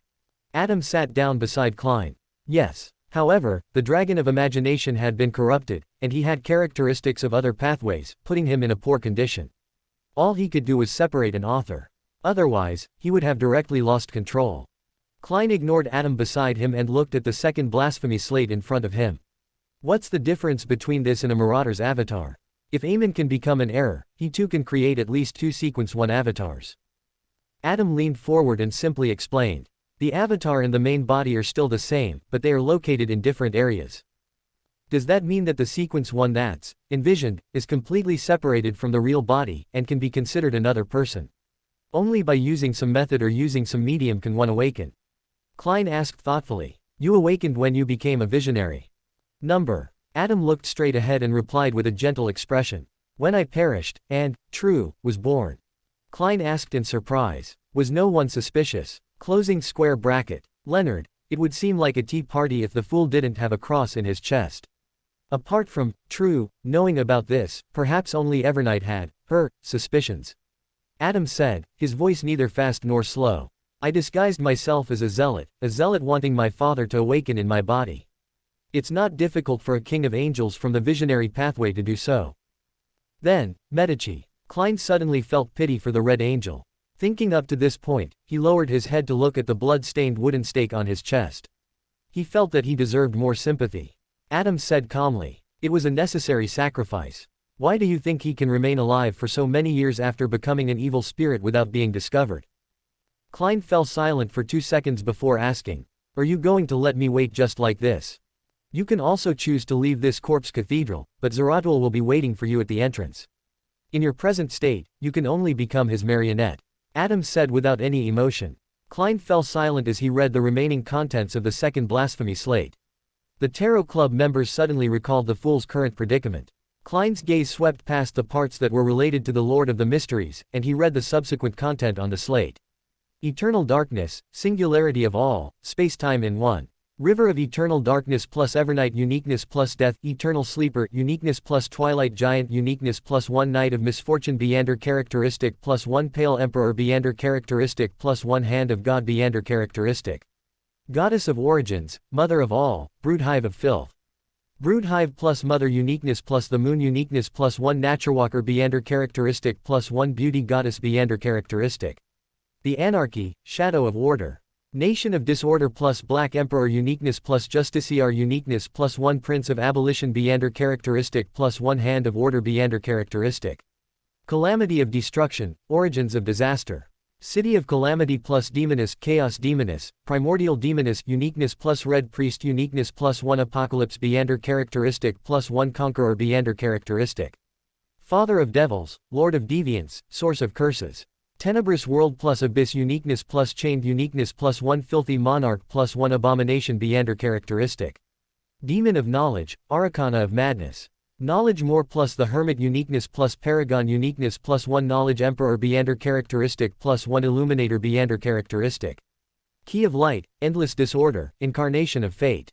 Key of light plus wheel of fortune, uniqueness plus 1 giant serpent, Beander characteristic. These are the Great Old One's title corresponding to the 9 Sephiroth. After reading it, Klein sighed inwardly. Klein nodded indiscernibly. He then asked, from the looks of it, the omnipotent and omniscient is the strongest. The Lord of the Mysteries and the Space-Time in one are ranked second. The rest are ranked third. This was determined by the number of Beander pathways each needed, excluding the outer deities. Adam looked at the blasphemy slate and calmly said, "That's not how it is. The number of authorities has a certain connection to level and status, but not entirely. The corresponding characteristics, power, and symbols are equally important. After the original creator split apart, the 3 pillars stood above all the Great Old Ones. One was God Almighty, omnipotent and omniscient, the other was Lord of the Mysteries, the King of Space-Time, and the last was Mother Goddess of Depravity, origin of evil." Upon hearing Adam's last sentence, Klein couldn't help but look down at his left sleeve. Erodes was hiding inside. No wonder Erodes said that he saw a pillar and support from me. At this moment, Adam added at an adequate pace. Currently, the first 2 pillars only exist in the form of Sephiroth. And after the Mother Goddess of Depravity had the brood hive and 2 Beander pathways separated from her, she became not much different from the other outer deities. Only her symbol as a pillar remains. If it wasn't for the blood-stained stake in his chest, Klein definitely would have felt that the ambiance was great for a conversation. In moments when his mind trailed, he even imagined that he and Adam were friends and were happily discussing some mysticism knowledge, waiting for his child, Emlyn, to return home for dinner. Of course, dinner. I have to say that a spectator's ability to influence others' knowledge, experience, and state is really too powerful. Leonard and Furs, choke. Leonard, that fellow still likes to lampoon in his head. As Klein told himself to be on guard, he asked in puzzlement. I thought that the outer deities like the Mother Goddess of Depravity, who has 2 or even 3 Sephiroth, are considered pillars. Adam looked down at the silver cross pendant hanging across his chest and said, "She only has 1 Sephira. Under normal circumstances, the Sephiroth can't be separated. Only when the original creator split and created an embodiment of convergence and separation did the Sephiroth tear apart, allowing some of them to be sucked into our planet. In other words, the present Sephira the Mother Goddess of Depravity has is incomplete. The future Great Old One, Mother of all, won't be a complete Great Old One." Klein pressed. Adam's lips twitched as though he was smiling. It was so at the beginning, but the Sephiroth has the ability to mend itself. The present Mother Goddess of Depravity's Sephira isn't incomplete, and the brood hive can also create a Great Old One itself. The only problem is that the Mother Goddess of Depravity can only use a portion of pillar she symbolizes, unless she has fused with the brood hive again. This has also caused the birth of life and the feminist powers in the entire universe to undergo a certain anomaly. However, thousands of years of time at astronomical scales is a very short period of time, and the corresponding influence hasn't spread. And if any outer deity obtains a Sephira that is neighboring theirs, making it equivalent to having 2 Sephiroth, I can't predict what will happen. Before that, only the original creator had contained more than singular Sephira. However, as long as he awakens, he will definitely split apart. Klein nodded and asked thoughtfully. In the beginning, the creator accommodated at least 9 Sephiroth. This doesn't mean that having 2 Sephiroth or even 3 will not result in problems. There should be a critical point. No one can verify this at the moment. Adam held the silver cross pendant in front of his chest and said, "I'm guessing that some existences have attempted it before. After all, convergence is a very strong instinct, but the outcome is unknown." "Which existences?" Klein rubbed the bloody cross wooden stake that was stuck in his chest. Adam cast his gaze at the gigantic cross that was more than 100 meters tall in front of him and calmly said, "The God Almighty from the early First Epic. He can also be called the Primordial One. In addition, there's also the Lord of the Mysteries, the one you often recite." As he spoke, Adam turned to look at Klein and said in an imitating manner, "The celestial worthy of heaven and earth for blessings." These 2 seem to have vanished. The outcome of their attempts doesn't seem too good. Klein hadn't thought of what he wanted to say when Adam turned his head and looked at the second blasphemy slate. What I can be sure of is that some Sephiroth cannot be accommodated at the same time. In this universe, there is a hidden fourth pillar. It represents everything, including the end of the Great Old Ones and the universe itself. It corresponds to the two Sephiroth, River of Eternal Darkness and City of Calamity. Simply put, if Evernight can become an eternal darkness, singularity of all, space-time in one, she can further occupy the two pathways of Demoness and Red Priest, encompassing the City of Calamity and becoming the true fourth pillar. However, when that happens, she will either enter a deep sleep, be passively split apart, or it will cause the entire universe, including her and us, to be annihilated, starting everything all over again. Never expected that. Once above the sequence's level is reached, the symbolism is more important than authority. Adam, no, the ancient sun god's mysticism knowledge is simply too terrifying. As expected of a quasi-great old one, Klein sighed when he heard that. He thought and said, in other words, a demigod from the sleepless pathway can transfer to the demoness pathway. That's right. Adam looked straight ahead. But in that case, there's no way to become a great old one, unless one thinks of a way to separate the Beander characteristics from before. As Klein looked up, he read the demigod potion formulas of the Spectator, Sleepless, and Arbiter pathways and changed the topic. Where did the potion formula related to the Great Old Ones come from? The first blasphemy slate didn't seem to contain them. Were they hidden in the different sequence 0 potions? Adam's expression changed slightly, and his face seemed to be more radiant. After I gained initial control of the omnipotence and omniscience authority, I began to deduce the method and pathway to become a Great Old One. Finally, I found a suitable formula and figured out the different symbolism. Unfortunately, at that time, the primordial one had also awoken inside me. Therefore, when the ancient sun god perished, you used a portion of your body and will to create a second blasphemy slate. Klein sighed and said, from now on, there will be light for the apocalypse. It also ended the chaotic battle between the deities due to anger, emotions, and other reasons. It initiated the era of working towards becoming Great Old Ones. Adam maintained his previous expression and didn't say anything. Klein fell silent. After a few seconds, he suddenly asked, what kind of humanity did you fabricate in that marionette of mine? Adam turned his head and said with clear eyes. He was too tired. He wanted rest and freedom, even if it was only for a few seconds. Klein gaped, not knowing how to respond. Tarot Club members. Damn, that's sad. Why didn't you address him as Gehrman Sparrow, but refer to him as, that marionette? Adam asked warmly, as though he was trying to straighten out the thoughts of a member of his congregation. Klein turned his head to look at him, and suddenly said with a smile. I'm Gehrman Sparrow. Gehrman Sparrow is a part of me. If I separate them, even if I can escape your divine kingdom, it will be difficult for me to avert the fate of losing control. Having said that, Klein paused and looked ahead. He asked in a deep voice. You only have godhood left. Sitting beside him, Adam, who was dressed in a simple white robe, didn't show any change in expression. He maintained his composure when preaching. Yes, I'll only be complete if I fuse with true. Indeed, Klein sighed and said, although the true creator is an embodiment of negative personalities and extreme emotions, he has also inherited your humanity. That's why he went mad. Adam appeared to be speaking about a stranger. Klein thought for a moment before interpreting the remaining contents of the second blasphemy slate. He asked, if the two of you really fuse as one, who among you will take center stage? This is what we have been competing for after we awakened. Adam said as he released the hand holding the silver cross pendant.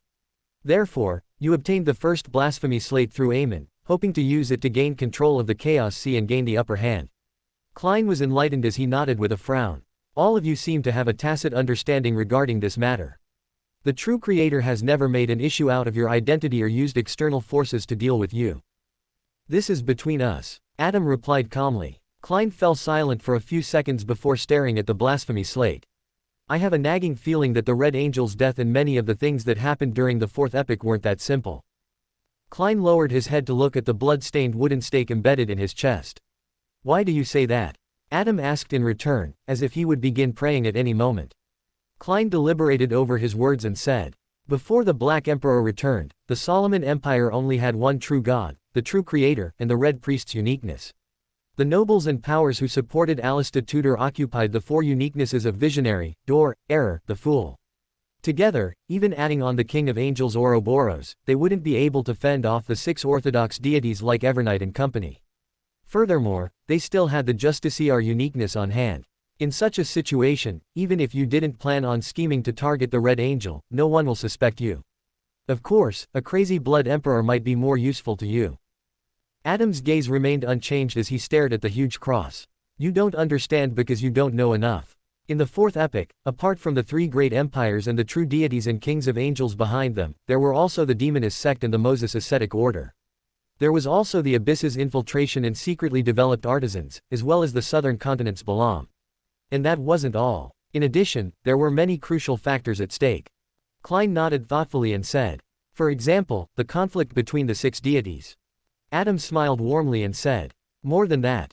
Without waiting for Klein to ask further, Adam added calmly, you should have been to Bansi. Klein's heart stirred as he opened his mouth but didn't say a word.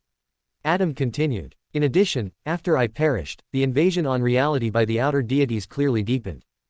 Klein touched the bloody wooden stake on his chest, as though he was considering how to get it out.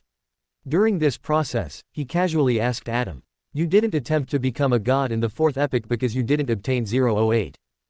It was one factor. More importantly, there were still many latent dangers that haven't been resolved at that time. Adam looked at the huge cross in front of him with a warm gaze. Klein turned his head to the side and looked at the visionary and said, for example, during that period, the remnant will of the primordial one was still very strong. Before he finished his sentence, a large amount of bright red blood flowed down Klein's head. However, the corner of his lips curled up slightly. In the Corpse Cathedral, in the divine kingdom of visionary Adam, Klein had died a strange death. Tarot Club members, shocked.jpg. Back to Audrey, Alger and Zhou Mingrui. Audrey turned to Mr. Hanged Man. This maze seemed to bring up memories somehow related to what we said, maybe we could ask the truth of something we would like to know. Alger somehow agreed with Audrey but didn't dare to try. Audrey understood it and continued. Then, let me begin. For example, do you remember that time when Emlyn brought the world to the abandoned land of the gods? A colorful sphere reacted right away. After entering the room, Klein endured the mental fatigue and physical trauma he received, and he began to chant the honorific name of sea god Calvechua. Suddenly, Klein's body trembled. His voice came to a halt as he froze on the spot. In his line of sight, a figure had appeared on a chair beside the full-body mirror in the room. He was a young man of medium build, wearing a dark-colored jacket and trousers. He looked like a mixed-blood man with Loan and Balaam roots. This was the marionette that Klein had lost, winner Enuni. Enuni smiled as he faced Klein's pair of eyes that could no longer move. Don't randomly leave your marionettes around. They can be tracked.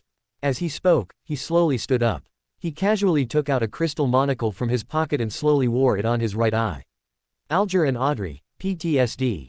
Audrey, maybe that was a bad idea. Zhou Mingrui, why are they reacting like this? Do you have something against monocles? Apart from his thoughts that still belonged to him, Klein could no longer control anything else. Even his eyeballs couldn't move. He knew very well that this was likely a deeper level of parasitizing. In this state, he could only look ahead of him in fear and despair. He watched as Enuni, who was wearing a monocle with a smile on his face, changed into Amon's original form. He took a step forward counterclockwise and opened his mouth to speak in Mandarin in an articulate and mellow manner. The immortal Lord of heaven and earth for blessings. Quote. Did he steal my thoughts just now, or my ability to speak Mandarin? It should be the former, otherwise, he wouldn't be able to grasp this ritual. Klein's pupils couldn't widen as he watched. He felt an unprecedented sense of anxiety. As though sensing his emotions, the monocled man turned to look at him and smiled.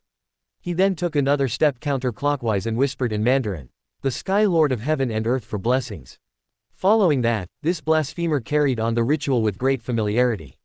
With every step he took, and every chant of the incantation, Klein's heart sank even deeper into a dark swamp, as though he could no longer see any light. Audrey, even though he doesn't show it, Mr. World seems really anxious. Alger, has the world been parasitized? Opening square bracket. The celestial worthy of heaven and earth for blessings. When Emlyn took the final step and recited the final incantation, a boundless grayish-white fog suddenly appeared in front of Klein. He heard layers of pleas. Reject him. Klein was instantly delighted as this idea clearly surfaced within him. However, just as he had this thought, he had forgotten it. Standing there, he looked like a statue carved from stone. His intention of rejecting Emlyn had been stolen by him. Klein once again felt despair, but the grayish-white fog in front of him and the prayers in his ears didn't disappear. Klein was first taken aback before he understood what was going on. I understand. I have to head above the gray fog myself and control Saphira Castle to give him permission to enter. There is no default option. This thought was like a straw which Klein grabbed at without any hesitation. It prevented himself from sinking into the water silently without anyone hearing him cry. What is this? Alger's pupils shook. At this moment, Emlyn stopped the attempt and cast his gaze at Klein. Clearly, he had failed to successfully enter Saphira Castle. This angel of time adjusted the monocle on his right eye and smiled without any change in expression. Honorable Mr. Fool, your idea of saving yourself is very interesting. Closing square bracket. This is the fool, not the world. Alger reassured himself by thinking that it could be just Mr. Fool possessing the world's body. Right, it should be that. Denying reality.jpg. As for Audrey, she began to think of the possibility that the two could be the same person. Emlyn had used the standard Loan language, but every word seemed to be able to stir the powers of nature, creating one explosion after another in his mind. How is he so sure that I'm the fool and not the blessed of the fool? Klein felt his body turn cold as the hope that had just surfaced sank into the water once more. How am I certain? Emlyn tsked and pulled the chair from before over and sat down. He pointed at the round stool opposite him and said, "Sit down, don't stand on ceremony." The moment he finished his sentence, Klein couldn't help but stride forward and sit on the round stool. Emlyn looked around the room and grabbed Klein's black silk top hat. He put it on his head and said with a smile, "Did you think that I wasn't aware that the ritual would be unsuccessful? It hasn't been long since Saphira Castle produced an anomaly, so how could I forget? I just want to see your reaction. And you subconsciously felt despair and instinctively rejected me. That was very interesting. If you weren't the one who was called the fool, how could you have such thoughts? Dear Mr. Fool, am I right?" As he repeated the 4 rhetorical questions, Emlyn looked rather pleased, as though he was an old hunter who had caught the fox's tail. I fell for his scam. Only then did Klein realize why Emlyn wasn't disappointed at all. He subconsciously wanted to deny it, but after some thought, he calmly said, "Kill me." Closing square bracket. Huh, what? Zhou Mingrui, why is that man suicidal all of a sudden? I can speak now. Klein tried to control his body, but it was completely impossible. In the next second, he was prepared to recite the honorific name of the Evernight goddess, but this thought was immediately lost. The thin-faced blasphemer Emlyn pressed down on his right monocle and maintained his excited state from before. So that you can be reborn in Saphira Castle. The more I talk to this fellow, the more mistakes I make. Klein shut his mouth tightly and didn't say another word. When Emlyn saw this, he shook his head with a smile. There's no need to be so afraid. Actually, there's no bad blood between us. Sitting on the round stool like a doll, Klein was stunned for a moment, but he didn't respond. Emlyn leaned forward slightly and looked into his eyes before continuing with a smile. The only conflict we have is regarding Saphira Castle. But do you really wish to shoulder that fate?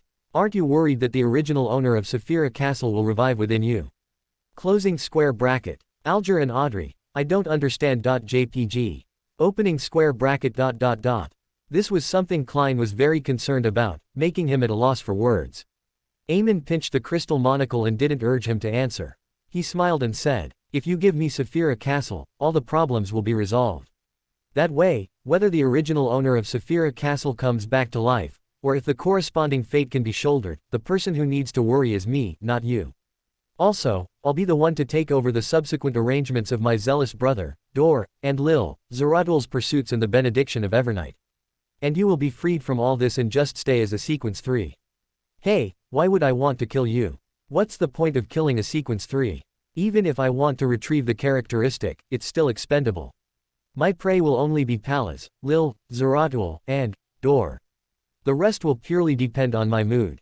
As for the organization that you established, I can also help you maintain it. It's very fascinating and interesting. If you think this price isn't enough, then I can make you my blessed. Haha, are you not pretending that the fool is the angel of time Emlyn in the City of Silver? This can turn into a reality in the future. I will lead them out of the forsaken land of the gods and see the light outside. When the time comes, you'll still have a chance to advance to Sequence 2 and become an angel. Closing square bracket. So the fool is only Sequence 3. Zhou Mingrui, looking at Audrey and Alger, why are they reacting like this? At least, Audrey was calmer and just accepted reality. Opening square bracket. This This is practically taking over all my worries and hardships. There are only benefits left. Klein, who didn't have a huge desire in becoming a true god and controlling Saphira Castle, heard his heart palpitate with excitement. If he hadn't known that Emlyn was the #1 master in deceit, he would have agreed to it on the spot. But in the end, he still said without any expression, "Kill me. Is that the only thing you know how to say?" Emlyn said without any signs of anger. He looked at Klein with piqued amusement. "I'm just a heartless broken record." By lampooning, Klein eased his depression and despair. Instead of answering, he asked, "How do you know that the City of Silver thinks that you are the fool?" Emlyn laughed and said, "Do you think I only have 2 avatars in the City of Silver? Since you, the fool, and the hanged man have intervened, then I'm happy to quietly watch from the sidelines." The City of Silver is still accommodating Amon's avatar. Who's the fellow who was parasitized? Yes, previously, the members of the Giant King's Court's exploration team weren't parasitized. This is something that can be confirmed. As his mind tensed up, Klein felt that it was only natural. This was because Leonard had once told him that seeing one Emlyn meant that there were a bunch of Amons lurking around. It wouldn't just be a small handful. Without much thought, Klein tried hard to come up with an attempt to create an opportunity. "You didn't rob me of my destiny directly because you can't handle it right now." Emlyn nodded frankly and said, "Yes, that's why I want to make a deal with you peacefully. But since you rejected my offer, I can only bring you to see my real body, to a sufficiently safe place. Then, your destiny will be taken away. When that happens, your ending will not be as good as I just said earlier." As he spoke, the black-haired, black-eyed man with a broad forehead and thin face slowly got up and walked towards the door. With that, Klein stood up and followed behind like a puppet. As he reached out to open the door, Emlyn seemed to recall a question. He pressed down on the crystal monocle and turned to look back at him. "What's the 4th line of your scholar of your honorific name?" The 4th line of Klein's honorific name flashed across his mind, but he had no intention of telling Emlyn.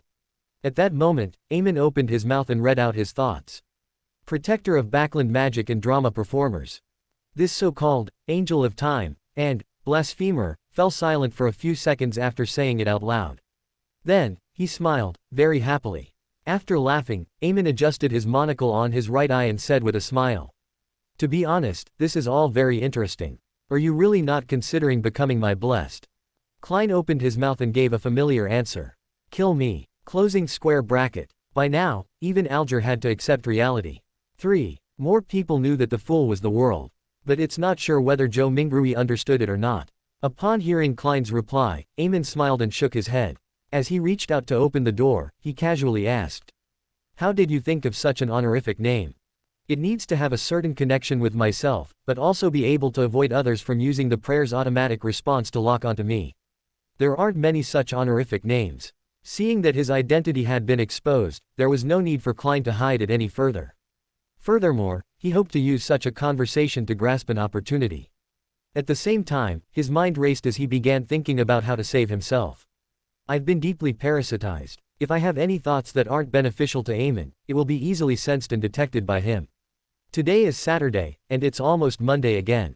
If the fool suddenly stops the tarot gathering without any warning, the other members will definitely be terrified, nervous, and confused. Here, those who have the means to contact the world will definitely attempt to summon the messenger to ask for the reason. And once Miss Messenger approaches me, she will be able to discover the existence of Emlyn. Then, she can use the yesterday once again charm to recover to her peak condition. With the complete strength of an angel, she has a sizable chance of rescuing me from Amon's avatar. The most important thing for me now is to persist and live for 2 days. Yes, since Emlyn can't steal my fate right now, why did he try to trade peacefully? Even if I agreed to it, he wouldn't dare to let me go above the gray fog to grant him permission. That would mean that I'm free from his control and able to Saphira Castle to effectively purify and make a counterattack against the parasite. Is the agreement itself a switch, and there's no need to follow up on it? Emlyn deliberately didn't mention this.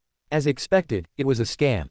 Having grasped a sliver of hope, Klein decided to stall for time as long as possible for the next 2 days. The focus of Emlyn was still on the honorific name that no human and angel could think of. As he walked out of the room, he scratched his chin and said, "Have you provided any protection to Backland's magic and drama performers?" "I've protected a trickmaster before." Having made plans, Klein was much more cooperative than before. He answered simply, "I'm a magician myself. I've performed many times in Backland." The monocled Emlyn nodded. Barely counts. He then walked out of the hotel room and went down the stairs to the street. Like a servant, he followed behind without any abnormalities. Looking to his left and right, Emlyn pinched his monocle and sighed with a smile. How regretful. What's there to regret? Klein asked in puzzlement. I've already been caught by you. What else do you have to regret? Emlyn pressed down on his silk top hat and maintained his smile. You can make a guess. If you can guess correctly, I can give you a better ending. Klein didn't believe in his promise at all. In order to not be tricked into revealing more secrets, he shook his head and said, I can't guess it. How boring. Emlyn said simply. He clenched his right hand into a fist and lightly tapped on his monocle. From the pedestrians, the trees by the side of the street, the sparrows on the rooftops, the rats in the muddy corners, and all kinds of living creatures in the air, illusory worm-like figures flew out, returning to Emlyn like stars. This son of a god's status instantly rose to the level of an angel. As for Klein, he raised his left hand, and the human-skinned glove suddenly turned transparent. This was the activation process of traveling. At that moment, the only thing on him which was real was creeping hunger. The rest were made by using the powers of a faceless, as well as the glove using flesh and blood as the material. Seeing that, traveling, was about to begin, Klein was taken aback as he blurted out. Why didn't you teleport in the room? He had expected Emlyn to leave Backland with him. After all, this was a place where even a king of angels had to be wary of. However, he couldn't understand why he would open the door, go down the stairs, and leave the hotel in such ordinary fashion.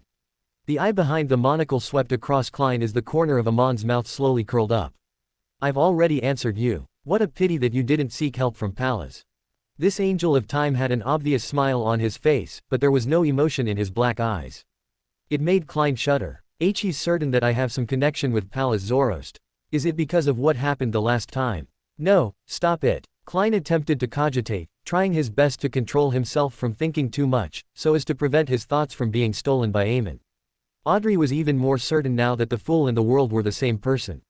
Audrey. How cute. Emlyn glanced at the panicking passers-by on the street in an impassive manner before looking up at the gray sky and saying, I can only wait for the next opportunity.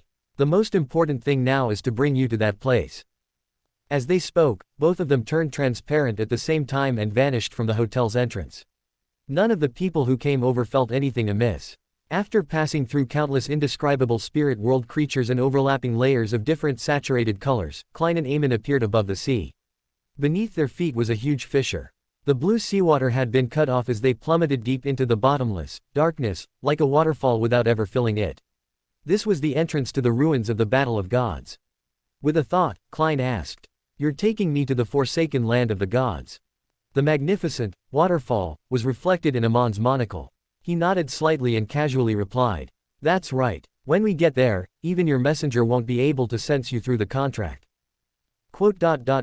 Emlyn knows what I'm planning to do. The flame of hope that was ignited in him was extinguished by the cold reality. He couldn't find another way to save himself for the time being. At this moment, the levitating Emlyn muttered to himself, If my mausoleum in Backland hadn't been destroyed by the Church of Steam, we could have used the abyss as a springboard to head there directly. We wouldn't have to go through all this trouble. Klein guiltily changed the topic. The abyss is connected to the forsaken land of the gods. Emlyn shook his head and said with a relaxed expression, But I can use some of its characteristics to go anywhere. I heard that there were some nasty changes in the abyss. With a thought, Klein probed. Emlyn turned his head and glanced at him without concealing his curiosity. You're actually aware? Yes, I once thought of exploring the abyss. Klein didn't speak further, afraid that the King of Angels of the Marauder Pathway would discover that he could read Russell's diary. At this moment, Emlyn suddenly laughed. You want to explore the abyss? What's so funny about that? Klein was very interested in what had happened to the abyss to begin with, thus, he took the opportunity to cooperate with Emlyn in an attempt to know more. Just as he finished speaking, he suddenly had a new idea. Using the conversation he had with Emlyn, he could grasp more historical secrets to speed up his digestion of the Scholar of Your potion. That way, he could try using it to deepen his control of Saphira Castle and escape from his current predicament. This thought flashed through his mind as he quickly restrained himself and stopped thinking about such matters. In regards to his question, Emlyn chuckled and said, Your visiting of the abyss is like offering yourself as a beautifully packaged gift to someone who wants it. Dark side of the universe. Klein was first alarmed before he made a guess. Emlyn nodded. He was originally the only surviving ancient god, the devil monarch, Farbati. Now, hey.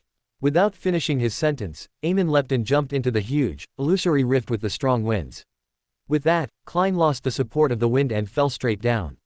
After an unknown period of time, the water that resembled a fountain surged upwards rapidly, throwing him and Emlyn to the other side of the severed face. Just as he entered the ruins of the Battle of Gods, Klein was hit by bright sunlight. He suddenly heard a series of intense and crazy ravings. It was like a thin needle that pierced through his eardrums and stabbed into his brain, filling every thought with immense pain. As for the worms of spirit that formed his mythical creature form, they gradually changed, as though they were about to give birth to a degenerate consciousness that didn't belong to him. The true creator's ravings. With regards to this, Klein could barely withstand it, but it was difficult for him to hold on for too long. There was no way for him to go too far in the ruins of the Battle of Gods. At this moment, he saw that the monocle on Amon's right eye absorbed all the light around them. It became unusually bright and white. Then, a thick darkness ruled the sky. Emlyn directly stole the day of the ruins of the Battle of Gods. In the darkness, this Angel of Time's avatar brought Klein to an island and made him sleep against a stone pillar. Soon, Klein arrived in the hazy dream world. He saw the projection of the giant king's court, which was filled with an epic feeling, opposite the black cloister and the cliff. Emlyn, wearing the black silk top hat and crystal monocle, appeared beside him. With a relaxed smile, he pointed at the projection of the giant king's court that was frozen in the sunset. That's the entrance to the forsaken land of the gods. After some thought, Klein raised his doubts. Don't you need to enter a dream at a specific location to open the entrance? That's right. Emlyn didn't deny what Klein had said. He casually said, if you wish to open the entrance, you have to travel on a ship to the core of this ruin's waters. This might take more than a month, and you will experience many dangers that you're currently unable to withstand. As for me, I don't have to. Is it because you're the son of the creator? Klein guessed in deliberation. Emlyn had one hand in his pocket as he turned to walk to the black cloister's entrance. In chaotic places like this, order is in shambles, and the laws governing them have mutated. There are too many things that can be exploited. Closing square bracket. As Audrey, Alger and Zhou Mingrui were watching this, Leonard and Co had begun to walk because no colorful sphere was left around them. That is how they came across Audrey and Co, and the Tarot Club was finally reunited. As Audrey wanted to greet them, the others noticed Zhou Mingrui. Honorable Mr. Fool. Audrey and Alger looked at Zhou Mingrui. What? Zhou Mingrui. What? Zhou Mingrui. Sorry, I think you got the wrong person. The fool had been by their side all along. Audrey finally understood why her steps guided her to Zhou Mingrui at the beginning. It was because he was the owner of this dream. Zhou Mingrui. I really don't remember anything. Leonard explained how the fool had used this appearance to meet Russell. He added, oh, and the fool is the world. Audrey nodded. Yeah, we know that. Cattleya, Emlyn and Derrick. What? The fool is the world. As everyone was shocked, traumatized, the memory continued. As the Angel of Time walked, he turned to look at Klein. The Marauder Pathways Sequence 0 has a very abstract name, error. It was named by my father. He once used a strange word of unknown origins to represent it. Bug. When translated, it's a Trojan horse of fate, the slug of time, the loopholes in rules, the manifestation of all errors. Error. Bug. Is that the essence of the Marauder Pathway? As he came to a realization, Klein also confirmed one thing. That was that the ancient sun god, the City of Silver creator, Amon's father really did come from Earth. The word that Emlyn said was standard English. Fellow Earthling, your two children have really caused me so much pain. If only they were all like Bernadette. As he lampooned inwardly, he asked curiously. You want to use this dream world's loophole? At that moment, Emlyn had already walked out of the black cloister. He had one hand in his pocket, and without doing anything, the heavy door opened automatically, as though it was welcoming the arrival of a distinguished guest. You can think of it that way, but in actual fact, it's a little more complicated than that. Emlyn didn't show the might of a blasphemer at all as he casually answered Klein's question.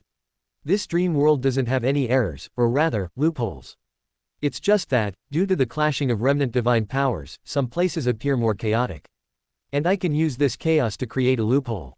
As the huge door that was prepared for giants was completely opened, Emlyn pinched his monocle and walked into the hall, venturing deep inside. During this process, he smiled and gave a more in-depth explanation. You should know very well that this cloister is composed of dreams. Yes, it comes from the dreams of different living beings in the ruins of the Battle of the Gods. After some thought, Klein added, it might also be left behind by some dreams from the past. At that moment, the man and angel walked on a winding black staircase. The light of dusk shone through the stained glass from high above, bringing with it a feeling of burning holiness. Emlyn touched the human skull engraving on the railings and smiled as he took in the surroundings. Generally speaking, the area you enter this dream world is where you end up when waking up, regardless if you're in the dreams of other living beings in other seas. Unable to nod, Klein could only express his opinion with words. That's right. And after I create a loophole, I can wake up in the corresponding location by entering other dreams. Clearly, this cloister is much smaller than the sea ruins outside. The structure is even narrower. Perhaps, we can reach our destination in a few minutes. There was a hint of joy in Amon's tone. Emlyn is actually able to use such a method to quickly pass through the ruins of the Battle of the Gods. We won't even be wasting an hour or two, much less 1 or 2 weeks. As expected of a king of angels, the blasphemer of the fourth epoch. The glimmer of hope that was generated in Klein vanished instantly. You want to control the core dream of this illusory world. It's not me, it's us. Emlyn replied with a smile. He seemed to suddenly recall something. He raised his hand to adjust his monocle and asked with interest. Why did you put a monocle on your marionette? I didn't even need to prepare one myself. Feeling awkward for a second, Klein thought for a second and decided to answer truthfully. Not long ago, in order to digest the Bizarro Sorcerer potion, I deliberately wore this monocle in front of the Red Angel Evil Spirit. Emlyn, who was walking down the stairs, suddenly paused. He turned his head to look at Klein and smiled. Very interesting. Closing square bracket. Audrey, speechless. Leonard and Furs. Ah, I remember this one. Zhou and Alger. I did not see anything. The Angel of Time said thoughtfully. To think that Medici hasn't completely died. Next time, if I encounter him, I'll disguise myself to look like you, and then I'll wear a monocle in front of him again. Poor Sauron Einhorn Medici. As a whole king of angels, can you not be so senseless? Is this the so-called god of mischief? When Klein heard that, he felt wistful, not knowing what to say. Emlyn pressed down on the crystal monocle and asked, Did you wear this monocle on your left eye? How did you know? Klein was shocked, imagining that Emlyn had stolen the scene from the fog of history. How did I know? Emlyn said with a smile. There are 2 possibilities. Firstly, it's because you're of a Beander of a low level, so you're definitely not a match for that fellow Medici. You were afraid that if your disguise was too realistic, then you would incur a fatal subconscious attack and deduced that you would be better of doing so. Secondly, if you had the intention of imitating me and ended up doing an accurate imitation, then I might be able to use the ripples generated by fate to detect the incident. Since I didn't notice it, it must mean that the monocle was worn on the wrong spot. Make a guess. Which possibility is it? I will choose the most dangerous possibility, regardless of whether it's true or not. This way, I will be even more careful and cautious in the future when it comes to matters like this. Of course, there must be a future first. Since Emlyn didn't show any signs of viciousness or oppression, Klein had unknowingly let down his guard and felt that Emlyn was an easygoing king of angels. But now, he suddenly snapped to attention as he came to a realization that this was a trait of a master swindler. The second possibility. Klein gave his answer. Emlyn didn't say if he was right. He reached the bottom of the stairs and came to the lowest level of the cloister. He stopped in front of a black wooden door covered in strange patterns. I've been here before. Once this door is fully opened, the power inside will shatter the dream world in its entirety. Klein said as he attempted to extract more historical secrets from Emlyn. Emlyn reached out for the handle, his thin face impassive as he said. This is my father's final dream. The corresponding location is where he perished. The ruins of the Battle of Gods was where Ro's redemption attacked the ancient sun god, the source of the cataclysm. When Klein heard that, he tensed up as his thoughts raced. Amidst his thoughts, Emlyn opened the black wooden door covered in strange patterns. There was a sea inside, and the blinding sunlight shot straight at it. There seemed to be a rich gold color hidden in the waves. Klein didn't understand what the thick gold represented previously, but now, he had a preliminary idea. It was the blood of the ancient sun god. Before he died, he was affected by the power of the Evernight, and fell into a dream. He dreamed of his body being torn apart, staining the sea with blood. Clang! As the black wooden door opened, an unimaginable aura emanated out, causing the entire cloister to violently shake, as though it had encountered an earthquake that could destroy this world. Amidst the dust and collapsed stone bricks, the two of them entered the golden sea through the wooden door. Following that, he felt his spirit body melt as his psyche evaporated. In seconds, he would become fertilizer for the dream. At this moment, bright and pure white light shone out from Amon's crystal monocle, instantly shattering the dream world. He returned the day he had stolen to the ruins of the Battle of the Gods, allowing the place to turn from night to day. At the same time, his and Klein's figures turned somewhat transparent. Then, they appeared in midair above a sea that was dyed golden. The temperature here was higher than what Klein imagined, but it wasn't as dangerous as the dream. Or rather, the sea in the core region of the ruins of the Battle of the Gods was separated into safety zones due to various clashes of divine power. As long as one didn't blindly explore the area, then there wouldn't be too much of a problem. In the next second, Amon's monocle drew in all the light from his surroundings, making himself appear extremely bright. Day was stolen and night had fallen once again. After the two landed on an island in a safe zone, they once again entered the dream world. This time, they appeared outside the black wooden door covered with strange patterns. Emlyn adjusted his monocle, which he wore on his right eye, and pulled it with his left hand, stealing the distance between the entrance and the cloister. Both of them took a step forward at the same time, leaving the cloister and arriving at the edge of the cliff. Opposite them was the projection of the Giant King's court that was frozen in the dusk. Klein originally thought that Emlyn would follow procedure and chant the corresponding honorific name, but to his surprise, he only raised his right hand and snapped his fingers. The clouds that separated the two mountains instantly boiled as they parted to the left and right, revealing an invisible dark rift at the bottom. The projection of the Giant King's court on the opposite side suddenly sucked all the rays of light from the sunset over, letting them surge forward and fill up the deep crack. Hence, in between the two mountains, an orange-red light road appeared in the clouds. "Let's go." Emlyn gave a low laugh as he leapt down the cliff. With the fluttering of his clothes, he landed on the passage formed by dusk. Unable to resist, Klein could only follow and jump down the cliff. This time, Emlyn didn't steal the distance. Instead, he brought Klein along as they approached the majestic projection of the Giant King's court. From time to time, he would observe and admire the beautiful scenery. Walking above the sea of clouds, they walked along a sunset bridge with the legendary palace in the distance. It was supposed to be a joyful and refreshing matter, but Klein felt as though he was walking into the abyss, doing so one step at a time.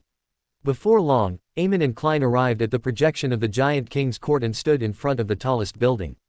On one side of the building was a steeple, and on the other side was a spire.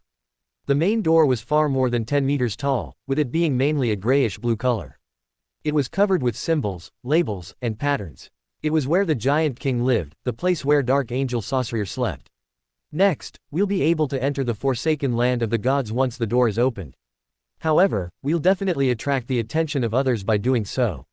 Emlyn chortled and took a few steps diagonally to the edge of the door. "We won't open the door, but instead directly head over." As he spoke, the Angel of Time raised his hand to adjust his monocle. A dark blue color appeared in the corner of the grayish-blue door. It was an illusory door without any sense of being corporeal. The door opening power of an apprentice is a very low-level ability, but it's perfect when used here. Emlyn lowered his right hand and introduced in satisfaction. Taking 2 steps, he passed through the illusory door. There are no useless Beyonder powers, only useless Beyonders. If I directly push the door open, I'll draw the attention of others. But from who? The true creator. His holy residence, his divine kingdom should be somewhere in the forsaken land of the gods. If I can lure him over and let him clash with Emlyn, I might be able to find a chance to escape.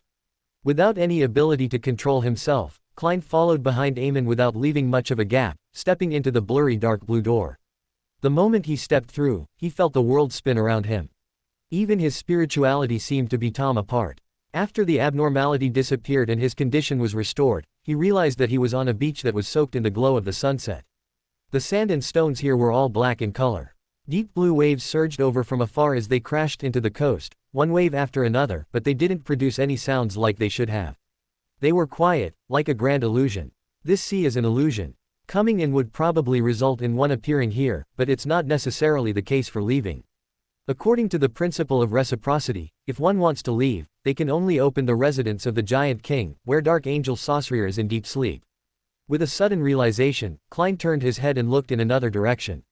It was a mountain bathed in dusk. On it were countless palaces, towers, and many majestic city walls. This was the legendary Giant King's court. Even if the City of Silver could find a path that leads to the beach, it would be meaningless. From the corner of his eye, he saw that Emlyn had changed his image. He wore a black classical robe and a pointed hat of the same color. He changed from being a gentleman from the present era to an ancient mage that originated from the 4th or even the 3rd epoch. With a thought, Klein continued looking at the Giant King's court, which wasn't too far away. He casually said, "Dark Angel Sorcerer is sleeping in the palace of the Giant King." Emlyn stood to his side as he looked in the same direction and said without any change in expression, "I know. I've entered the Giant King's court and even visited the graves of Ormir's parents." As expected, one of Klein's guesses was finally confirmed. He deliberated and said, "What answers you searching for? You can make a guess." Emlyn continued looking at the Giant King's court and laughed. "If I had any idea, I wouldn't need to ask you." After thinking for a few seconds, he said, "Some secrets of the first epoch." "You can say that," Emlyn replied without much concern. Klein hesitated for a moment before saying, "Aren't you curious about Dark Angel Sorcerer's condition?" "I am." Emlyn didn't change the direction of his gaze as he said with a smile. "But compared to me, there are still many people who are more interested in that. My zealous brother, the Hanged Man, the Dragon of Betrayal, as well as Evernight, Storm, and White. I want to see who's the first one who isn't able to hold back. Haha, if I can steal everything of importance inside at the critical moment, their expressions will definitely be very interesting." This thought, the reason for stirring up such a huge matter was purely to cause trouble, to gain some excitement. Klein frowned slightly and realized that Amon's values were different from that of humans. This is a natural mythical creature. Completely different from humans. Why can I frown on my own? Just as he came to a realization, he sensed that something was missing in his body. He subconsciously turned his head to look at blasphemer Emlyn. There was a semi-translucent worm of time with 12 rings in Amon's hand. He smiled as he looked into Klein's eyes and said with some anticipation, "Since we've already arrived at the forsaken land of the gods, there's no need to worry about external interference. I'll give you a chance. Before I reach my true destination, I will no longer parasitize you. You can use every method that you can think of to escape, and I will try my best to stop you. Good luck. Don't disappoint me." For a moment, Klein couldn't believe what Emlyn had just said. He suspected that Emlyn was bluffing him. But when he thought of Amon's behavior all this while, he felt that it was something that was in line with his character. "All right." As his thoughts raced, he took a deep breath and solemnly replied under the orange glow of the sunset. "Emlyn is so horrible. In the forsaken land of the gods, near the Giant King's court." Without being parasitized, at a deeper level, Klein followed Emlyn to the foot of the mountain. In the frozen dusk, they circled to the front of the mythical land. "I can only stay patient and wait for an opportunity that can be used. During this process, I have to keep making attempts to observe Amon's response. Yes, I still have to take note of a problem. I can't believe anything Emlyn says. He has already retrieved the worm of time and removed my parasitized state. At least, in terms of my condition, he isn't lying, but this might not be the whole truth. I can't rule out the possibility that he has left a worm of time lurking in my body. He might take control of my body at a critical moment." As these thoughts surfaced in Klein's mind, he chatted with Emlyn, asking about Dark Angel Sorcerer. However, he saw that nearby, in the distance, the dusk was fading away as darkness blanketed the area. Lightning bolts that snarled from time to time lit up half the sky. They had arrived at the boundary of the Giant King's court and were about to leave the mythical kingdom. "Once I'm in the darkness, I'll either evaporate into thin air or encounter a sudden terrifying monster attack." With a thought, Klein pretended not to know anything as he continued proceeding forward. He went from the orange dusk and into the deep darkness. At this moment, Emlyn, in his black classic robe and pointed hat, accompanied with a monocle, reached out his hand and pulled back a lantern covered in thin animal hide. Inside the lantern, a candle made of some unknown oil emitted a faint yellow light and a slightly pungent smell. "Carry it." Emlyn threw the lantern at Klein. Klein caught the lantern and fell silent. "Derrick, isn't this a lantern of the City of Silver? Audrey, Emlyn is really horrible. Leonard, has Klein always been that smart? Zhou Mingrui, I feel some rude thoughts next to me." A few seconds later, he probed. "Where did you get this from?" At that moment, Klein imagined that Emlyn had summoned a projection from the historical void. Emlyn pinched the crystal monocle and said with a smile, "I stole it from the human camp up ahead." "Oh, that's the City of Silver's afternoon town camp. It was stolen." Klein's eyelids twitched. He didn't ask further as he carried the lantern into the endless darkness. The dim yellow light was like an invisible defensive barrier as it quickly spread out, creating a warm zone in the dark night. At this moment, the lightning in the sky kept flashing.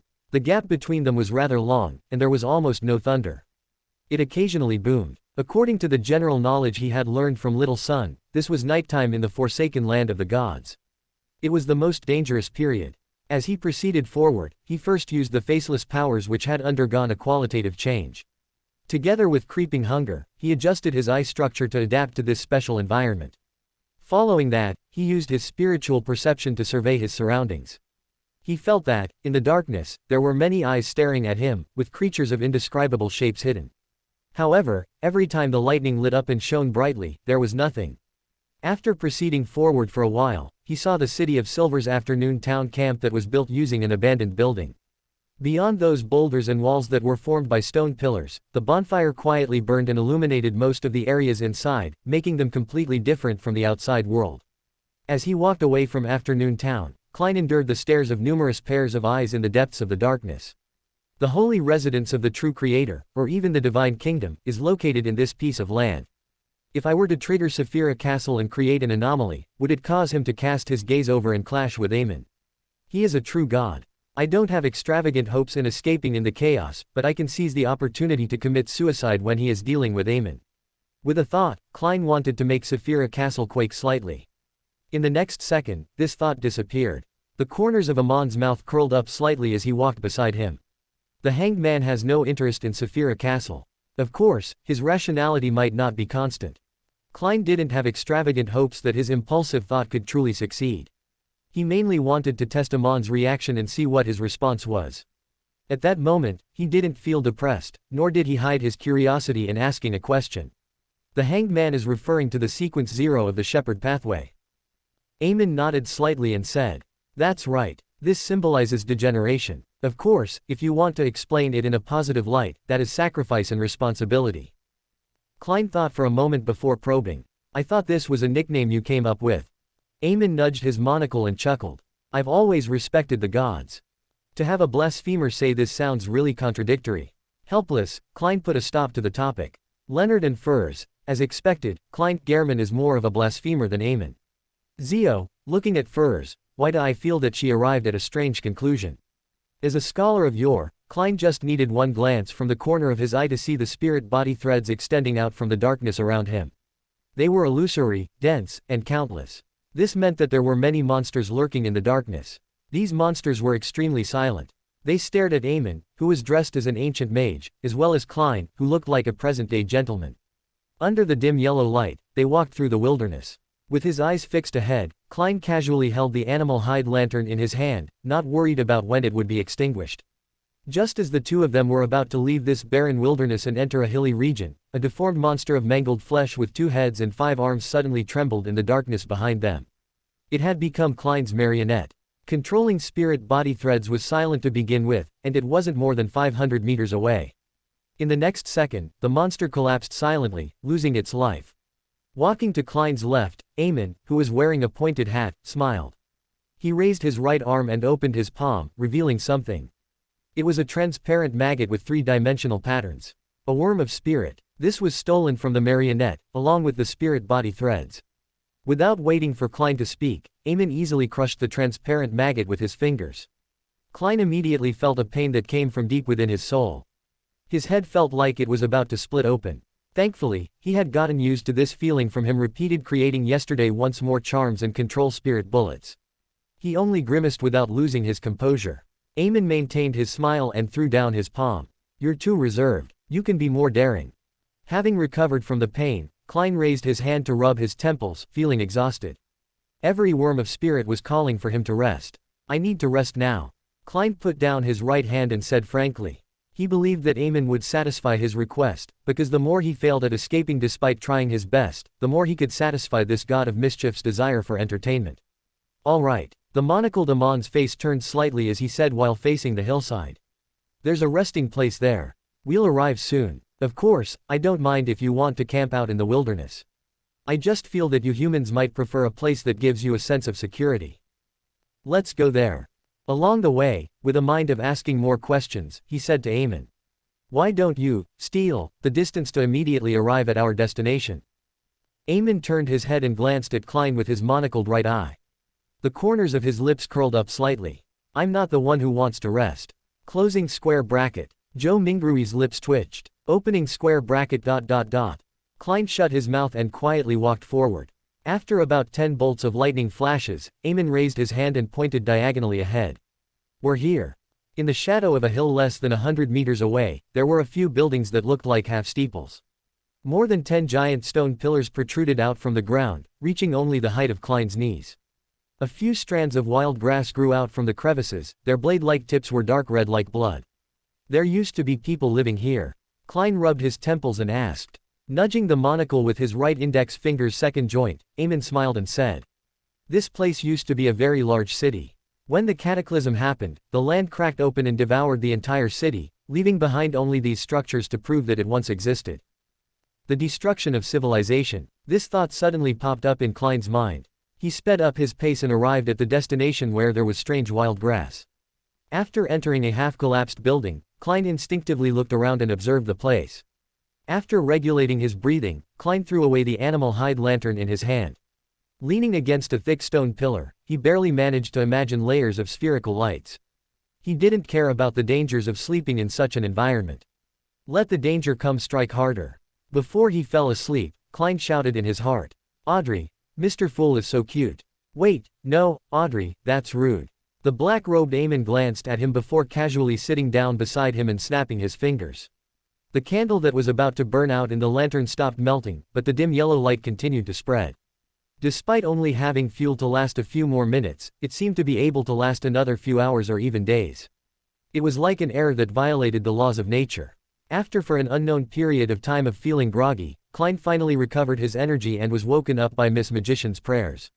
He was temporarily unable to respond to this. He closed his eyes and pretended that he was still dreaming. Without being parasitized, at a deeper level, I don't think Emlyn can monitor my thoughts.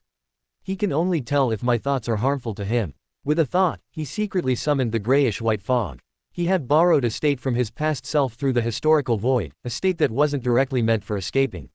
That was when Vin Rambus invaded his island of consciousness. This attempt wasn't stopped or stolen. Using this state, and the fact that he was able to maintain his lucidity in dreams and the mind world regardless of any intrusions, he split a portion of his self-awareness and stayed in the spiritual sky, calmly looking down at the island. He began to examine if there were any abnormalities in his mind and thoughts that were being parasitized. After a series of strict comparisons, he confirmed that there was nothing wrong with his mind world. In other words, even if there was still a worm of time in his body, it was still considered being parasitized at a superficial level. It was impossible to monitor his thoughts. After finding such a safe zone, Klein finally released his repressed thoughts and analyzed the current situation. He considered the subsequent methods for self-preservation. Emlyn is a god of mischief and also a god of deceit. It's impossible that he is playing this game purely for his entertainment. If he really wants to do that, he can definitely wait until he meets with his true body and steals my fate. He can attempt it after obtaining Saphira Castle. That way, even if something unexpected happens, his main goal will also be achieved and he wouldn't suffer any losses. What is his goal behind this matter? If I can grasp the crux of the matter, I might be able to discover true freedom. Also, after he recited the luck enhancement ritual incantation in Mandarin, he actually didn't show any concern towards this special language, nor did he ask any questions. This totally doesn't match the sense of curiosity that he portrays. Did he deliberately use the word bug to probe me, so as to see what connections I'll make? But he didn't steal my thoughts. No, if all my ideas are disjointed from one another, I wouldn't be able to discover that they've been stolen. Klein recalled the situation back then, and he used the logical connections between his thoughts to confirm that he hadn't had his thoughts stolen. This made him confirm one thing. That being parasitized, at a deeper level, Emlyn could directly monitor his thoughts without stealing it. Emlyn made it seem that he had to notice malintent before he took action. It was a bluff. I knew it. This deeper level of parasitization seems to be different from what Pallas described. Based on this deduction, the thoughts that I've been thinking of along the way have been heard by Emlyn, including Earth, fellow Earthling, and child education. How terrifying. Thankfully, when I was plotting to destroy the advancement ritual of George III, I had imagined the perilous situation of being parasitized by Emlyn. Half of my thoughts were my instinctive reactions, while the other half was intentionally let loose. This way, not only do I reveal my secrets, but I can also use this to gain Amon's trust, concealing the most important and core matters. For now, he definitely knows that I plan to obtain more historical secrets from him so as to quickly digest the scholar of your potion. However, he doesn't know that I'm not far from being able to fully digest it. I'm just a few steps short or just one opportunity away. Did Emlyn deliberately remove the parasite and play such a game with me because he had once heard of Earth from the ancient sun god and had come into contact with some secrets? He plans on using my attempt to save myself to complete certain matters that might be inconvenient or impossible for him. If that's the case, there will definitely be something happening next. Yes, I have to show that I didn't notice this and still plan on escaping like a normal person. Once I've returned to my optimal state, I'll make my first attempt. After a while, Klein opened his eyes. Audrey, as expected, Mr. World is smart. The pointed hat wearing Emlyn sat beside him and smiled at him. Have you decided? When are you going to take action?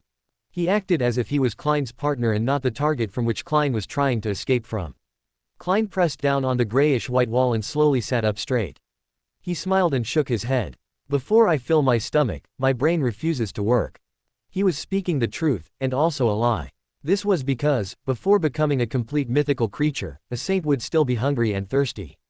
But to a Sequence 3 demigod, not eating or drinking for half a month wasn't a problem.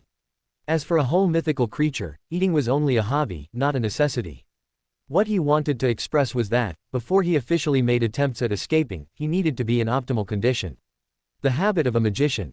Emlyn commented with a smile. I'm not in charge of providing food, but you can think of a solution yourself.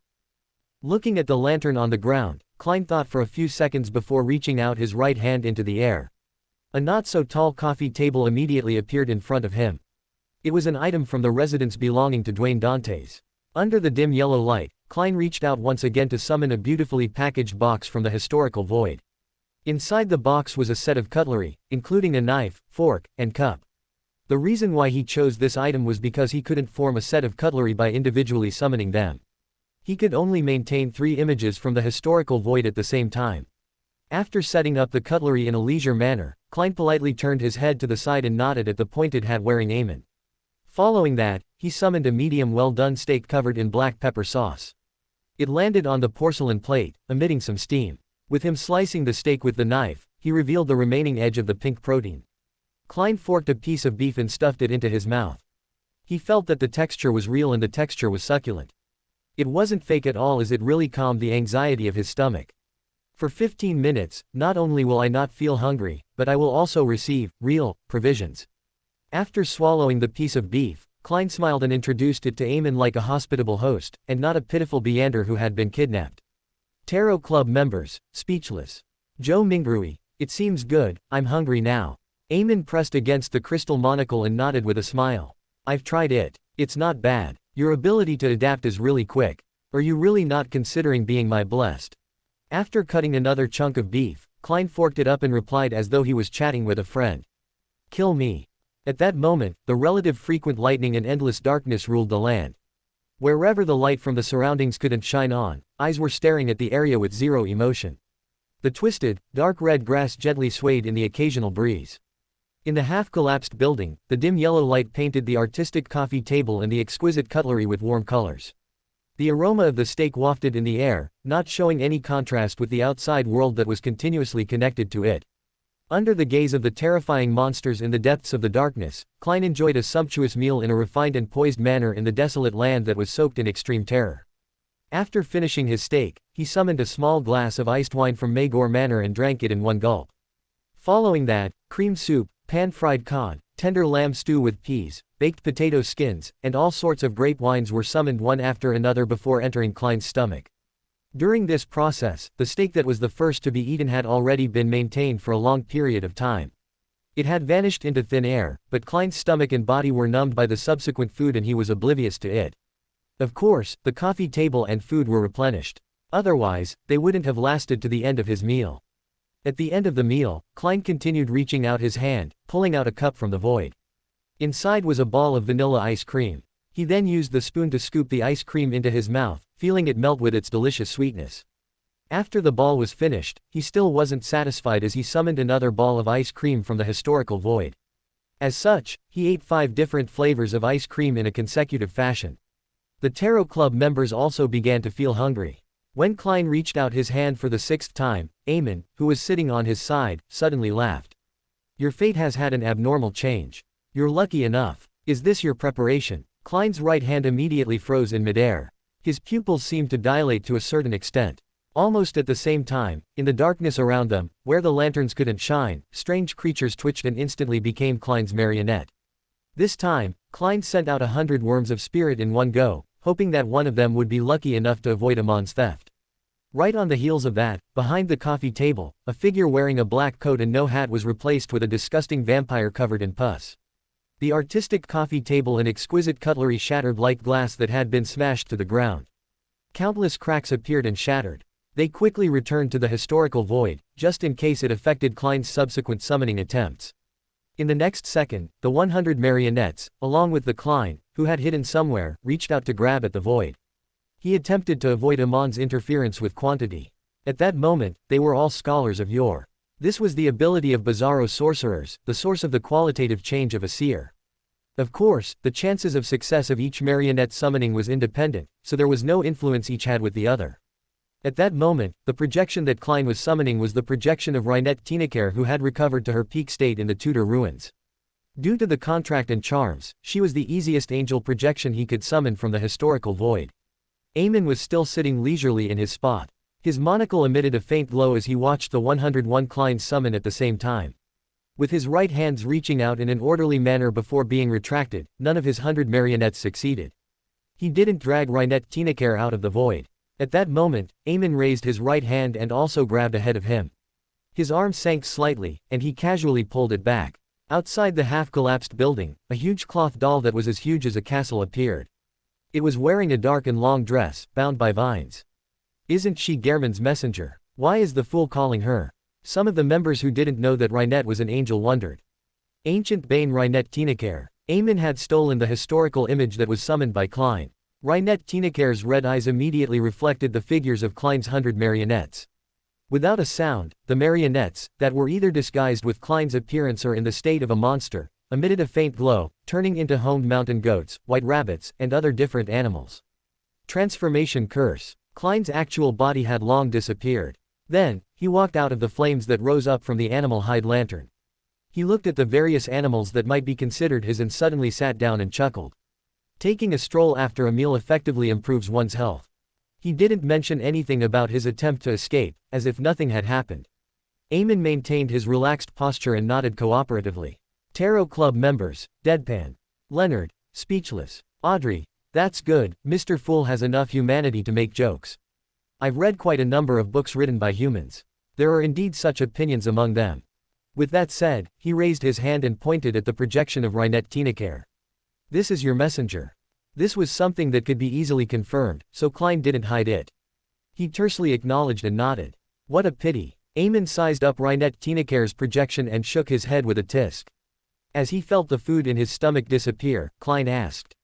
What's the matter? I should bring you to Backlund to wait for a few more days. That way, I can wait for your messenger to deliver a letter to you. Then, she will become my messenger. Emlyn nudged his monocle on his right eye and said with a smile.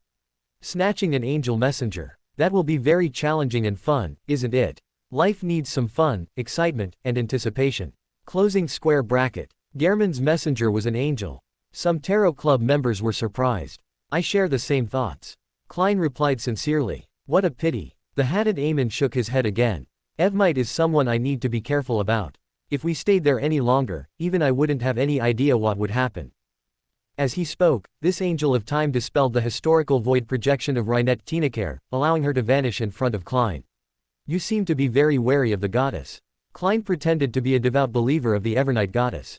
Of course, he didn't need to don a disguise. He was still a blessed of Evernight. Amon's gaze shifted to the lantern inside the half-collapsed building and looked at the dim yellow light. I'm unable to steal things that I'm curious about from a concealed state. I can't decipher what other arrangements she might have and what, the key thing to take note of are. To a king of angels of the Marauder pathway, there was sufficient reason to be apprehensive. Taking advantage of the opportunity while Emlyn was answering his question, Klein suddenly recited the honorific name of the Evernight goddess in Jotun. You are the Evmite goddess who stands higher than the cosmos and more eternal than eternity. Just as he said that, his thoughts were lost. If he hadn't had such plans previously, he wouldn't have known that he had made such an attempt. Emlyn turned to look at him and said with a smile, "Are you trying to sound me out, believing that I'll also repeat your words after stealing your thoughts and words?" At Sequence 4 Parasite, one is able to control the stolen items and make them appear at a suitable time. Is that so? Klein nodded gently. Thank you. As he spoke, Klein quickly summarized his experience and lessons of his escape attempt. Because the existence of the contract and their subordinative relationship, summoning Miss Messenger is the easiest amongst all the angels I know. Summoning the ice cream from the past can establish a subtle connection with he who represents fate, and allow me to be blessed with luck. Yes, every ball of ice cream represents a portion of my luck. I originally planned on summoning ice cream as a cover to secretly summon the Snake of Fate. In the future, the summoning had to be done with a certain degree of interference. Otherwise, Emlyn would be able to directly steal the historical void image I summoned. It would only be giving him a helper after going through so much effort. Just as his thoughts raced, Emlyn pointed at the bunch of animals that had been cursed by the transformation curse, and he said with a slightly evil smile, "Aren't you worried that there won't be any suitable food in the forsaken land of the gods? There it is, as long as we don't dispel the curse, they're real animals." Klein was stunned as he suddenly looked at the goats and the white rabbits. With him willing them, the animals looked at him simultaneously. In a sense, they were all himself. After all, they were combinations of worms of spirit and monsters before being hit by the curse. After silently staring at the rabbits and mountain goats for more than 10 seconds, Klein closed his eyes and flicked his right index finger and middle finger as if he was pressing an invisible piano key. A third of the marionette collapsed, losing the feeling of being alive. Klein's expression immediately warped, as though he had been struck 33 times by a giant sword. The familiar and extreme pain he felt swept through his spirit body, causing light-colored meat tendrils to sprout on his body. Every sprout seemed to be forming a transparent maggot. This was the backlash from killing 33 worms of spirit. After taking nearly 15 minutes to recover, Klein made his second attempt at letting the other third of his marionettes die. The same pain, the same time to rest, and the same actions were repeated again. Finally, he completely finished off this batch of cursed marionettes. After completing this, the recovered Klein walked out of the half-collapsed tower-like building. He went to the darkness outside and brought back a few white rabbits and a goat. He then realized that the darkness in the forsaken land of the gods wasn't as dangerous as Little Sun had described. Most of the monsters were weak. No, to be precise, the danger lurking in the depths of the darkness, apart from making people evaporate into thin air, nothing else can compare to the fellow beside me named Emlyn. Klein glanced at the thin man who was sitting near the lantern, smiling as he watched him busy himself. He summoned something like boiled water from the historical void, and he squatted down, seriously removing the fur and flesh from the white rabbits and goat. After a series of tasks, Klein set up a bonfire. He set up a barbecue rack that came from history, and he placed a white rabbit on it. He brushed it with a full set of condiments he made himself, like basil, fennel, and salt, as he constantly turned the meat over. At this moment, the delicacies from the historical void he had eaten before had long disappeared due to him no longer maintaining their existence. His body and soul were calling out for replenishment. A tempting fragrance was gradually emanated as Amon's nose twitched slightly. "You're really eating them?" Without waiting for his reply, the god of mischief continued. "They're essentially the flesh of monsters and your worms of spirit. Are you sure you want to eat them? There's no way to undo the curse at the level of an angel. If there's no way to resist or correct it at the same level, there's no way of dispelling it. Since a thing looks like a rabbit, smells like a rabbit, and tastes like a rabbit, it's a rabbit." Closing square bracket. Tarot Club members. Leonard. Derrick. As expected from Mr. World. As Klein seriously roasted the rabbit, he gave a self-deprecating laugh. "Besides, how can I not maintain the best state if I want to escape from your grasp? For this sliver of hope, I can only challenge my psychological limits. This is what it means to endure humiliation and suffering," Klein added inwardly. At the same time, he sighed at the ancient Bane's transformation curse. This was many times stronger than a Sequence 3 disciple of Silence's curse. There's almost no limit to the amount of time it can be maintained. Clearly, an ordinary animal can use all of my Beyonder powers through the worm of spirit, but a deformed marionette due to a curse isn't possible. This is a curse at the angel level. Apart from putting up resistance from someone at the same level, one can use the correct method to remove it. No curse is irreversible. There are always loopholes. Haha, will kissing this rabbit turn it into Gammon Sparrow? Klein made a self-deprecating comment as he analyzed to compose himself. Zhou Mingrui. Choke. Leonard. What? Some of the Tarot Club members turned to Mr. Fool, not understanding the joke. Zhou Mingrui. I don't know anything, I am not there. Zhou Mingrui ignored them. After hearing his reply, the monocled Emlyn nodded with a smile. Very good. This is indeed a good revelation to have. Klein didn't respond as he resumed his barbecue. Not long after, with the help of flame controlling, he finished roasting a rabbit and a goat's leg. Taking advantage of the opportunity before the condiments disappeared, he matched some sweet iced tea he summoned from the historical void with the food, filling his mouth with fragrance.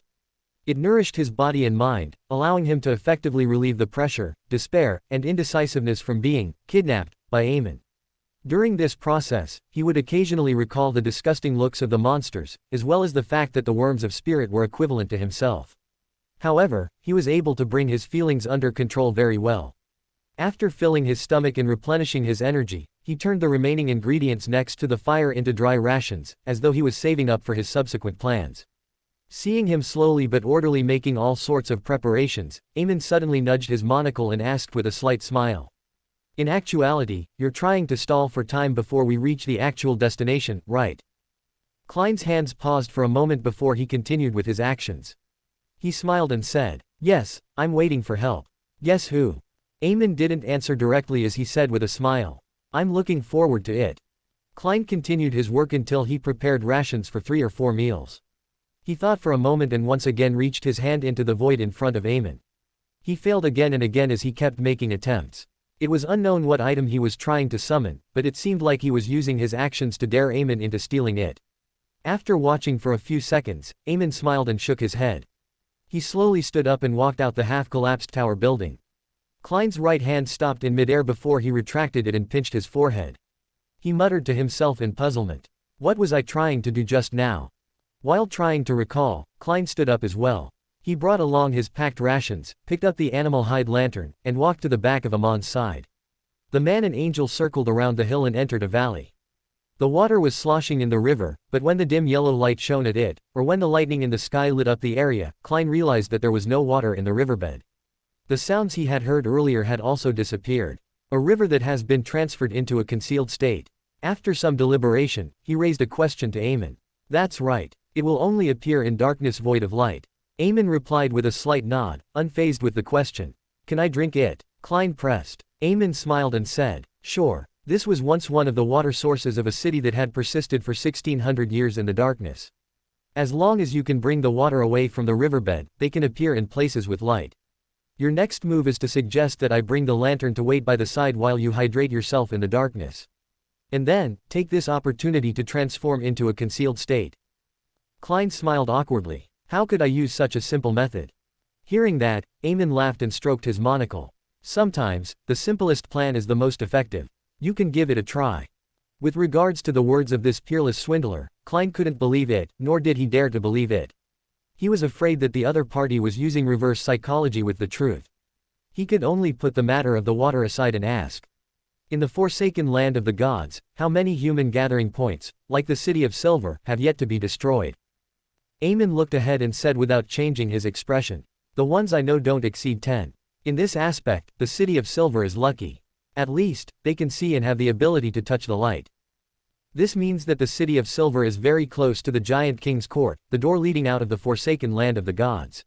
There's no need to risk death to reach it. As for the other cities, no matter how steadfast they are in the darkness, no matter how many exploration teams they send out, it will all be futile.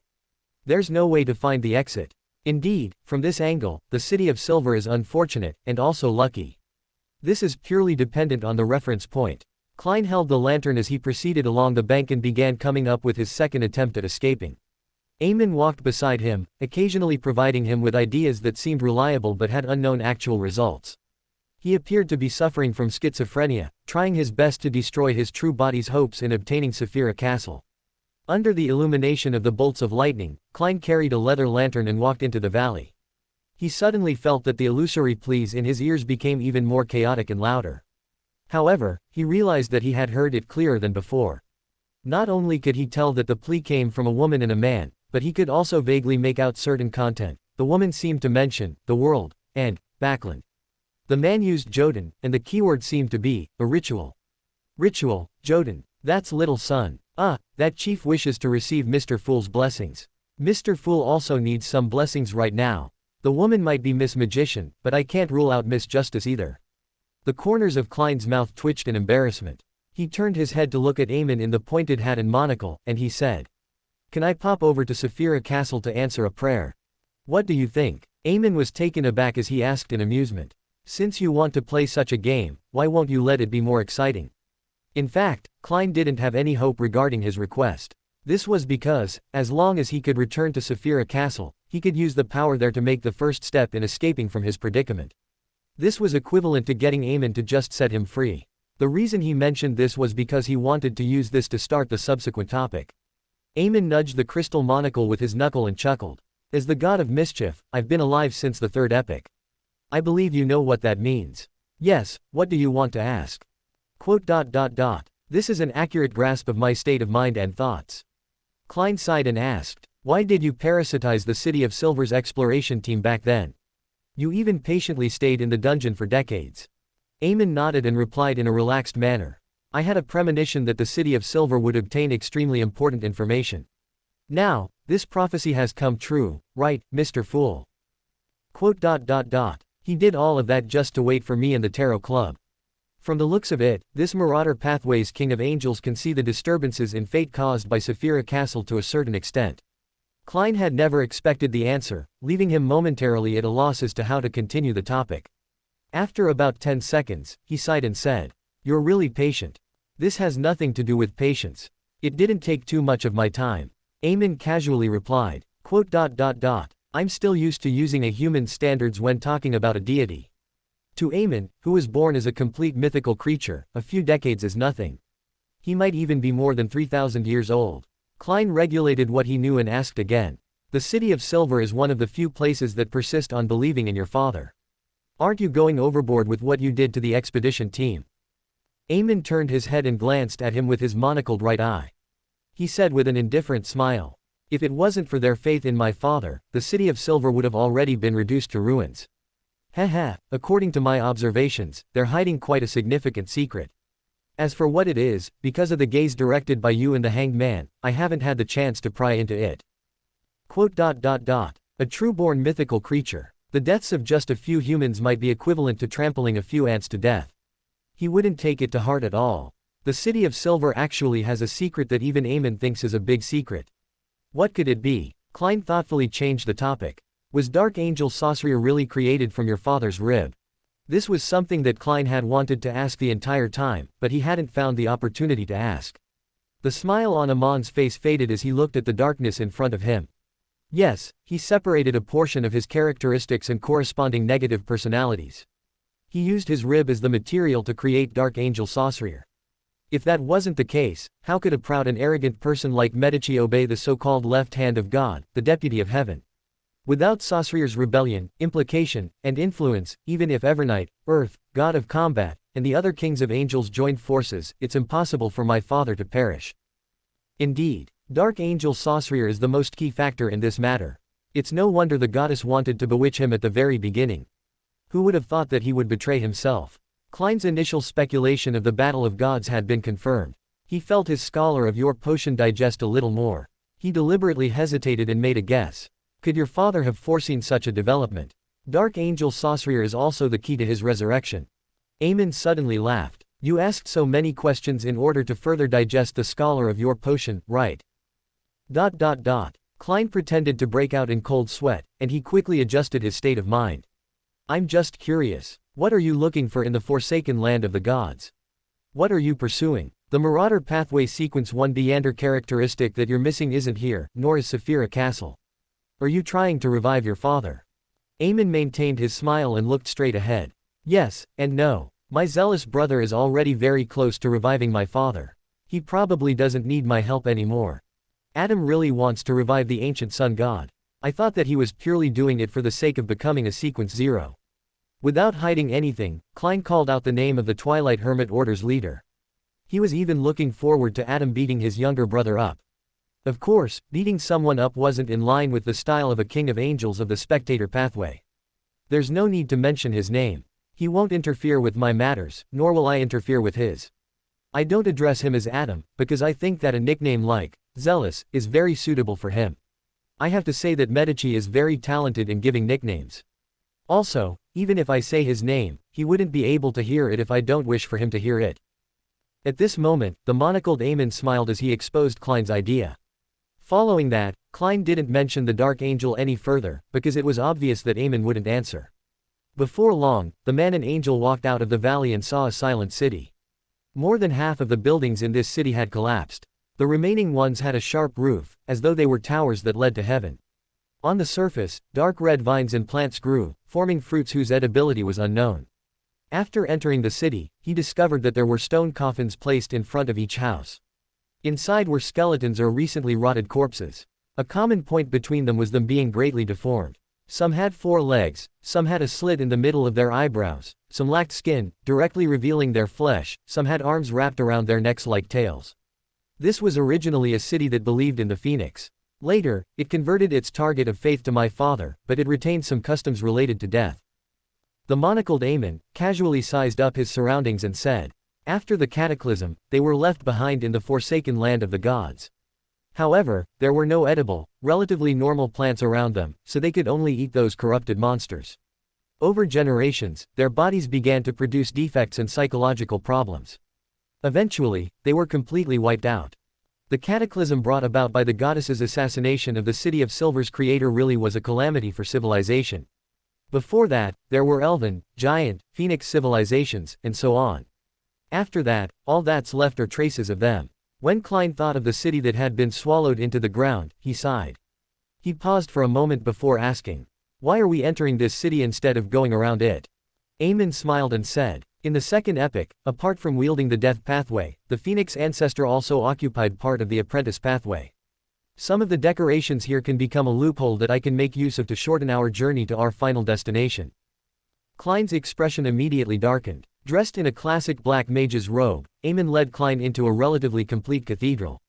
Segmented stone pillars lay tilted, and dark red weeds grew out from their cracks, wrapping around the avian sculptures.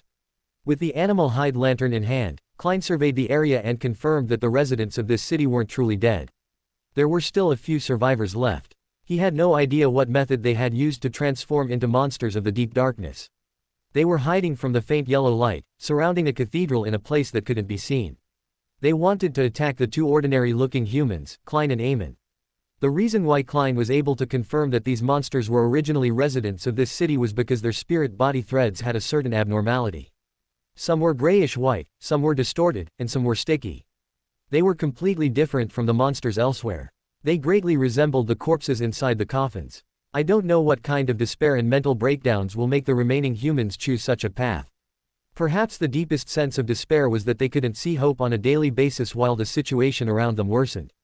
With a sigh, he made use of this opportunity to adjust his mentality. He was experiencing various instances of hope surfacing, only to be met with despair time and time again. The monocled Emlyn walked to the edge of the light and walked all the way into the deepest part of the cathedral. Klein followed behind and saw a door covered in pale white light. This city is actually split into 2 parts, light and darkness. They're using certain abilities of the apprentice pathway to hide a portion of the area. They have to use a specific door to enter. Emlyn said as he pointed ahead. A secret sorcerer's powers. With some realization, Klein nodded, indicating that he knew what was going on. Emlyn then said, behind this door is the dark side of this city. I can use it to connect to a similar region far away. We can directly arrive there and shorten our journey. As expected of the incarnation of loopholes, Klein watched as Emlyn stretched out his left hand and pressed down on the door formed from pale white light. The light began to ripple as it rapidly spread outwards, becoming more and more intense. At that moment, a deformed monster hiding in the depths of the darkness while spying on the cathedral suddenly trembled, becoming Klein's marionette. 20 or 30 seconds ago, Klein had already completed the process of obtaining initial control over it and deepened his influence. However, he waited until now before he completely converted it. Right on the heels of that, Klein and the marionette reached out their hands at the same time. They took advantage of the opportunity when Emlyn changed the door, and they grabbed something. In his hand was something in the shape of a full moon, and was embedded with scarlet gemstones, the scarlet lunar corona. In his marionette's hand was an ancient, brass-colored master key. At the same time, they opened their mouths and made a bang sound. They used air cannons to push the scarlet lunar corona and the master key to the door of light. These two items combined could make one hear Mr. Door's pleas for help. This also meant that Mr. Door's powers could enter the real world to a limited extent. And this was the controller of all doors. He was one of the existences who was most unwilling to see Emlyn become an error, or control Saphira Castle. Klein didn't expect that the sealed Mr. Door could really hurt Emlyn. He only hoped that he could use this opportunity to interfere with the Angel of Time and create a good enough opportunity for himself.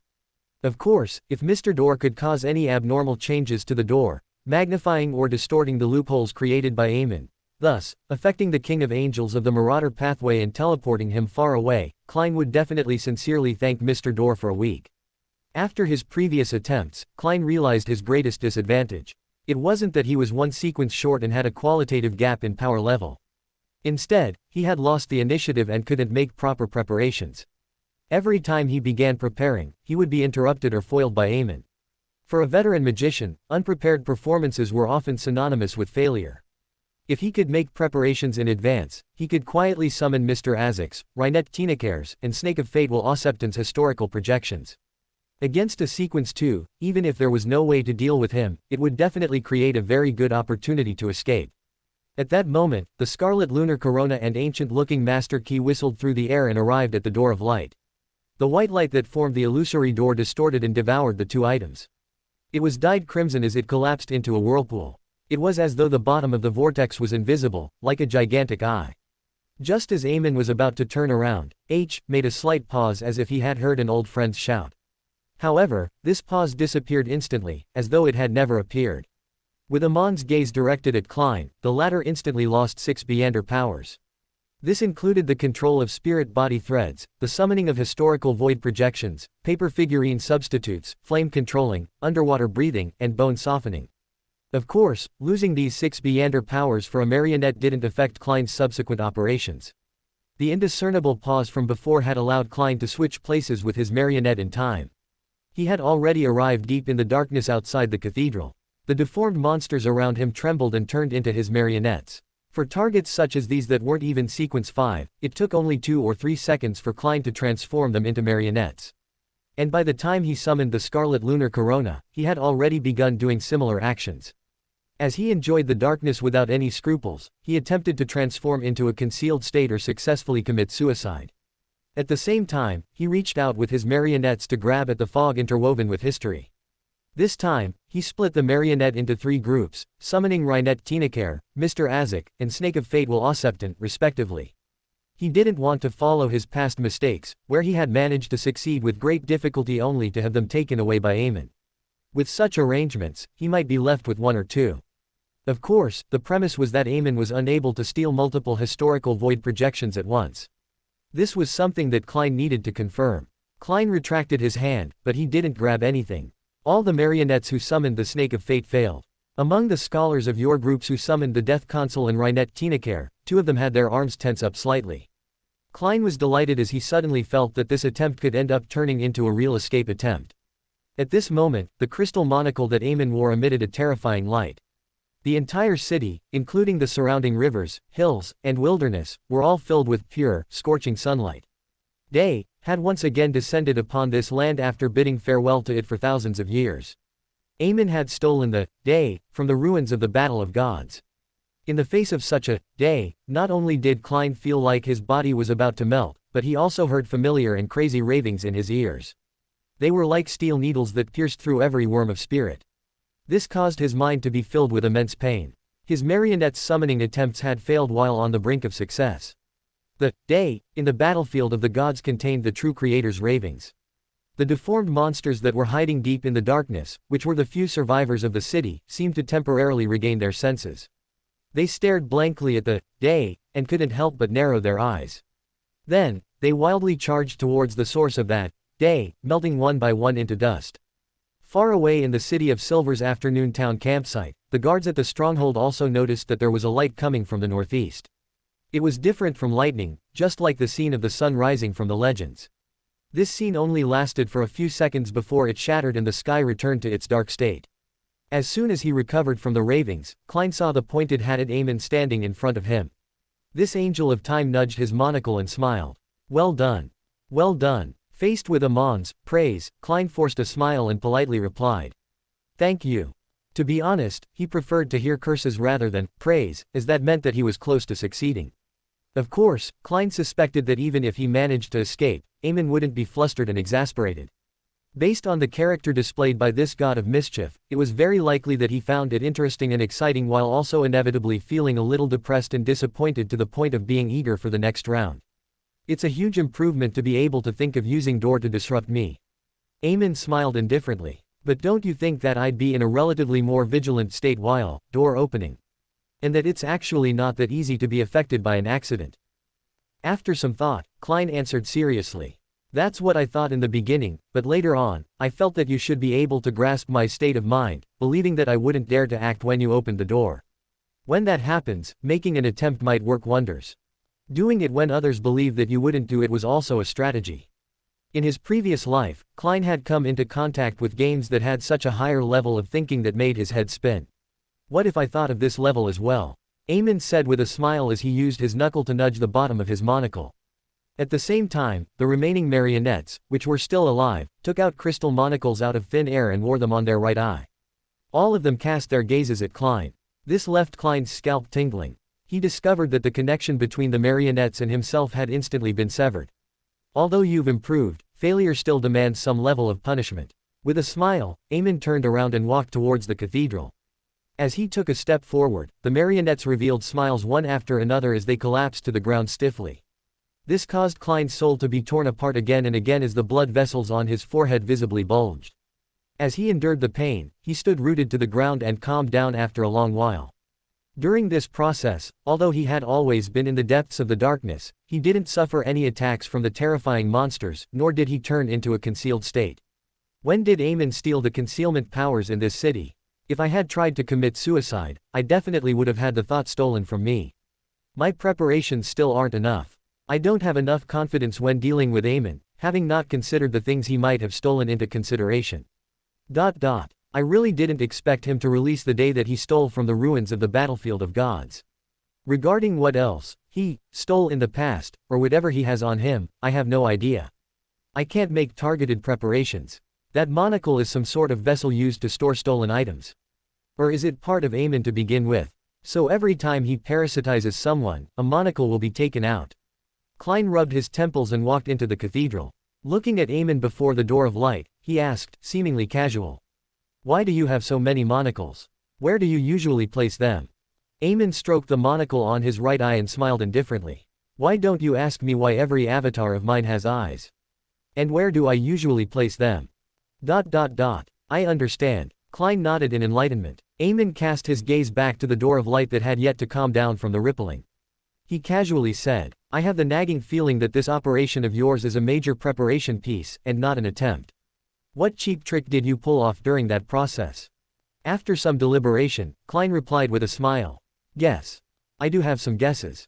Do you think I've guessed it correctly? Emlyn asked with interest as he pinched the edge of his monocle. Perhaps, or perhaps not. Klein didn't give a clear answer as he cooperatively walked to Amon's side.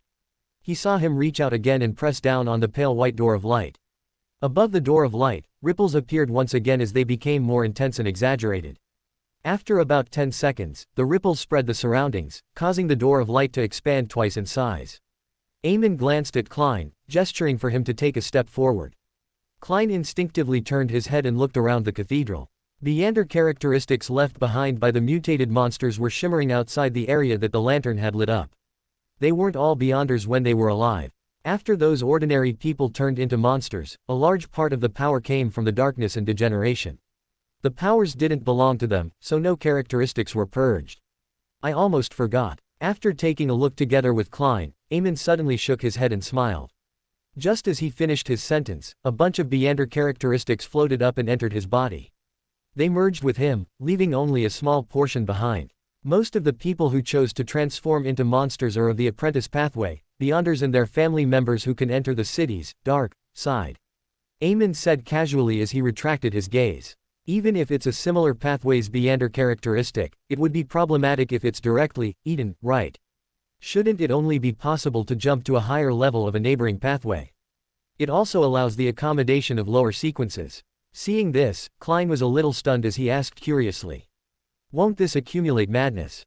This wasn't just a matter of accumulating madness. Klein suspected that if he did it himself, there was a high chance that he would go crazy. Others will, Emlyn said with a smile. But not me. A true bug. Klein couldn't help but sigh inwardly. Then, the distance between him and the door of light disappeared. Subconsciously, he forgot about the remaining death pathway's Beander characteristics, and he entered the mutated door of light with Emlyn. Endless darkness and squirming lines of light were mixed together, giving rise to the feeling of a sudden descent. About 10 seconds later, he discovered that he and Emlyn had appeared on a square. The dim yellow light of the animal hide lantern seemed to be stopped by an invisible force, causing it to only illuminate half the square. Lightning streaked across the sky, illuminating the surroundings. With the help of the lightning, Klein saw several incomplete statues erected around the square. They either had their hands tied to their backs, had their bodies entangled with the thorny roses, or looked like mummies. They gave off the feeling of being restrained. This city first believed in the mutant king. Like a qualified tour guide, Emlyn introduced the situation of each scenic site to Klein.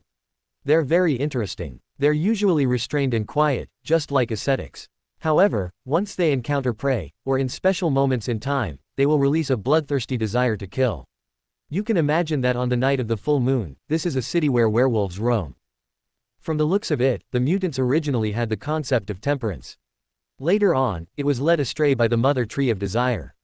Using the new round of lightning, Klein took a few more looks and asked thoughtfully. The mutant king's image is close to that of a mummy. Number. Although he is an ugly and twisted man, he likes to entangle himself with thorny roses. Emlyn scoffed. Klein took the opportunity to ask. What kind of idols will your believers worship? In mysticism, your symbol is a clock and a worm of time. Emlyn scratched his chin and said. In theory, my believers are all me. I don't need to trouble myself with building an idol. My believers are all me. Thankfully, I have a blessed like Danitz now. Klein suddenly realized that he was quite similar to Emlyn in certain aspects. Of course, when I say, my believer is myself, it's a funny story. When Emlyn says that, my believers are all me, it becomes a horror novel. The difference in style is quite huge. Klein finally mocked himself. Leonard, Klein, Derrick, don't worry, Mr. Fool. I am your devout believer. Zhou Mingrui received some looks of pity. The Tarot Club members were not even restraining themselves anymore. Zhou Mingrui, what has the fool to do with me, Zhou Mingrui? Meanwhile, it was Zhou Mingrui's turn to deny reality. As Emlyn walked forward, he continued. However, in my father's era, quite a number of people believed in me. Some of them set off with the name, Angel of Time, using the emblem of the clock to construct my idol. Some of them used the title of God of Mischief, and used a crow covered in mysterious patterns as my image, while others combined the two together. Having said that, the monocled Emlyn suddenly turned his head and glanced at Klein before curling his lips. We're less than 3 days away from our final destination. That is to say, I only have 3 days left. Klein nearly drew in a cold breath of air. The pressure increased rapidly, making him feel as though his nerves were being crushed. He had yet to determine the true purpose behind this game Emlyn made, nor did he discover any traces of what he was being driven to do. This meant that he was unable to grasp the key, and he was unable to find a real opportunity to escape. The performance of Amon's avatar made him understand that he might not even be able to last 10 seconds before him. As his thoughts raced, Klein fell silent. Following that, he walked out of the square covered in ruins. Someone is praying to Mr. Fool again. The echoes are getting even stronger, and the sound is becoming more clear. I can hear it clearly, and the image is also clearer. This prayer seems to be from Mam Hermit. Only she likes to wear ancient warlock robes. Queen Mystic discovered that something has happened to Gehrman Sparrow. Although I was worried that I would die this time and needed a certain amount of time to revive, I had already hinted to the members of the Tarot Club that I might cancel the gathering next week, but that was just a hint. It wasn't a formal notice, nor was it clear enough. When Monday comes, they'll definitely panic, pray, and try to make contact, only to discover that Mr. Fool has also disappeared. No, he has run off with the world. Klein used a deprecating comment to ease his feelings.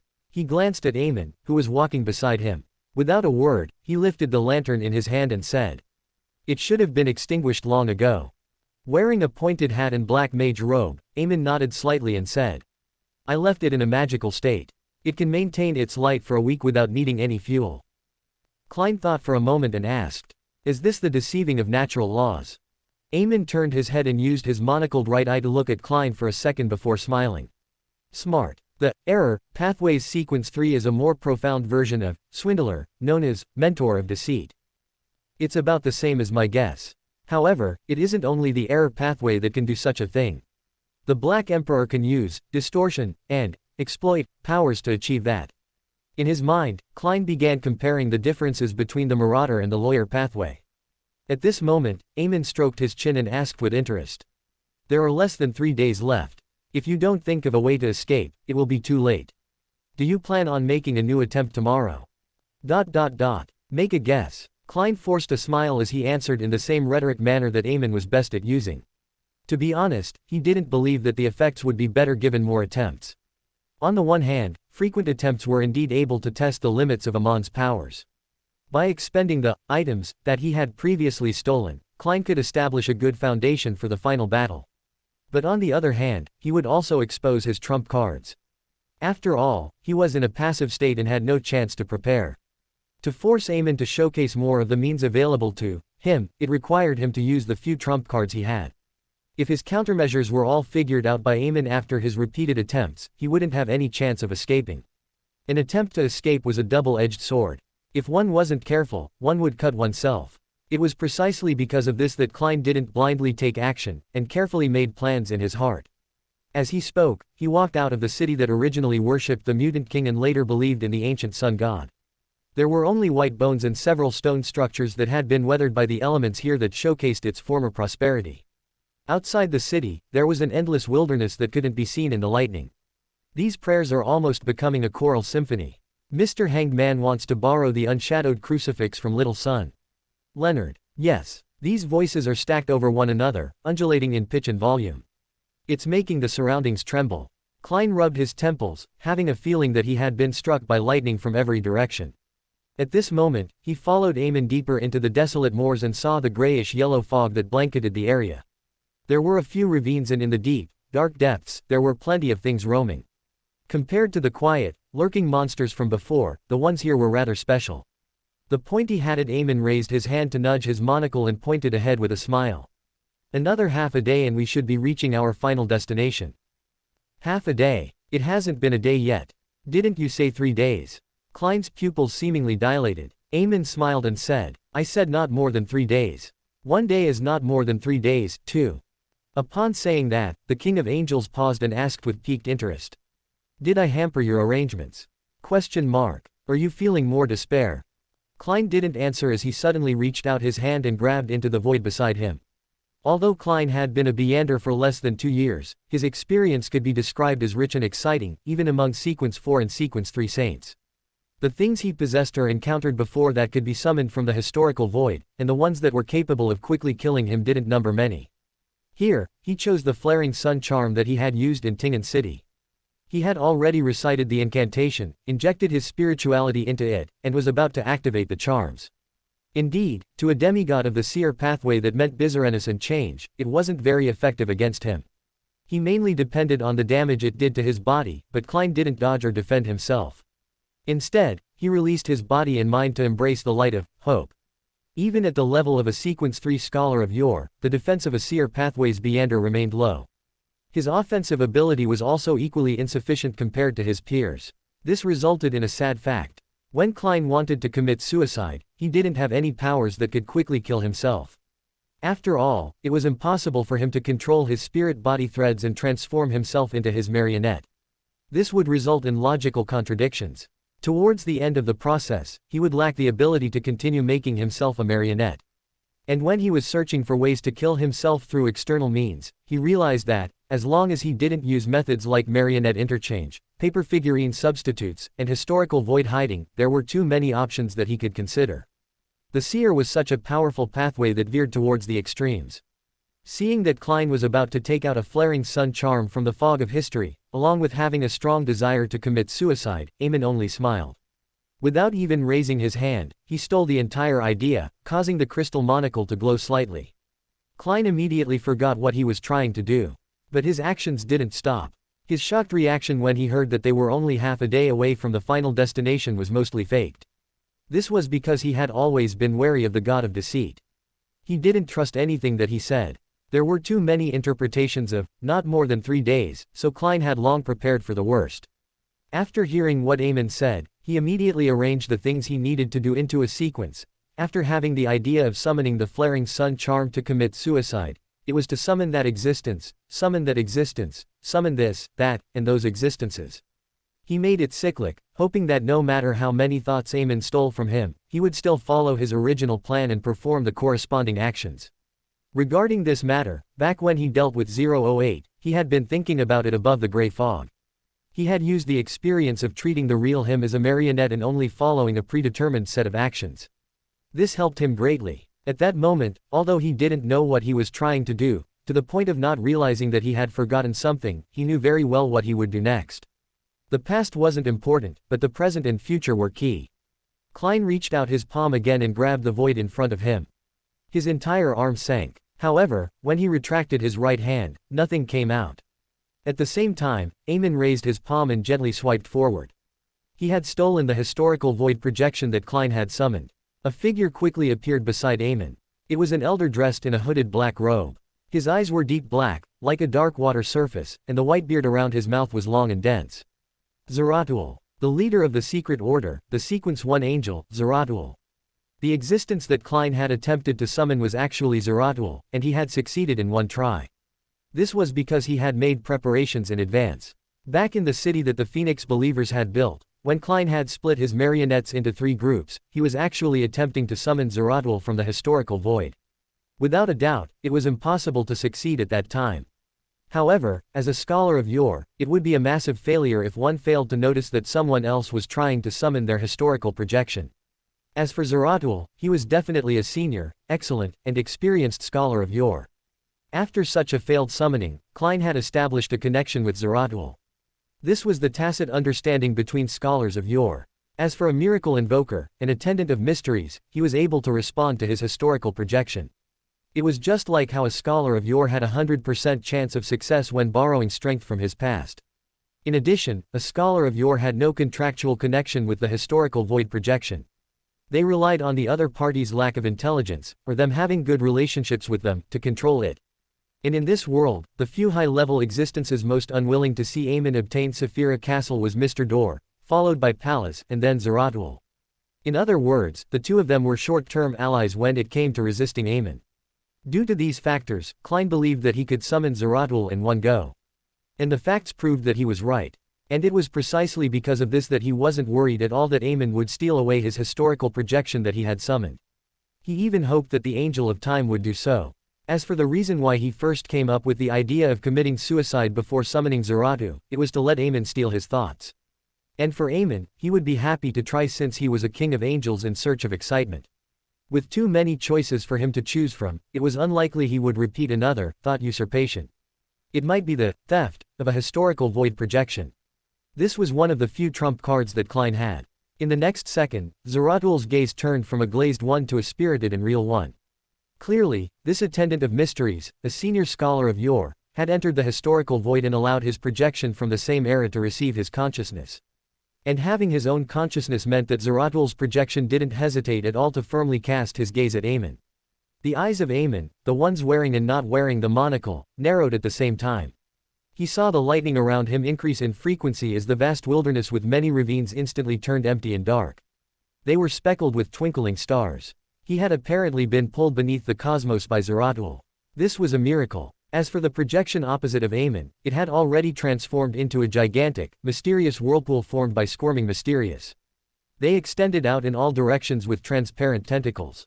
Just looking at them would make humans lose their minds and turn crazy. At that moment, Klein abandoned the other thoughts in the queue. He took the opportunity to control a monster deep in the darkness and transform it into his marionette. Immediately following that, he switched places with his marionette. After coming to the depths of the darkness, Klein reached out his hand once again to grab at the air in front of him a few times in succession. His marionette did the same action as well. Finally, he dragged a new figure out of the void. It was a figure dressed in a simple linen robe, with a tree bark as a belt. Standing there, barefooted with long, black hair, Ariana's facial features were ordinary and her eyes dark and cold. The Evernight Cloister's matron, the ascetic leader, the servant of concealment, the grounded angel, Ariana. As soon as Ariana appeared, her dark eyes turned normal. She didn't look like a projection at all. Her true body seemed to have entered a concealed state, allowing the summoned historical void projection to also possess intelligence. This was also one of the reasons why Klein had chosen to summon her, and had given up on summoning Mr. Azek and Miss Messenger, who gave him a higher success rate. This way, even if an accident happened during his suicide, preventing his success, there was still a chance to fight Emlyn in the subsequent battle. After a historical void's projection possessed their own consciousness, it made it much easier for Klein to maintain them. This resulted in an extension in time for the maintenance of the projection. Following that, he used the connection between the Scholar of Yore and their summoned historical void projection, quickly communicating to Servant of Concealment, Ariana, his intent to kill him. Ariana suddenly bent her body, and her right hand reached behind her back. She pulled out a bone sword covered in strange patterns from the depths of the darkness. Then, she suddenly took a step forward and swung her sword forward. The entire darkness literally stirred as it wildly spread towards where the spot Klein was standing. An unlucky monster happened to be situated between the two of them as it melted away when drowned by the tide of darkness. This wasn't the authority of concealment. This was a combination of repose and horror. It symbolized danger in the darkness, a symbol of silent destruction and vanquishment. The Beyonders of the Sleepless Pathway had to reach Sequence 3 Horror Bishop to grasp such powers. Subconsciously, Klein's survival instinct made him attempt to escape. But at that moment, he felt that the surrounding darkness was an enemy. If he was infected by that force, he would become a part of the tide. There was no avoiding it. There's no need to use all your strength. You can easily kill me with just a portion of your strength.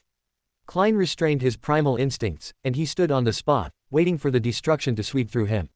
At that moment, a distant, illusory bell sounded. It was as if it had traveled through a long stretch of history, causing everything around it to slow down, including the surging darkness. In midair, swaths of darkness were pierced, revealing a gigantic wall clock carved out of stone. It was ancient and mottled, and its surface was separated into 12 segments by grayish-white and bluish-black colors. Each segment had different symbols, and the needle had a total of 3 hands, short, medium, long. It seemed to be formed from the 12 rings of a worm of time. As the second hand ticked, the bell rang again. Gong. As the sound echoed, the surging darkness like a tide slowed down even more. Then, the ancient clock's projection dissipated, turning back into Emlyn with his pointed hat and monocle. Behind him, the projection of Zeratul was also in a sluggish state. Right on the heels of that, Emlyn levitated in midair, extending his right hand, and he pressed down at the darkness. The darkness quickly returned to normal, drowning Klein without causing him any damage. It was unknown if there was a bug or if a Beyonder effect had been stolen. At the same time, Amon's body instantly became abnormally huge. It was nearly 20 meters tall, but none of his clothes suffered any damage. He looked down at Klein and raised his hand to adjust his monocle. He ignored the attacks from the Zeratul projection behind him as he curled his lips and said with deep interest. Interesting. As Emlyn spoke, the transparent tentacles covered with mysterious patterns extended out from the gigantic vortex behind his back, and they wrapped around his many different spirit body threads. In the blink of an eye, the illusory black threads were lifted up without any resistance. And with that, one strange monster after another was hoisted up in the air, like ham waiting to be dry-aged. The spirit body threads beside Emlyn were all stolen by him, at some point in time. While Zeratul launched his attack, his other slippery tentacle kept extending into the void, attempting to pull something back. In just a few seconds, a figure quickly appeared. He had long chestnut-colored curly hair, blue eyes, high nose bridge, thin lips, and a very beautifully manicured mustache. He wore a dark red coat with rusted golden threads. It was none other than the former emperor of Intis, Roussel Gustav. The moment this knowledge emperor stepped into the real world, he looked down at the gigantified Emlyn, and complicated and illusory symbols instantly formed in his eyes. He wasn't worried that Emlyn would steal his attack at all, because he had prepared an extremely large amount of useless miscellaneous knowledge. Be it the forceful injection or Amon's theft of it, he could achieve the goal of blowing up the other party's mind. Just as Emperor Roussel's projection was fully formed, another figure appeared from Zeratul's transparent tentacles. The figure had a young face, but his long hair was already half white, pulled back and flailing in the air. In the darkness, half of it was hidden, and the other was prominent. This was an angel that Klein didn't know. He looked like a man with eyes that were dark and filled with the vicissitudes of life. His facial features were considered pretty good, but there was a bunch of thick, short black hair on his cheeks. He emitted the feeling that he was both old and youthful, both rational and crazy. He immediately transformed into a cluster of squirming worms that extended out transparent, smooth tentacles akin to Zeratl's projection. Clearly, this was also an angel from the seer pathway. At that moment, Klein didn't even dare to look straight at the situation occurring in midair. However, when his spiritual perception triggered, he had already sensed something familiar. The second angel that was summoned by Zeratl was the son of an ancient god, the original ancestor of the Antigonus family. This was the historical projection him before he became the half-fool. Clearly, Zeratl had made sufficient preparations in this period of time. As Antigonus displayed his complete mythical creature form, the surrounding environment changed once again. The darkness became even darker, as though it had a life of its own as it surged towards the massive manifestation of the classic black-robed, pointy-hatted, and monocled Emlyn. In the area enveloped by darkness, all the monsters instantly turned into marionettes. Antigonus seemed to have moved a portion of the ancient divine kingdom from his memories into the real world, so as to separate Emlyn from Klein. This was also a miracle. When the miracle happened, Zeratl's transparent tentacles pulled out a third projection from the fog of history. This was a knight in full black armor. He was a demigod from the fourth epoch Solomon Empire, and had not left an illustrious name in history. However, he had another identity. He was a member of the Red of War army, and the leader of this army was King of Angels, Medici. In this division, every member could connect with Red Angel Medici's mind and become one. In other words, if Medici could converge their powers, then they too could also transmit their own powers to the collective pool. The powers of a scholar of your powers couldn't summon anything associated with the uniqueness. Even if they were to raise their sequence and receive a qualitative change, it remained the same. However, there was no doubt that seers would seek ways to push the envelope by attempting to bypass the restrictions and obtain help from the uniqueness to a certain extent. Klein had summoned the goddess's descent vessel to accomplish this point, while Zeratl summoned a powerhouse of the Red of War army. At this moment, that projection was equivalent to a portion of Medici. The knight in black armor stepped onto the battlefield. He scanned the battlefield in a sluggish manner before laughing out loud. "Yo, Lil, Raven, have those feathers I burnt recovered?" Due to the fact that his historical projection had summoned another 3 angel-level historical projections, Klein suspected that he couldn't maintain it for 10 seconds. If it wasn't for this change, then he would most likely have felt that he had found a way to indefinitely increase his combat strength. That was to summon 2 angels and 1 projection of himself every time. Then, he could use his projection to summon 2 angels and himself again. If this continued, he would have an infinite number of projections available. At that moment, the ascetic leader of the Church of Evernight, Ariana's body faded and entered a concealed state. Following that, she suddenly appeared behind the gigantified Emlyn, slashing out with the bone sword that was covered in strange patterns. Taking advantage of the opportunity when Emlyn was being attacked by the 5 angel projections, Klein kept converting monsters into his marionettes, getting them to aim at him. He opened his mouth and let out a bang. Air cannons whistled towards him. At the same time, Klein stretched out his hand and easily took out a flaring sun charm that had already been activated and was just short of releasing its effects. He didn't believe that he would be able to survive such repeated attacks. Amidst the booms, Klein suddenly heard a tick-tock noise. The entire world seemed to stop for a moment before it returned to normal. Following that, he saw a huge hole in the dark sky. A ray of pure hot sunlight shone in and lit a golden charm. It was the flaring sun charm. It had turned into a huge ball of light that was engulfed by countless balls of flames. However, the target it attacked wasn't Klein. It had made an error and, instead, wrapped around the Red of War demigod. Meanwhile, the vast amount of knowledge that Roussel Gustave had injected, the miracle created by Antigonus, the destructive sword which Ariana had swung out, the transparent tentacles that Zeratl extended, they all pointed at the same target in an erroneous manner, Medici's black-armored subordinate. At some point, the projection that consisted of a part of Medici's will first suffered an explosion in his mind. Even his instinctive reaction seemed to have disappeared. Then, he was assaulted by the barrage of heavy attacks, and quickly dissipated in midair. Wearing a pointed hat and a classical mage robe, it was unknown when Emlyn had returned to the size of a human and landed at the bottom of the battlefield. He raised his right hand and adjusted the crystal monocle as a beam of light lit up. Behind his back, the ancient mottled clock phantom appeared once again. The longest second hand quickly spun half around at an extraordinary speed. It took less than a second, but everything on the desolate moors seemed to have lost 10 to 20 seconds. The projection of Antigonus's historical projection disappeared. Following that, Roussel's historical projection faded away. Finally, it was the historical projections of Zeratl and Ariana. The amount of time they could be maintained had been stolen. Klein, who was just about to commit suicide for the third time, couldn't believe his eyes. He had expected blasphemer Emlyn to resolve the 5 angel projections. After all, they were merely projections. A projection was much weaker than the actual body. However, Klein never expected the other party to be so casual about it that he didn't even have a chance to commit suicide. He had used his trump card in exchange for such an outcome. It was inevitable for him to feel disheartened and despair. As Klein felt despair, the Tarot Club members did too. They clearly forgot that Mr. Fool won this battle in the end. Emlyn nudged his monocle and took a step forward to appear in front of him. He smiled. If they were all their true bodies, it would indeed be more troublesome. However, the historical void projection has a very huge flaw. And grasping the problem of something is what I'm best at. Looking at this angel of time whose smile remained the same while his expression was one of delight, as though he hadn't been in a difficult situation just now, Klein's heart slowly sank, as if he had fallen into an abyss. His spiritual perception was triggered as scenes quickly flashed through his mind. After entering the forsaken land of the gods, Emlyn changed his clothes, going from a dark-colored jacket, trousers, and black top hat that met the aesthetic standards of modern times to a classic mage's robe and a pointed hat. After that, he suggested a game of escaping and obstructing. He appeared extremely confident and wasn't worried about any mishaps.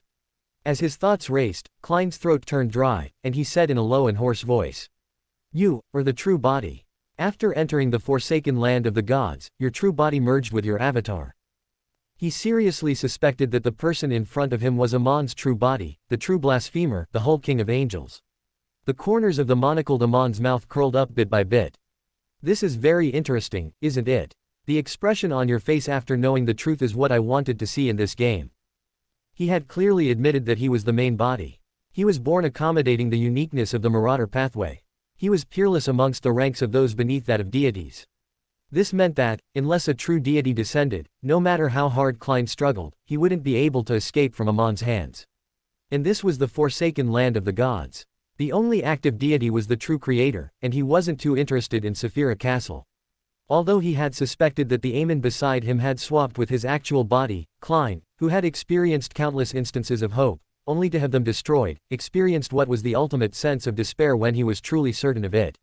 If it wasn't for the fact that the Tarot Club involved Miss Justice, Leonard, and company, as well as how he knew that Emlyn was best at deception, he would have admitted defeat and expressed his willingness to become his blessed. Isn't it normal to join the ranks of the opponents if you can't beat them? As he lampooned, a thought suddenly flashed through his mind. He recalled the words that Emlyn had previously said. His eyes lit up, and he completely calmed down. Looking at Emlyn, he leisurely stretched his body and said with a smile, "Kill me." Lightning once again lit up the desolate moors that were blanketed with grayish-yellow fog. It illuminated the spot where an angel-level battle had just happened, illuminating the calm smile on his face. Emlyn looked at him for a few seconds before nudging his monocle and smiling. "Can't you say something else? You seem to have found new hope." Klein's smile didn't change as he clenched his fist to his nose and stuck one hand into his pocket.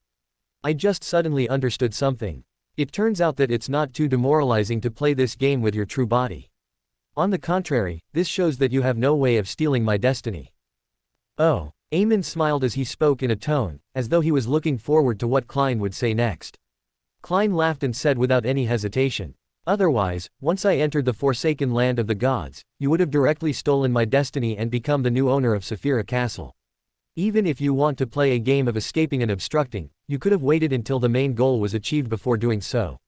That way, you wouldn't be taking any risks. And having lost my chance to resurrect in my original destiny, I'll put in an even greater effort into escaping due to my instinct to survive. Indeed, the god of mischief might do something that disregards danger, doing so in pursuit of excitement, but you're still the god of deceit." Having said that, Klein looked at the unperturbed expression on Amon's face and paused. "I know that you really have the ability to steal the destinies of others, but being capable of doing something doesn't mean that you'll do it. This requires a risk assessment, as well as weighing and analyzing the pros and cons. I believe that you don't wish to steal my destiny directly. That will make you bear the burden of everything brought about by Saphira Castle. You have to resist the trauma of the resurrection of its original owner. Even for a king of angels like you, this is also very dangerous. If you aren't careful, you can perish. Therefore, you want to find a loophole, you want to get Saphira Castle without suffering the negative effects. And this requires my permission." When he said that, Klein thought of the experience of getting hit by computer viruses in his previous life. Those viruses would always pretend to be normal and cheat him into giving him permission. This was somewhat similar to the current situation. After hearing Klein's words, Emlyn looked at him without a word. Instead, he calmly adjusted the crystal monocle. Klein smiled and continued, "From the moment you parasitized me, you've been setting up a huge scam. On the one hand, you've given me the option of becoming your blessed, telling me that your true body can withstand my destiny, causing me to bear a heavy psychological burden. In the subsequent journey, you constantly made me see hope before destroying it. From time to time, you'll give me a time limit, making me unknowingly seize an opportunity and catch my breath. Then, you suddenly shortened the trip, disrupting my plans. Finally, you reveal the card that you're the true body, sending me into the abyss of despair, so as to destroy my will and dismantle my mental defenses. I would completely break down and choose to become your blessed, and agree to that hidden transaction." After hearing everything in silence, Emlyn suddenly laughed and raised his hands to gently clap. "Perfect deduction. However, you seem to have missed a problem. What I said was to see my real body at a sufficiently safe place. Then, your destiny will be taken away. Now that we haven't reached our final destination, I naturally won't take the risk." Klein's expression sank slightly before he relaxed again. "I'm looking forward to how different the developments will be there," he responded to Emlyn in his style. The genuine King of Angels adjusted his monocle and pointed to the side with a smile. "Soon. We'll arrive in less than half a day." "How long is that exactly?" Klein instinctively lacked trust in Amon's vague descriptions. Emlyn scratched his chin and chuckled. "Half an hour." Klein turned his head to look in the direction where Emlyn had pointed. He only saw deep darkness, nothing else. A bolt of lightning streaked across the desolate moors, but even farther away was a thick grayish-yellow fog. On a desolate moor covered with grayish-yellow fog, Klein paused for a moment and looked up at the lightning that streaked across the sky. He then retracted his gaze. Holding the lantern in his hand, he followed beside Emlyn, deep into the endless moors. The more the man and the King of Angels proceeded, the more ravines the ground had. Similarly, their depths became more and more exaggerated. About 10 minutes later, another bolt of lightning streaked across the sky. Not far away, Klein saw a single-eyed giant with a bluish-black pupil, pacing back and forth. It towered tens of meters. His body was covered in traces of rotting pus. His eye was sunken and lifeless. It was obvious that he was dead. However, he continued wandering around. Grayish-yellow gas emanated from his body, interweaving in midair to create the fog over the moor. The grayish-yellow fog that enveloped the vast moor was actually generated by this bluish-black giant. The youngest son of the giant King Ormir, the god of glory, Bladel. He publicly cursed my father and was punished to forever roam this area. Of course, he has long died in the cataclysm, but he still wasn't able to free himself. Emlyn looked at the giant and smiled. If I hadn't stolen the corresponding damage dealt to you, you would have been contaminated by the fog created after Bladel's death. You would become a cursed entity that roams this area. Do I have to thank you? Suddenly, Klein felt like he had entered a myth. With him in tow, Emlyn continued forward. Soon, they approached the bluish-black, single-eyed giant. There was an extremely deep ravine on the spot where the giant was loitering about. As the lightning flashed, a thick and vast grayish-white building appeared at the bottom. With just a glance, Klein's eyelids twitched slightly as he recalled the scene he saw when he was divining the unshadowed crucifix. If he remembered correctly, this should be where the ancient sun god, the City of Silver's creator, Emlyn and Adam's father walked out from. Is this the safe place that Emlyn mentioned? Klein's heart sank. At this moment, the pointy-hatted, monocled Emlyn walked to the edge of the ravine. With his back facing the grayish-white building, he spread his arms slightly and said with a smile. "This is the holy land where my father was awoken. Buried in it is the history I wish to seek. My father told me that this place has an ancient name, called..." As a streak of silver lightning tore through the sky, the black-robed Emlyn paused as he widened his arms, saying with a solemn tone. "Chernobyl. Closing square bracket. Audrey's conclusion. Mr. Fool is so cute, smart. Alger. Conspiracy theories. That guy is hopeless. Chernobyl." Upon hearing Amon's words, Klein's first reaction was one of shock. Back when they were approaching the bluish-black, single-eyed giant, he had come up with many possibilities, but he never expected to hear such a name. This was akin to seeing a machine gun appear in an ancient oil painting, or a novel's plot appearing in a scientific paper. It was filled with unbelievable contradictions. In the next second, he thought of the funny matter about how the ancient sun god had used his rib to create Dark Angel Sorcerer, but had named his eldest son Adam. He instinctively believed that the current situation was similar, and he couldn't help but laugh.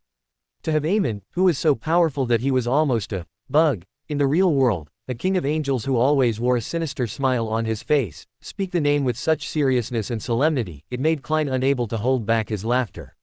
Besides, he had no intention of controlling himself. It's best if he gets angry from the embarrassment and kills me. The reason Emlyn is this way today has largely to do with the ancient sun god's method of upbringing. The corners of Klein's mouth curved into a smile, prepared to ruthlessly vent his inner laughter. At this moment, another bolt of silvery white lightning streaked across the sky, illuminating the deep ravine. It made Klein once again see the grayish-white building at the bottom. This was a building that was completely different from the current style of the fourth, third, and even the second epic. Thump! Klein's heart rapidly contracted before it expanded again. The smile he just made froze on his face. Thump! Thump! When he heard his own heartbeat, he suddenly had the common sense he had regarding the present world appear in his mind. 12 months a year, 365 days a year, has leap years. 24 hours a day, 60 minutes a day, 60 seconds a minute. It's confirmed to be a planet. There's a sun and a moon in the sky. Badump, badump, badump. Klein's instinct prevented him from thinking any further, but deep in his heart, there was still a voice. Could it be that I've never actually transmigrated? I've always been on Earth the entire time, but I've been hanging from the door of light above the gray fog for too long, making me truly not belong to this era. As this thought formed, many details that didn't catch his attention spewed out like a volcano in his mind. To the easternmost front of the Sonia Sea, before entering the ruins of the battlefield of the gods, there are rotting and crumbling steel buildings around the ancient well. They appeared to be left behind by humans. The northern and southern continent are overall very similar in shape to that of North and South America. However, a large part of the isthmus that connects the two landmasses has been wiped away by some kind of power, forming the Berserk Sea with its complicated and winding sea routes. Also, Sonia Island is like the gigantic landmass in the north that drifted south. Midseashire is like the expanded and connected version of the Great Lakes of North America. It's as though it suffered a strike from a massive meteor. The mountains and rivers on the northern continent have changed a lot, but the overall shape is barely recognizable. In that case, the western continent where the elves come from, and the forsaken land of the gods in the eastern continent, will correspond to Chernobyl. In the legends of Treasure Out at Sea, there's a lost civilization called the Nuans. It sank somewhere in the Fog Sea. The giant king's parents are humans. The Sanguine elves also seem to originate from humans. I previously had two questions. Why would Saphira Castle grab transmigrators from Earth? Why would all of them be people from my era? This can also be explained. In the short span of 2 to 3 seconds, it was as if lightning was constantly exploding in his mind. This caused his lips to tremble slightly, as though he was trying his best to contain the backlash of his revelation. But the moon in this world is crimson. The constellations are somewhat different from those of Earth. I'm not an astronomy aficionado, so I can't remember clearly. However, the Emperor consumed the potions from the Savon pathway. If the cosmos was completely identical, he would have discovered it a long time ago. The opposing opinion appeared in Klein's mind. They were like a strong anchor, preventing his ship from being blown away from the port in the midst of the storm. But 1 second later, he remembered 2 lines. One sentence was a terrifying prophecy that he had read online in his previous life. When the stars are right, chaos will rise from underground, and the great oldest one will awaken. The other was, be careful of the moon. That prophecy wasn't randomly made up. When the stars are right. So, this resulted in the previous discrepancies. Klein almost ignored Emlyn in front of him. Even his body began to tremble. He used a great deal of strength before he sighed inwardly. Perhaps, I've never left my hometown, but I will never be able to return home. Just as he came to this understanding and realization, the grayish-white fog silently appeared in front of him. This time, he directly stood in front of the waning forest, which corresponded to the end of the first epic and the early stages of the second epic. Unlike the past, the boundless gray fog in front of him was no longer empty.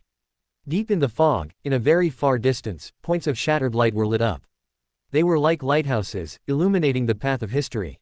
They led Klein forward as they traced back thousands of years, or even further. Then, he saw the resplendent bluish-black door of light. He saw transparent cocoons hanging above it, and himself in a t-shirt and loose pants. An invisible wind blew past as the grayish-white fog beneath the door opened, layer by layer, revealing cities. There were tall skyscrapers with all kinds of cars parked, frozen with pedestrians that walked past. One by one, these cities were covered in grayish-white dust. Many buildings had collapsed, broken steel bars tearing out of their frames. Some of the cars had caved in, others had broken down. There were even some that had been squashed into metallic pancakes. The passers-by looked lifeless, like wax figures. Upon seeing this scene, Klein stopped and stared intently. He knew very well that this world was Earth, so this was Mr. Fool's era. At that moment, he completely digested the scholar of your potion. Suddenly, Klein's consciousness returned to the real world. He realized that his connection with Saphira Castle had strengthened. Amidst the buzzing sounds, the resonance generated by the prayers of the Tarot Club members grew in intensity. Previously, he could use them to vaguely sense Saphira Castle above the gray fog and see that the Klein at the Fool's seat was trying to establish some sort of connection with the dark red, warping figure that was about to take form. In an instant, he came to a realization. There was no longer a need for him to chant the incantation or take 4 steps counterclockwise. With a mere thought, his spirit body could enter Saphira Castle, becoming one with that figure. This was undoubtedly the best opportunity for him to escape. He couldn't be bothered to marvel at the fact that this world was Earth. Believing that Emlyn definitely didn't know of such a development, Klein immediately thought of jumping straight towards Saphira Castle. At this moment, the corner of his eye reflected the pointy-hatted, monocled, classic mage-robed Emlyn curled his lips into a smile, one that spoke of endless joy. Klein's mind suddenly exploded as all his thoughts were occupied by the crazy raving from Emlyn. You're right. I didn't want to steal your destiny, bearing the burden while becoming the new owner of Saphira Castle. You're right. This was a scam that has been going on since the beginning. However, the core of this scam was to make you think that me giving you hope and destroying it was to break your will and make you agree to become my blessed. If I hadn't specially changed my clothes when I entered the forsaken land of the gods, as well as my accidental use of error powers, would you have been so sure that my true body was already here? Could it be possible that the god of deceit doesn't understand that changing one's image would expose many problems? Did you think that I wouldn't understand what the name, Chernobyl, means? I've been in the forsaken land of the gods for more than 1,000 years. I've been searching for the oldest traces of history, the ones that go far beyond the first epoch. The true goal of this journey was to give you some time and give you some historical knowledge to aid you in digesting the scholar of your potion, so that you can relax your vigilance in this area. Then, when your connection with Saphira Castle deepens and you attempt to trigger it, I'll seize this opportunity and use a loophole to steal Saphira Castle. The destiny shall be yours, and Saphira Castle shall be mine. Not only did the terrifying ravings from the King of Angels contain the sounds of Amon's chuckle, but they also wreaked havoc on Klein's mental state. They were no weaker than Mr. Door's roar. The surface of Klein's skin began to show signs of protruding worms of spirit as he was brought to the brink of losing control. In his body, a 12-segmented worm of time burrowed out, transforming into an Emlyn phantom wearing a black mage robe and a matching pointy hat and crystal monocle. He had parasitized Klein at a superficial level, not to monitor his thoughts, but rather to take control of the situation at the critical moment through parasitizing him at a deeper level. He wanted to seize this opportunity. In the beginning, Emlyn had used a deeper level of parasitizing with one main goal, to parasitize a worm of time at a superficial level, without the saint being able to detect it. The Emlyn projection turned back and gave Klein, who was unable to straighten his thoughts after being disrupted by the ravings, a look. It revealed a smile that was identical to its true body. The corners of his lips curled up slightly, carrying a look of endless joy. He turned around and used the invisible connection to leap towards Saphira Castle above the gray fog. This was similar to the situation of him parasitizing Derrick and trying to use the crimson star that corresponded to the sun to infiltrate the world above the gray fog. But this time, no one was inside Saphira Castle to purify him, to close the door, to stop Emlyn. This was a spectacular act. This was the god of deceit. Audrey was worried for Mr. Fool's mental state. Leonard too. Meanwhile, Zhou Mingrui began to feel strange and stepped back. The spheres that had already exploded fused with him and his expression turned complicated. However, nobody noticed that the atmosphere around their Mr. Fool had changed. When Mr. Fool begins to recover his memories and experiences social death.jpg. In the blink of an eye, Emlyn saw the grayish-white fog in the ancient and majestic palace above. He just needed to reach out his hand and pass through the final obstacle to truly touch Saphira Castle and directly occupy the place and, in essence, take it away. But at that moment, a gigantic bluish-black palm suddenly appeared above the Emlyn phantom, blocking him from entering Saphira Castle. Amon's projection subconsciously turned its head and looked in the direction of the palm. It saw the pus-covered, one-eyed giant who had long since died. Bladel, who is known as the god of glory, still didn't show any signs of life in his exaggerated vertical eye. The curse of the grayish-yellow fog kept emanating from his body. However, it was different from before. There were seemingly illusory black tubes behind his back. They extended all the way into the infinite distance, a mystery as to what they were connected to. Boom! The towering bluish-black giant instantly condensed a broadsword formed from the orange-red light of dusk. Holding it in one hand, he cleaved down at the side of the deep ravine where Amon's body was. This youngest son of the giant king, the one who had died due to the curse, suddenly unleashed an unimaginable power after roaming aimlessly for thousands of years. The twilight sword tore through the void and jumped out from the spot where the angel of time, Emlyn, was standing.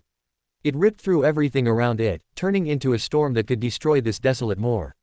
Emlyn didn't move and remained standing there. No matter how the orange-red sword storm raged, it didn't harm him at all. He seemed to have used some sort of error in this world again. However, in this state, Emlyn was no longer able to transmit his ravings into Klein's mind, allowing him to finally gain a sliver of peace. Ignoring how he was about to lose control, he regained his clarity of mind using the clear and real surroundings and the layers of prayer. Then, he immediately resonated with the dark red figure sitting at the fool's seat above the gray fog, and he established a new connection. He didn't hesitate to return to Saphira Castle. And at this moment, Amon's phantom, which was attempting to infiltrate above the gray fog, was obstructed by the bluish-black palm of the god of glory, Bladel. He wasn't able to instantly break through the titanic obstruction. The monocled king of angels, be it his avatar or true body, opened his mouth and said a name. Evernight. Yes, this was help coming from the Evernight goddess, but it wasn't without reason. Although Klein lacked confidence in this matter, he had always kept it as one of his trump cards. He only believed that it might not be effective and had a very low chance of success. It could only be used as a glimmer of hope at his most desperate hour. After entering the forsaken land of the gods and obtaining some space to think on his own, he worked hard to find resources available to him that could be used. Then, he recalled something. The matter of the former chief of the City of Silver. This demon hunter had attempted to switch to sequence 3 ferrymen of the death pathway, but he ended up turning into a monster inside the mausoleum he built. This anomaly was related to illusory black tubes, and such a phenomenon had been seen from the numinous sect's artificial death. In other words, the mutation of the former chief of the City of Silver was very likely related to artificial death. This indirectly explained something, that for some unknown reason, those that could influence the forsaken land of the gods, other than the true creator, included artificial death who had come to life, to a certain level. And now, artificial death could be considered the Evernight goddess in some ways. Based on this reasoning, Klein suspected that the goddess could use the uniqueness of the death pathway to exert a low level of influence to some degree on certain things in the forsaken land of the gods. In addition, there were only 3 people involved in the matter regarding the former chief of the City of Silver. One of them was the current chief, Colin Iliad, the demigod elder, Waite Charmant, and shepherd elder, Luvia. They were either sequence 4 saints or an important believer of the true creator. It was impossible for them to be completely unaware that they had been parasitized by Emlyn. As for the only person who received feedback from the escapade, it was Derrick Berg, who was under the Fool's watch. He wasn't one of Amon's parasites, either. In other words, Emlyn wasn't aware of the former City of Silver chief's abnormality involving the black illusory tubes. That was key. Therefore, even if he was able to guess that the Evernight goddess had obtained the uniqueness of the death pathway, causing the god of combat to have an intense reaction, there was no way for him to know that this would bring about unforeseen developments to the forsaken land of the gods. With this knowledge in mind, Klein consciously performed certain tasks, despite not having much confidence. In the city that believed in the Phoenix, he didn't take away the remaining death pathway's Beander characteristics, hoping to leave a trail. After summoning Zeratl's historical projection, he didn't seize the opportunity to commit suicide immediately. On the one hand, he was afraid that Emlyn would still have the ability to stop him and affect his other arrangements, while on the other hand, he tried to use the summoning of the Servant of Concealment Ariana's projection to inform the Evernight goddess about the exact situation. After completing these 2 matters, Klein had no idea what the final outcome would be. He had mostly focused his attention on the fact that Amon's avatar had been replaced by his true body. When he arrived at his final destination and saw the roaming angel's corpse, he had just thought of something when he was distracted by Amon's introduction. It took him only until now to realize that the goddess had long gained some rudimentary control of this giant king's youngest son through the death pathway's uniqueness. She had been patiently waiting for an opportunity to use this cursed angel. And the concealment forces that filled the forsaken land of the gods helped her conceal the illusory black tubes very well. Suddenly, in the ancient palace above the grey fog, at the fool's seat situated at the end of the long, mottled table, the dark red figure that kept warping and scattering took the form of the scholarly Klein with his black hair and brown eyes. With just a thought, Klein's consciousness and spirit body had returned to Saphira Castle. Following that, he used the close connection between his body and Saphira Castle, together with the prayers of the Tarot Club members, to amplify the resonance effect. He then saw himself, glazed eyes, on the brink of losing control. He saw Amon's projection which had circled around the bluish-black palm using an error. The monocled Emlyn raised his head, making eye contact with Klein, who was seated at the fool's seat. Klein beckoned for the sea god scepter and raised it. The entire grey fog boiled as the entirety of Saphira Castle quaked. A vast amount of terrifying power gathered over, transforming into a torrent of lightning. The blue gems that lit up at the same time sent an illuminating light that surged down like a torrent, drowning Amon's avatars and his own body. A deep rumble of thunder echoed as the terrifying silver lightning tore everything it enveloped apart. Amon's projection disintegrated, and Klein's body was destroyed.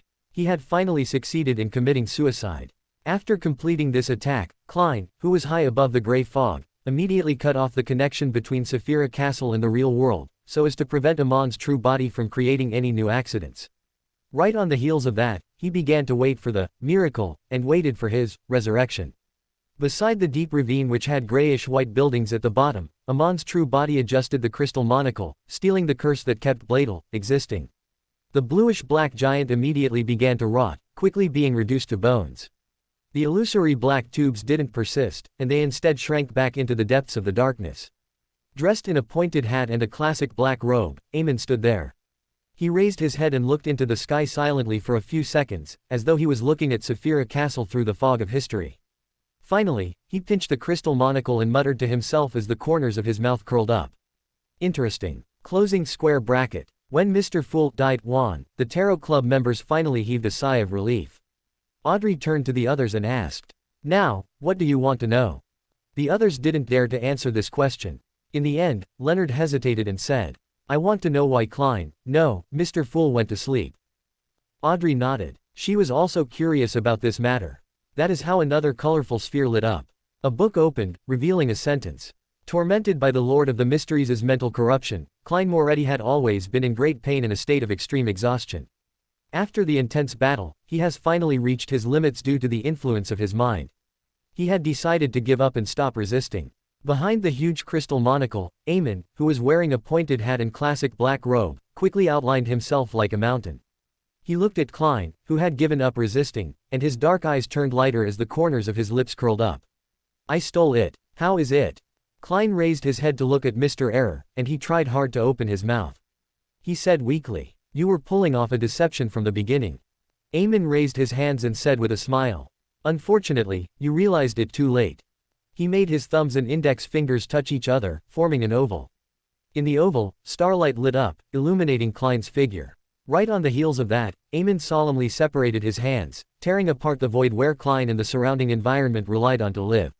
The void was like glass, shattering into pieces like the collapse of a skyscraper. However, all the collapsing and destruction circled Klein's body without directly affecting him. He was like a small fishing boat that calmly cruised through a storm.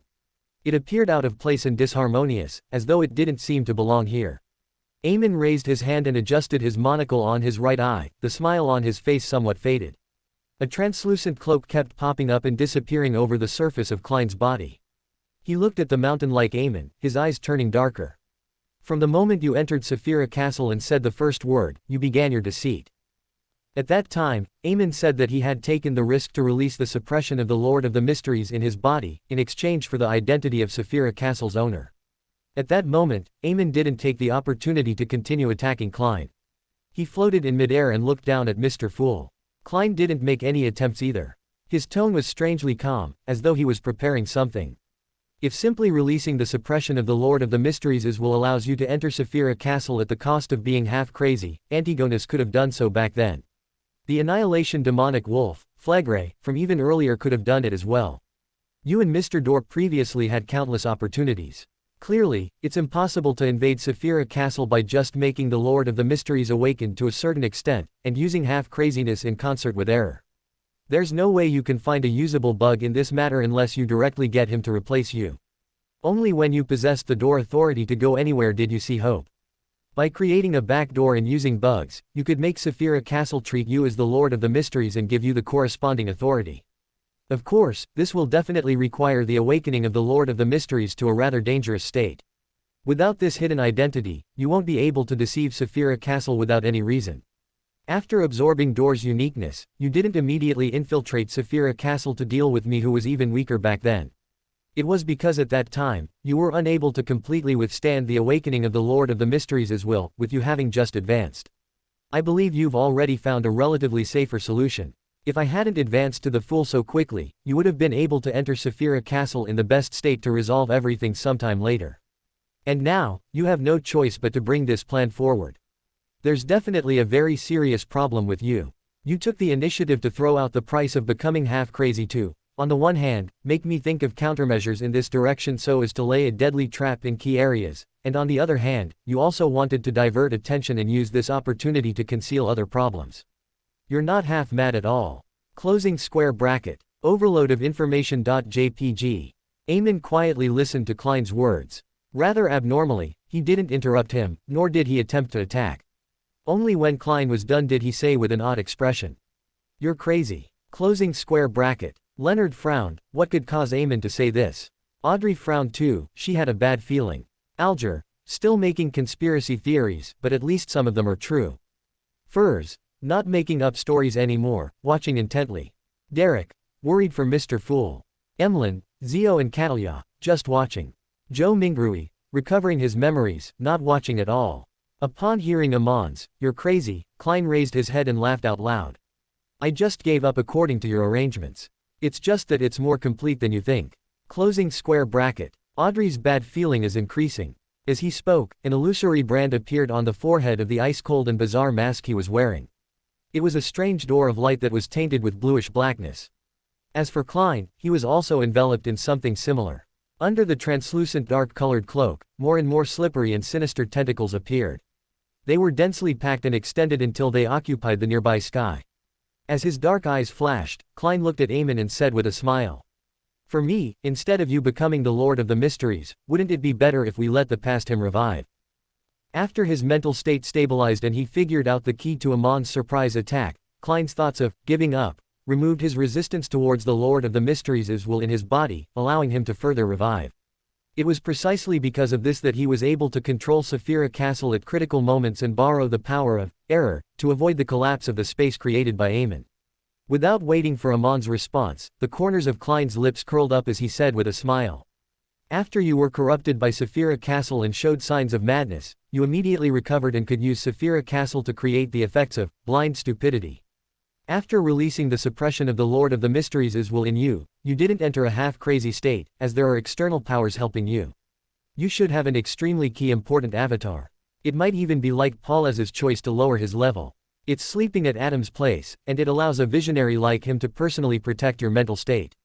As long as the awakening of the Lord of the Mysteries as well doesn't exceed the limits of what Adam can withstand, you won't go crazy here if you don't lose control there. Therefore, your most serious problem is that you have to maintain a normal connection with that body. Once it's interfered with, your condition will be in trouble. And this connection is actually very weak under Saphira Castle's isolation effect. You deliberately showed a half-crazed state for two reasons. Other than luring me to find an opportunity in this direction and stepping on the trap you set up, you were also hiding this fact so that I won't be able to target this aspect while engaging in a battle with you. Of course, there are plenty of problems outside these ones. After all, you aren't fully prepared. If I had discovered these problems earlier, even if I was a king of angels with the uniqueness, there's no way for me to defeat you." Emlyn listened quietly and raised his hand to adjust the crystal monocle in his right eye. The corners of his lips curled up as he let out a sigh with a smile. Upon seeing this, Klein smiled and shook his head. "You truly are powerful, cunning, and terrifying, truly worthy of the title of God of Deceit. If it wasn't for the fact that I had long considered what I would do when forced into a corner by you and had no other choice, I definitely would have hesitated just now. And if I hesitated slightly, I would have already died. In that case, Emlyn would completely control Saphira Castle, preventing Klein from returning from the fog of history for a resurrection." Emlyn stared at the increasing number of sinister tentacles extending out from under Klein's dark-colored cloak. He slowly took a deep breath and said with a smile, The Lord of the Mysteries in you is about to truly awaken. Klein's smile had a nerve-wracking feeling to it. You can also compete with me on this point. Our next battle is very simple. It's a competition of who awakens the Lord of the Mysteries as will to a greater extent, a competition of whose control over Saphira Castle is deeper. 50%, 70%, 90%, until we reach 100%. Then, with a bang, we explode and he returns. What do you think? Are you going to take the bet? Let's see who can't hold on any longer first. It's very thrilling, very interesting, and very suited to your preferences. It's like the roulette that's popular in FASAC. Two people, each having a revolver and a bullet inside. They take turns pulling the trigger at their temples. Whoever gives up first results in his opponent winning. And if no one gives up and persists until the end, there won't be a winner. He will be the winner. Closing square bracket. Audrey and Leonard's hearts tightened. Amon's brows pricked up as he smiled without saying a word. Klein looked at him, and said with a smile. Although you've always been pursuing thrills and are known to be a risk-taker, you achieve your goals most of the time. Not only do you not lose much, you often gain a lot. And in the few failures that you do experience, you only lose some of your avatars and some items. You've never suffered any serious injuries or been placed in a desperate situation. Your every action is a product of meticulous planning. Even if you fail, you will have a way out. Does this mean that you value your life more than I imagined? You do like thrills and seek it for pleasure, but to do so regardless of the price is just an image you portray. How can a real god of deceit wager a bet with himself at stake? Of course, this is just my own guess. Perhaps it's wrong. Anyway, do you want to take the bet? Emlyn stroked the crystal monocle and made a tisk like Medici. You're really crazy. Klein replied with a smile. In the eyes of others, this is indeed insane. But to me, it's just a choice. Compared to you, I'm more willing to believe in the former Lord of the Mysteries. He is a true great old one, looking down on the universe from high above and treating most of the living beings as insects. This would make him distance himself from reality. Besides, I should still have time to get the genie to be my witness. I'll get the Lord of the Mysteries to promise me certain things. To him, it's very simple and worthless. Having said that, the corners of Klein's mouth curled up as he said. I won't lose too much, just myself. There are always some things that are more important than others. Closing square bracket. The members of the Tarot Club kept silent. Leonard wondered if he could use that weakness against Emlyn if he ever came to attack Pallas. Emlyn maintained his smile but didn't say a word.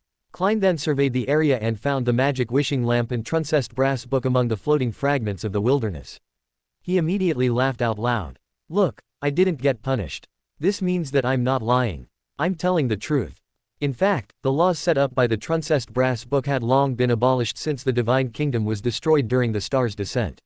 Later on, the Amons dared to attempt to use, steal, but Klein's main goal wasn't to prove anything, but to show his determination, firmness, or perhaps madness. Of course, what he said was the truth. He was indeed willing to put them into practice. Otherwise, there was no way he could hide it from Emlyn or exert enough pressure on him. Emlyn smiled and said without a hint of panic. Sounds interesting.